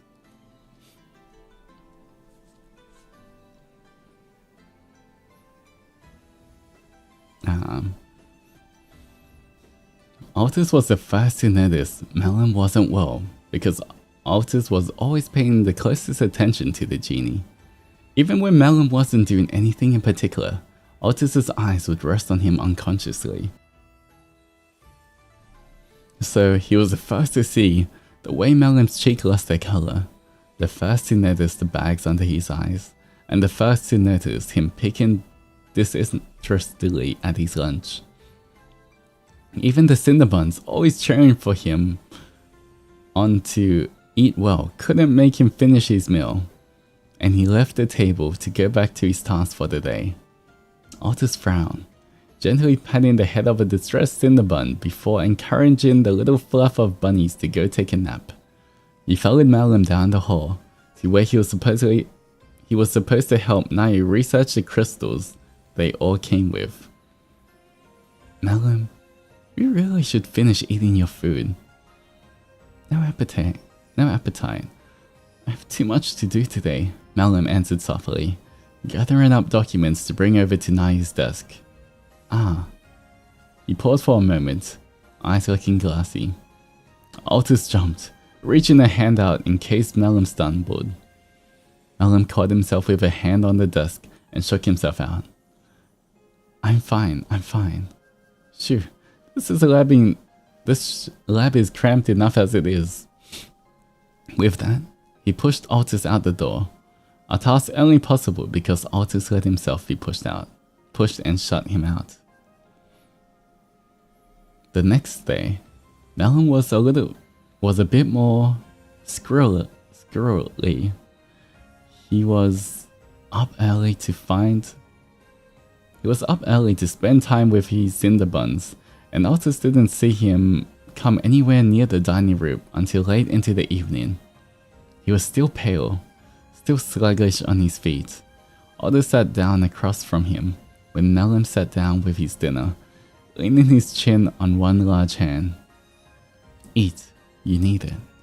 A rousing cheer rose from the gaggle of bread bunnies surrounding them, cheering Malum on bite by bite. Aw, that's so cute. The genie's cheeks colored a little with amusement, petting a couple of them on their little heads as thanks for the caring. This time he ate well, leaving not a single grain of rice on his plate. Satisfied, Altus went back to tend to his Adzenturers, looking over the list they'd made of things he'd either forgotten to do or specifically asked to be reminded about. Real. When he finished up with his to-do list, Malum's bedroom door was closed and the lights was off, so Altus assumed he was finally catching up on sleep. The next day, Malum emerged from his bedroom with a visible pallor to his features, his eyes unfocused and his nose a faint red color. He sat down at the dining table with nothing but a mug of tea. Are you catching a cold, Malum? You don't look so good. I'm just a little tired. I didn't sleep very well last night. And your breakfast? Before Malum could defend his choice of non-meal, a pair of Adzenturers ran up, colliding into his ankles and into each other. They come to a disagreement over whether his hair was black or dark blue.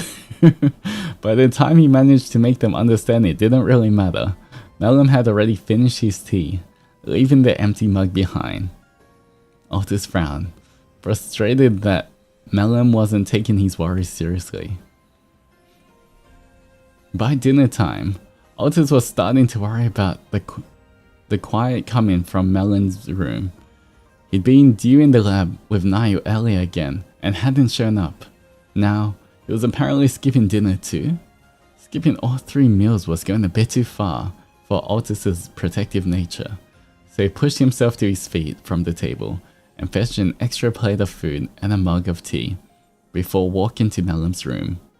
At the sound of his footsteps, the strange panic squealing of Cinderbuns in distress came from through the door. Malum? I brought you dinner. Even if you're busy, you shouldn't skip a whole day's meal. Silence. Or rather, genie silence.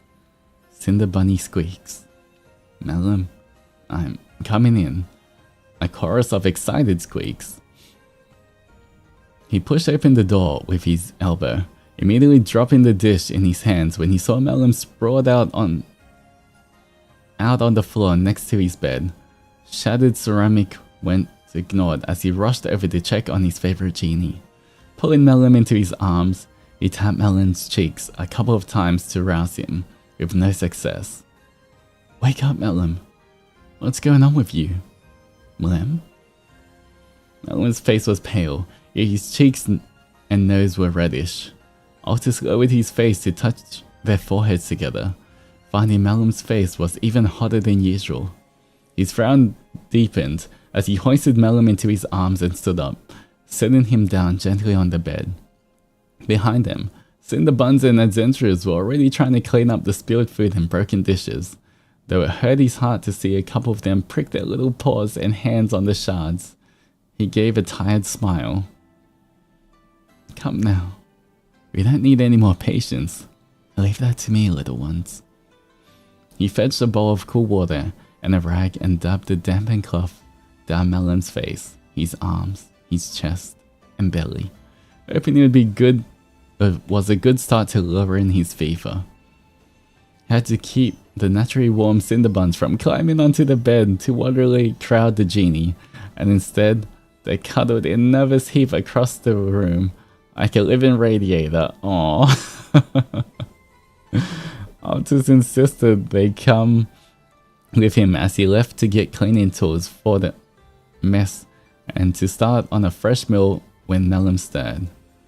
With twice as much supervision as usual, he managed to make a simple pot of porridge without tripping on a loaf of overcooked bread or volleyball-shaped mochi.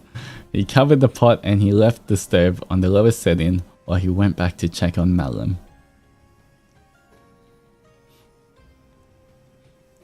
The genie's face had relaxed, and as usual, and as Altus took a fresh cloth to wipe Melon's thin layer of sweat, he noticed Melon's reddened cheeks had gone back to being simply pale. The fever was receding. That was good news. After wiping down the genie's body once more, Altus climbed up onto Melon's bed and gently pulled his head onto his lap, settling in to keep him company, as Altus gently stroked Melon's hair rhythmically. The Adzenturers and Cinderbuns finally settled down and dozed off in massive heap in front of the bed. Tiny snores and dreamy murmurs made for a soothing soundtrack to a peaceful moment. Altus felt himself almost dozing off as he ran his fingers through Melon's soft, fluffy maroon locks, taking note of his calm breathing and long, slightly curling eyelashes.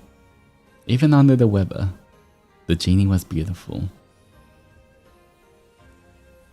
After almost half an hour of relaxing, Altus felt a little bit of tension in Melon's forehead under his hand. He paused, trailing his fingers gently along Melon's cheeks. Melon stirred slowly, looking like he was still feeling faint, even once his eyes were open. Altus? How did I get here? He didn't really make an effort to look around, much less sit up.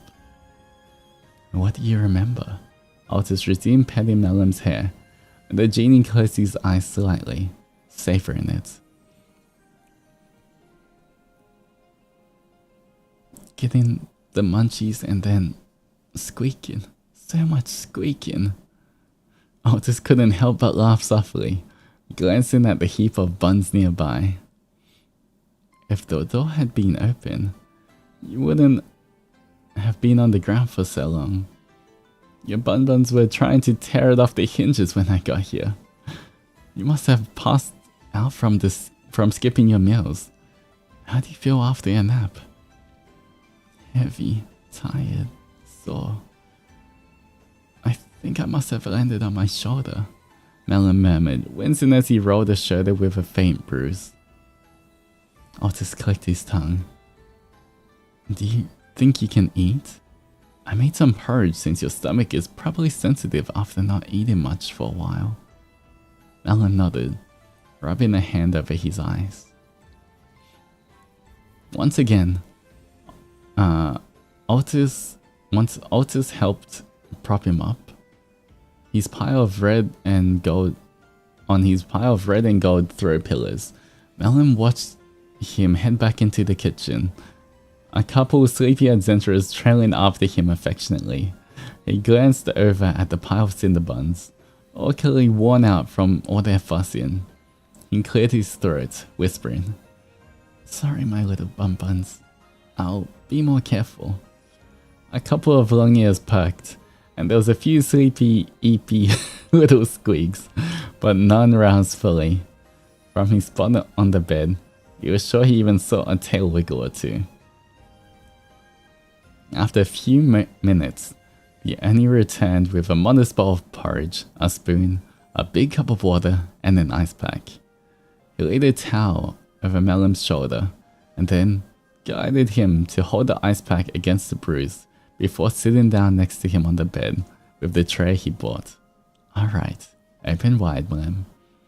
Melum blinked a few times as the ceramic spoon approached his face, a couple of green onions and a few shreds of chicken sticking out of the rice. He glanced at Altus questioningly. "You're holding the ice. I'm feeding you. It's efficient," the Oni teased, bringing the spoon a little closer to encourage Melum. "Go on." If Melum weren't so tired and pale, he'd probably have blushed pinky red at the silly treatment, yet Altus was a decent cook, and the taste of the chicken broth and green onions wasn't exactly unwelcoming. As he sluggishly chewed on the mouthful, it was actually kind of nice to be doted on, even though it was embarrassing. "It's good," he murmured, looking up at the Oni. "I'm sorry you ended up having to do so."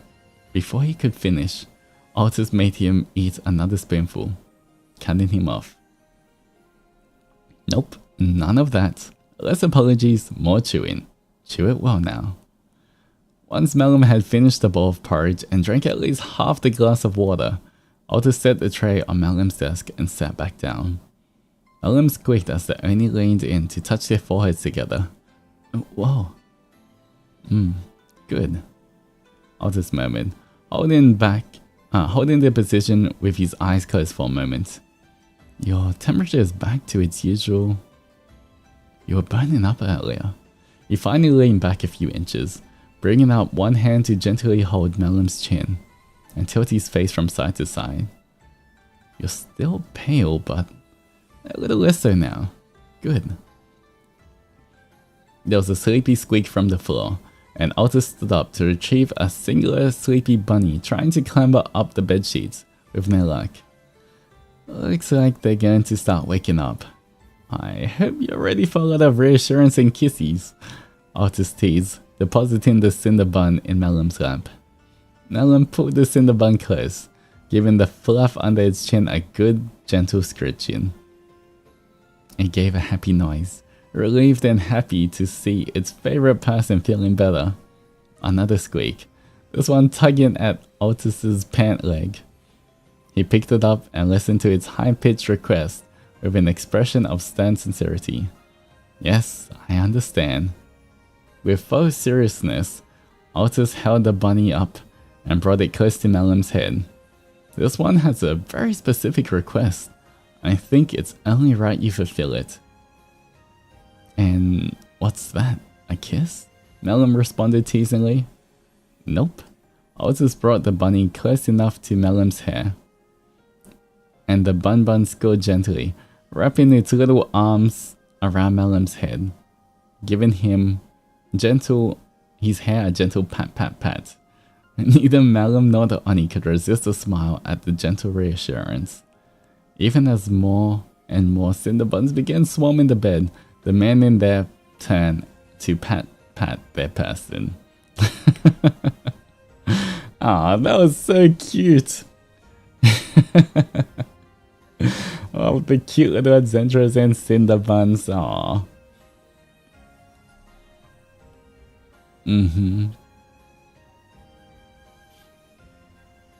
That was super cute.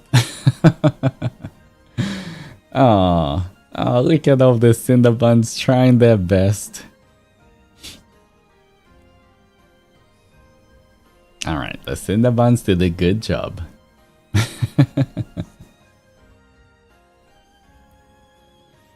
I do find the Oni wish fake that's not angst true, but I guess it was written more from Cinnabon perspective. That's why it wasn't written by like full Adzenturer style. Otherwise, it would have been a lot more angsty. Good work, Cinnabons and Adzenturers.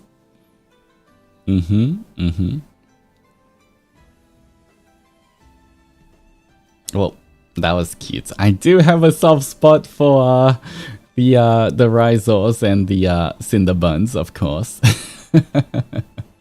Because I did help design them as well, so I also have a soft spot for them too. Only them and not us. I said as well. I said as well, okay. That means as well as the Adzenturers. Okay, fine, yes. There we go, there we go. You did a good job, Adzenturers, trying to help out. Alright, only 2 more, guys. 2 more. Alright, another one by Kai Kai. Spider Doji X Reader. I was debating on posting this under the hashtag because I didn't really start writing this with the intention of submitting, but Spider Doji comforting you when you're upset. Totally not based on that one stream. Ooh. We have a Spider Doji fic? That's crazy.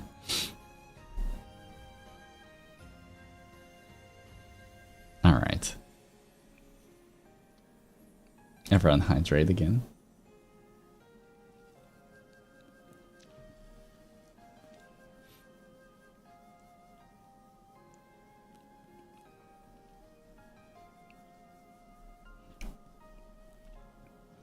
Alright, I guess just for this one.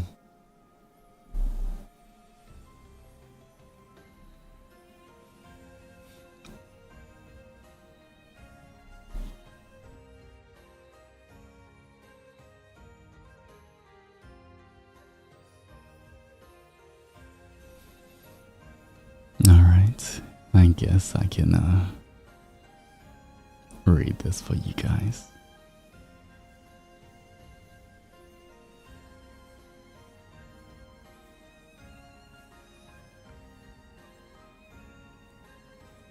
I hope you guys don't mind if my legs get in the way a little bit.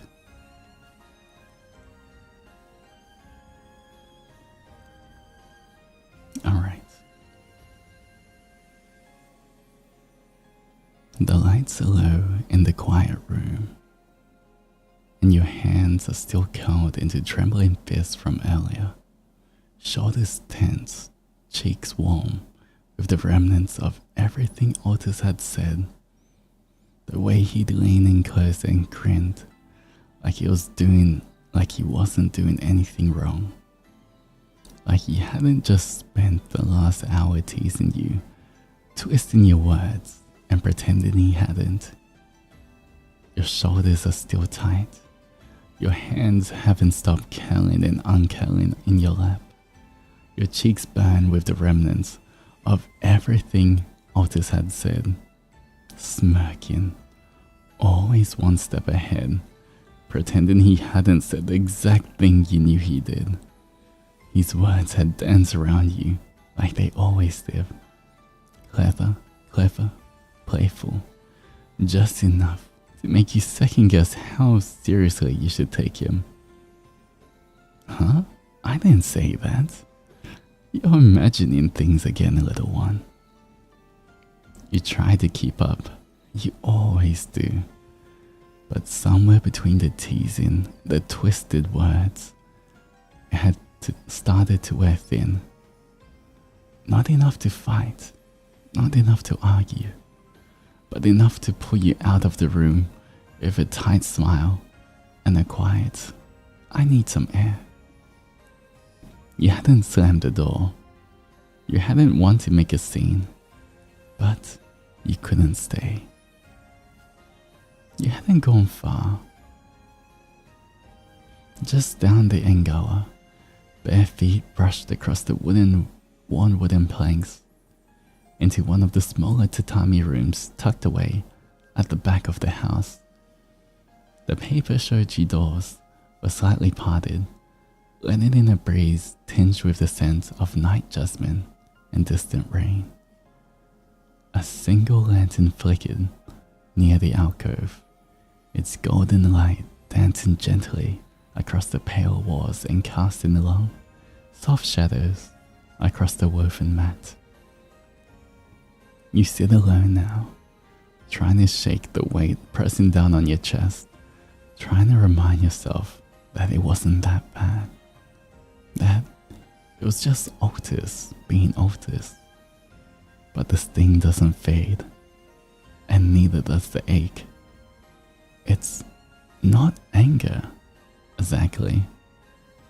It's something quieter, like being laughed at without realizing you were the punchline. You don't hear the door open behind you, but you feel it, this shift in the air, the familiar presence of someone who doesn't need to announce himself to be noticed. His presence filled the room like dusk, cool, quiet, inescapable. The air stills around you, grows heavier, more grounded. When you look up, he's already there, standing in the doorway, tall and still, his form cast in the gentle light of the room.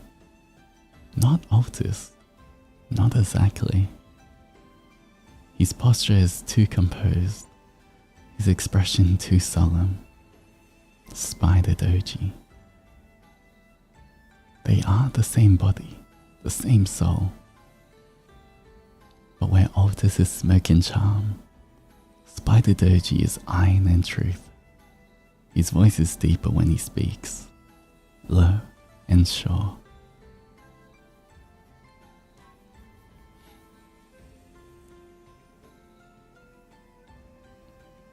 I know what he said, he tells you, and I know what he meant, but it doesn't change how it made you feel. Your breath hitches, you look down, unable to hold his gaze, not because he frightens you, but because he sees too much. He steps forward with quiet, measured grace,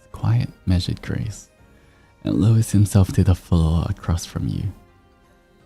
He doesn't reach for you yet. He just watches you with that unwavering calm of his, steady as a mountain, as if he's waiting for you to find your balance before offering his. You don't have to explain why you left. I already know. Your chest tightens again, in a different way now. You nod, barely. Come here, he says softly. Sit with me. It isn't a question, but it isn't a command either. It's something between, an offer wrapped in certainty, the kind of offer you know he'll follow through on, no matter what. You move to him, slowly, and the moment you settle into his lap, the tension in your body begins to soften. He adjusts around you instinctively, an arm slipping around your waist, the other resting gently at your back. He is warm and solid beneath you, his heartbeat quiet, steady. Then they begin to unfurl. The spider limbs emerge from his back in a slow, seamless motion, like smoke taking shape, like shadows responding to instinct rather than light.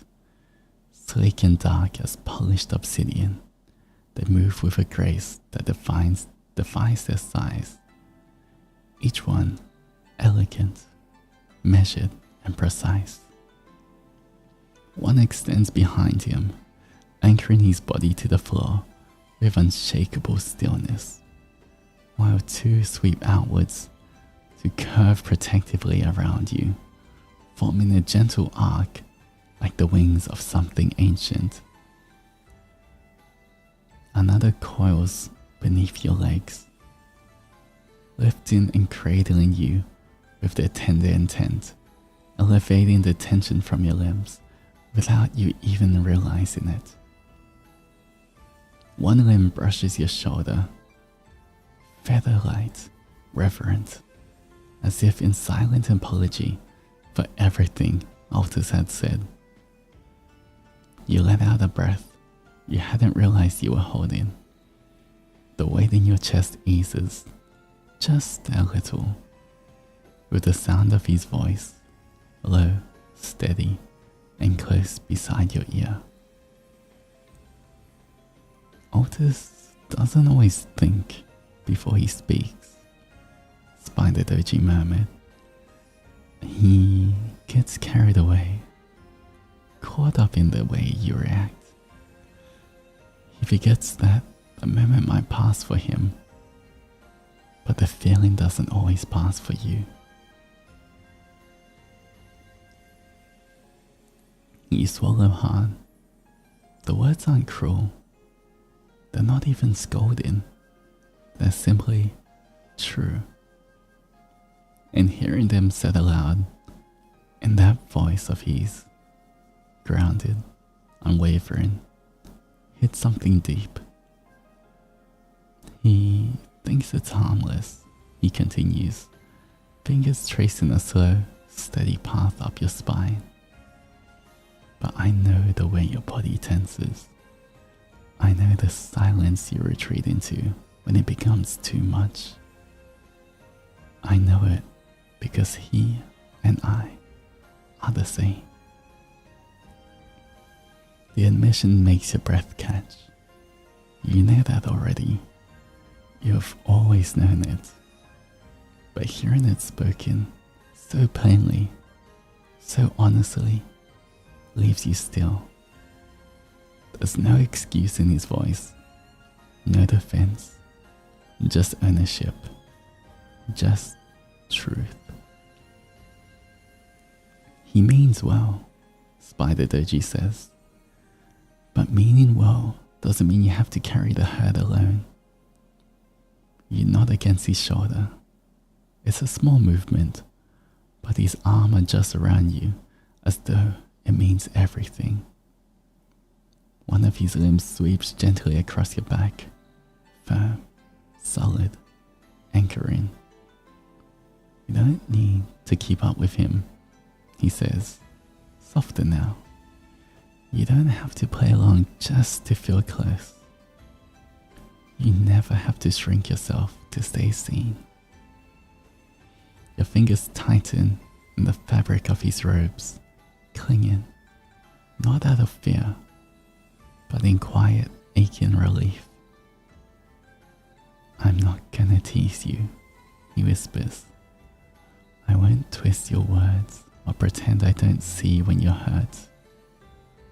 I'm here so you can rest, so you can stop pretending. And something inside you starts to loosen. Not in a loud, dramatic unraveling, but in a slow, silent release. Like a thread finally letting go of a knot that it's held too tightly for too long. Zendoji doesn't shift, doesn't fidget. He simply holds you, body solid, limbs coiled around you like a quiet fortress. A still point in a world that always seems to ask too much.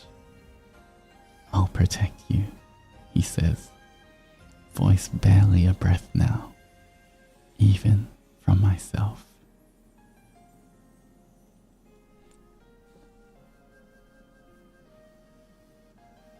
Well, that was a rather nice story. Thank you, Kai Kai, for that.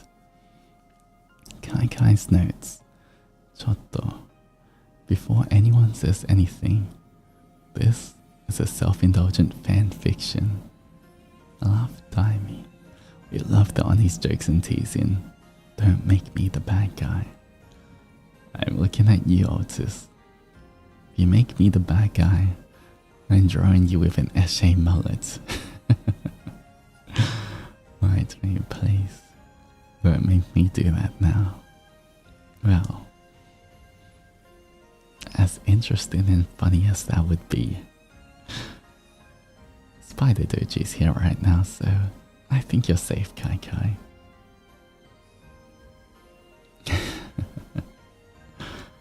Well, even if it is fiction, it was a rather well-written piece of fiction. So, you know what?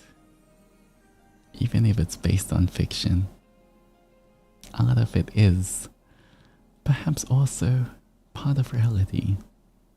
Because just like Kai Kai said, I promise to protect you, Adzenturers, even from myself. I wonder who my favorite doji is.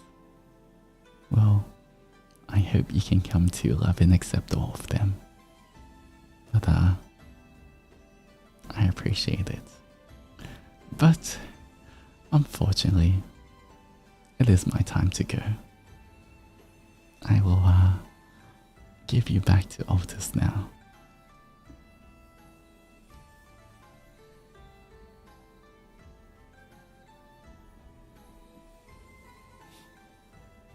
Alright, I'm back. I'm back. Yes, it's this Oni.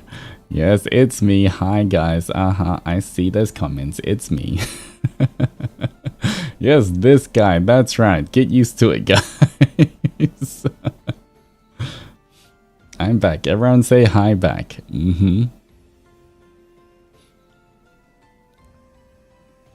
Alright. Here we go. Thank you, Kai Kai, for that. That was very, very well written.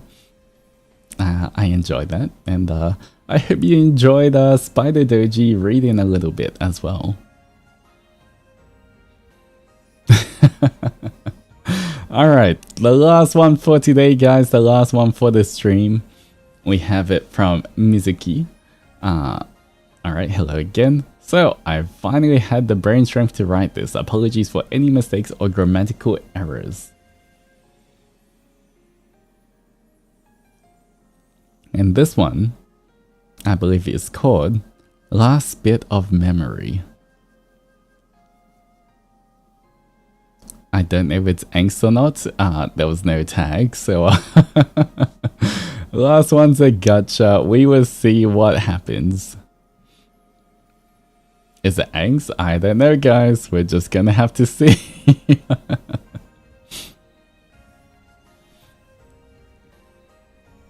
Alright, here we go. Altus was never seen angry. The Adzenturers joked about it all the time. There's gotta be something that pisses you off, right? The little ones chirped as they sat around the fire, passing a jug of water. A stinky fruit? Jealousy? No cake? They threw out anything they could think of, watching for even a flicker of irritation in the Oni's face. Hell, do Onis even get mad? Another groaned, rolling onto their backpack in defeat. That's so cute. They'd seen him in battle, had witnessed firsthand the way he fought with effortless strength, the way his blade danced through the air like a whisper of wind. They had seen him covered in blood, surrounded by the bodies of monsters, and yet he always turned back to them with that same easygoing smile. No rage, no malice. And Altus, he just laughed every time. That rich rolling laugh of his, deep like thunder, warm like fire, was starting to annoy them. Nothing is worth the energy of anger, he would say. Greet the world with open arms, I always say. A mantra, a rule. And deep inside, he didn't even know why. But that day, he almost broke. It started as a harmless joke, a passing comment. The market was lively, bustling with life. Stores lined the streets, filled with the scent of fresh bread, dry herbs, and sizzling meats. People exchanged, children laughed, merchants called out their goods. It was ordinary. Altus had Onimaru in tow, the little Oni holding his hand with his tiny nub, wide-eyed at the row of colorful snacks. Altus smiled down at him, patting his head. Then,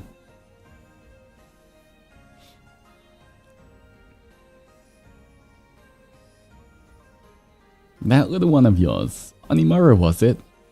A voice. Casual. Altus turned, spotting the merchant stacking his wares. The man gave a pleasant smile, arranging his dried fish with care. "Cute kid," the merchant mused, wiping his hand. "But I wonder how long before he's just another beast." Altus stilled. The world dimmed. The sound of the market became distant, as if muffled by water. The merchant continued, oblivious to the way the air suddenly became heavy.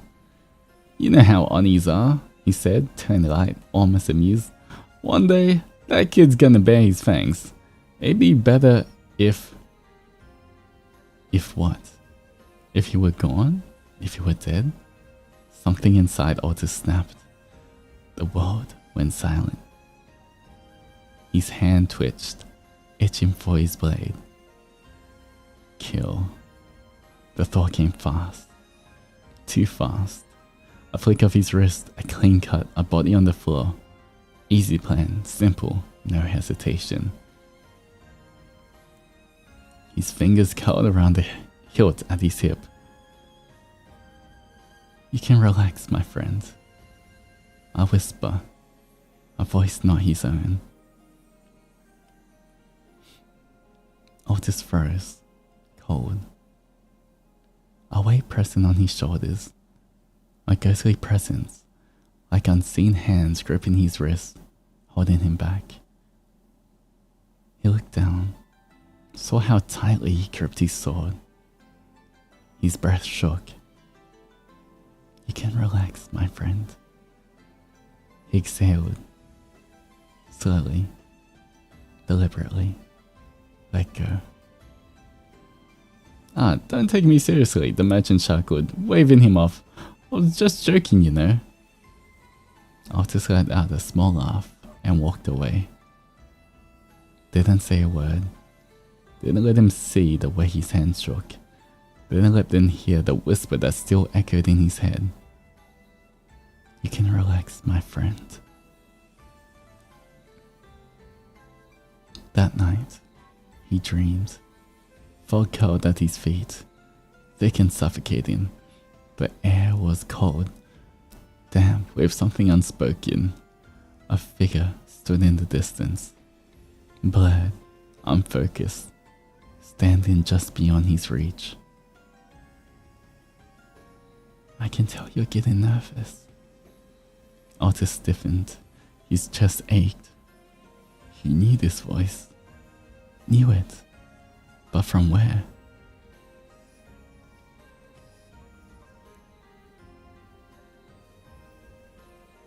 No matter the place, we can light up the world. A pressure built in his head, a memory clawing its way back. Altus, kindness is brave. His breath hitched, his steps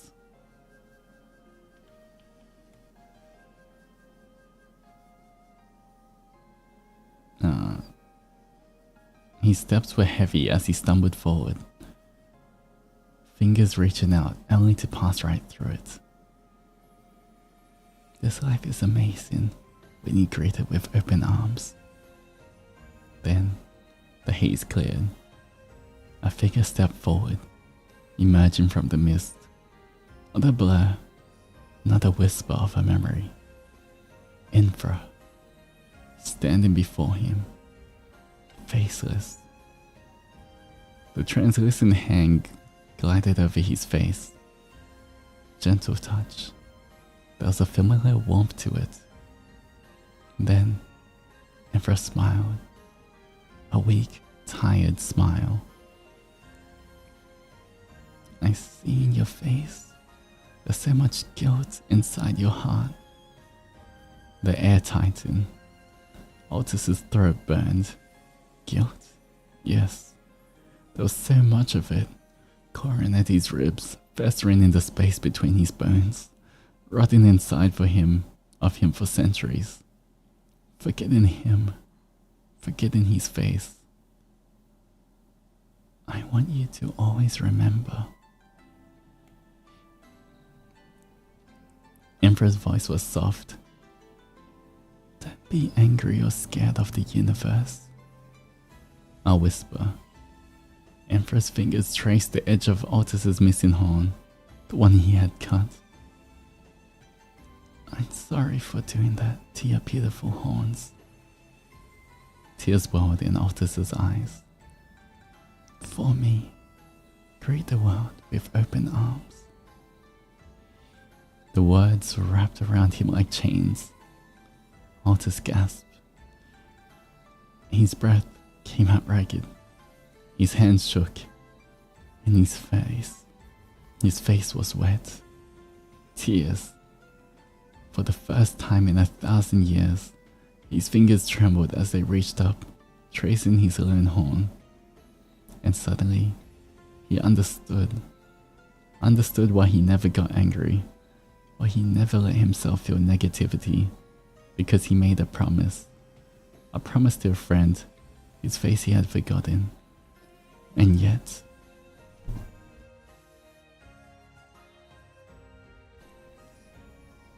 Greet the world with open arms, he whispered into the quiet night, as if it was his last memory of him.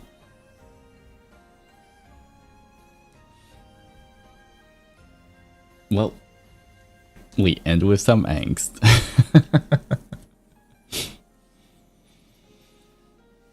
Ha. Infra. My heart. No, Infra. Why?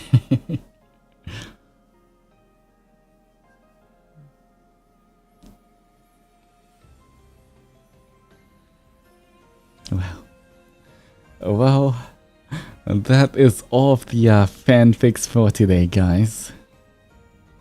There was a good mix of them, and definitely a lot of angst, but some sweetness, some fluff to it. I didn't sign up for so much angst on a Friday evening. Why we ended in heartache? Now I hope someone writes Infra X Onisawa without angst. I mean... You guys already know how that story ends. I guess when it is to do with Infra, it kind of always is gonna have some angst in it. It's inspired by a song from Epic the Musical, Open Arms. I see. I have yet to listen to that, but one of my friends did recommend me that musical to listen to.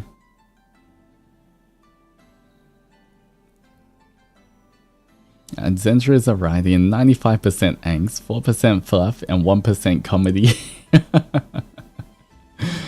That is definitely an accurate percentage. That's crazy. How come Mlem got all the spicy ones?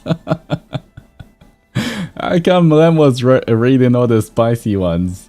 Why do I just get the feels and angst? That's crazy. When I was reading with Mlem, everything was spicy.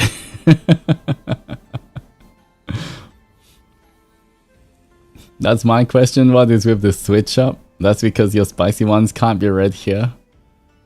Okay, that's true. You know what though? As much as, you know, the angst makes all the feels and everything. Honestly, they were so well written. I would read 1,000 more. honestly, even though the angst gives a lot of feels, I would read 1,000 more if it was written by the Adzenturers, because they're so well written, guys.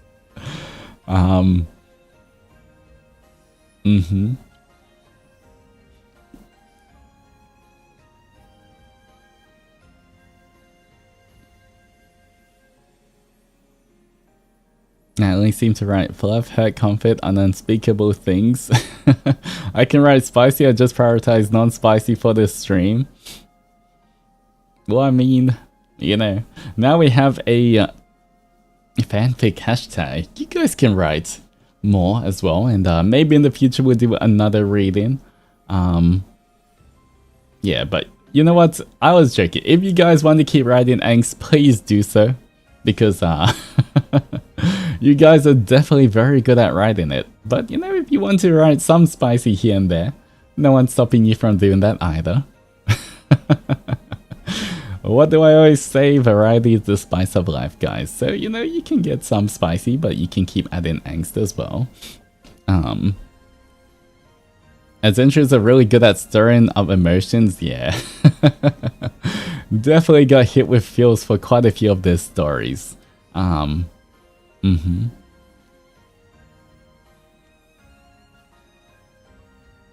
But, you know, if you write something that is too spicy, make sure for the hashtags to also include the Zendoji tag, just so that people can be aware as well.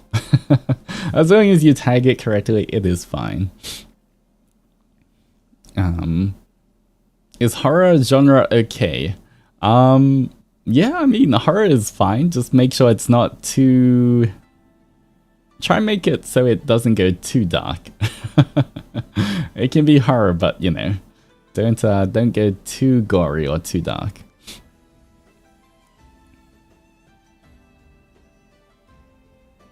Or if you do, make sure you add the appropriate trigger warnings and stuff to it as well, just so that people know what they're getting into if they decide to read.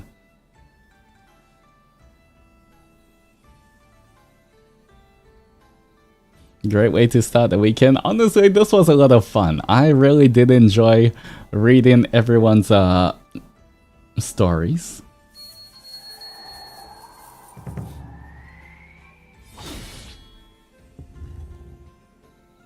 Yes, I really did enjoy reading everyone's fanfics. Honestly, well done, Adzenturers. Well done. They were really, really well written. I'm very impressed. Yeah, it was fun even though it broke our heart multiple times. I agree. It was, you know what? Sometimes it's good to read angst though. Sometimes it's good to make sure you can still feel something. Do you have a favorite trope for fics? Once again, what I always say, I like reading a bunch of variety of things. You know, I feel like if it's too much of one thing, then afterwards I'll start looking for different things. So it's good that, you know, there's angst, fluff, maybe in the future a little bit of spiciness, who knows. But I do like reading a lot of different things rather than, you know, everything being exactly the same. So keep writing angst if you like writing angst, because, you know, can always it's always good to have some of that.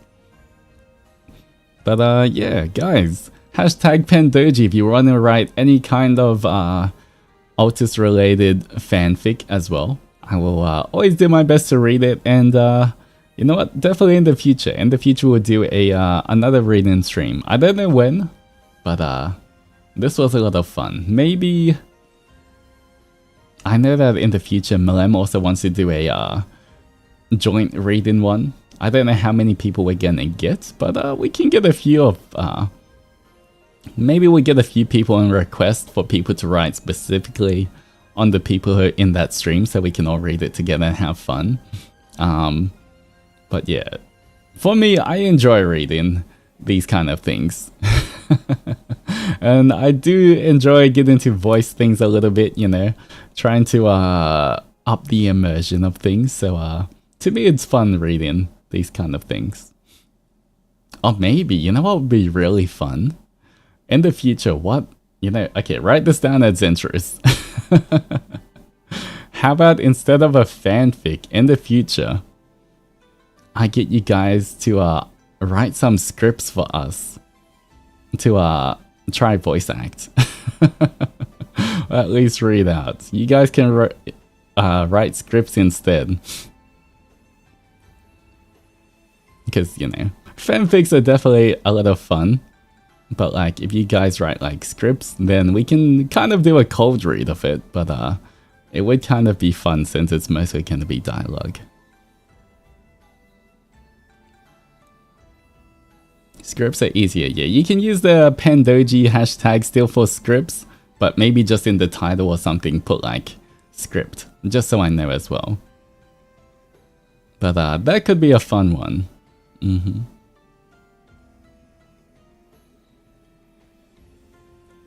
I mean, you can even just do a script of a monologue if it's just me, or you can add more people in as well. But I think it should be a lot of fun in the future. I can create a lot of scenarios, yeah, like, you know, it could be a fun kind of like practice. I practice my VA abilities. If it's a script as well, I can try and get like super into it.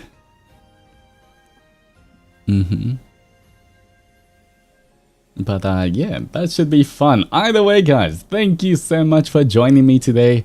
I hope you guys enjoyed. This was, oh, almost another 6-hour stream.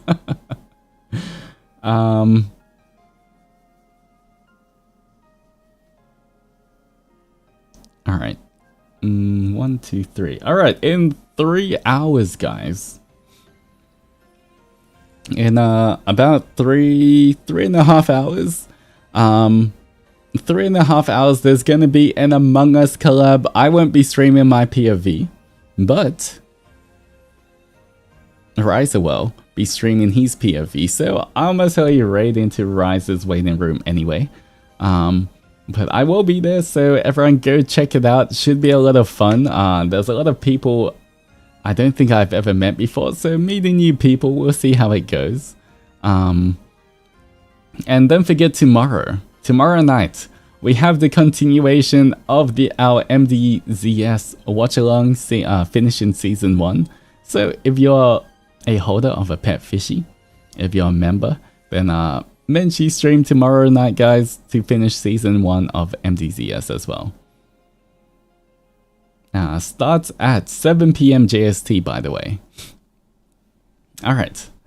Anyway, thank you so much for joining me. Let me quickly set up this raid.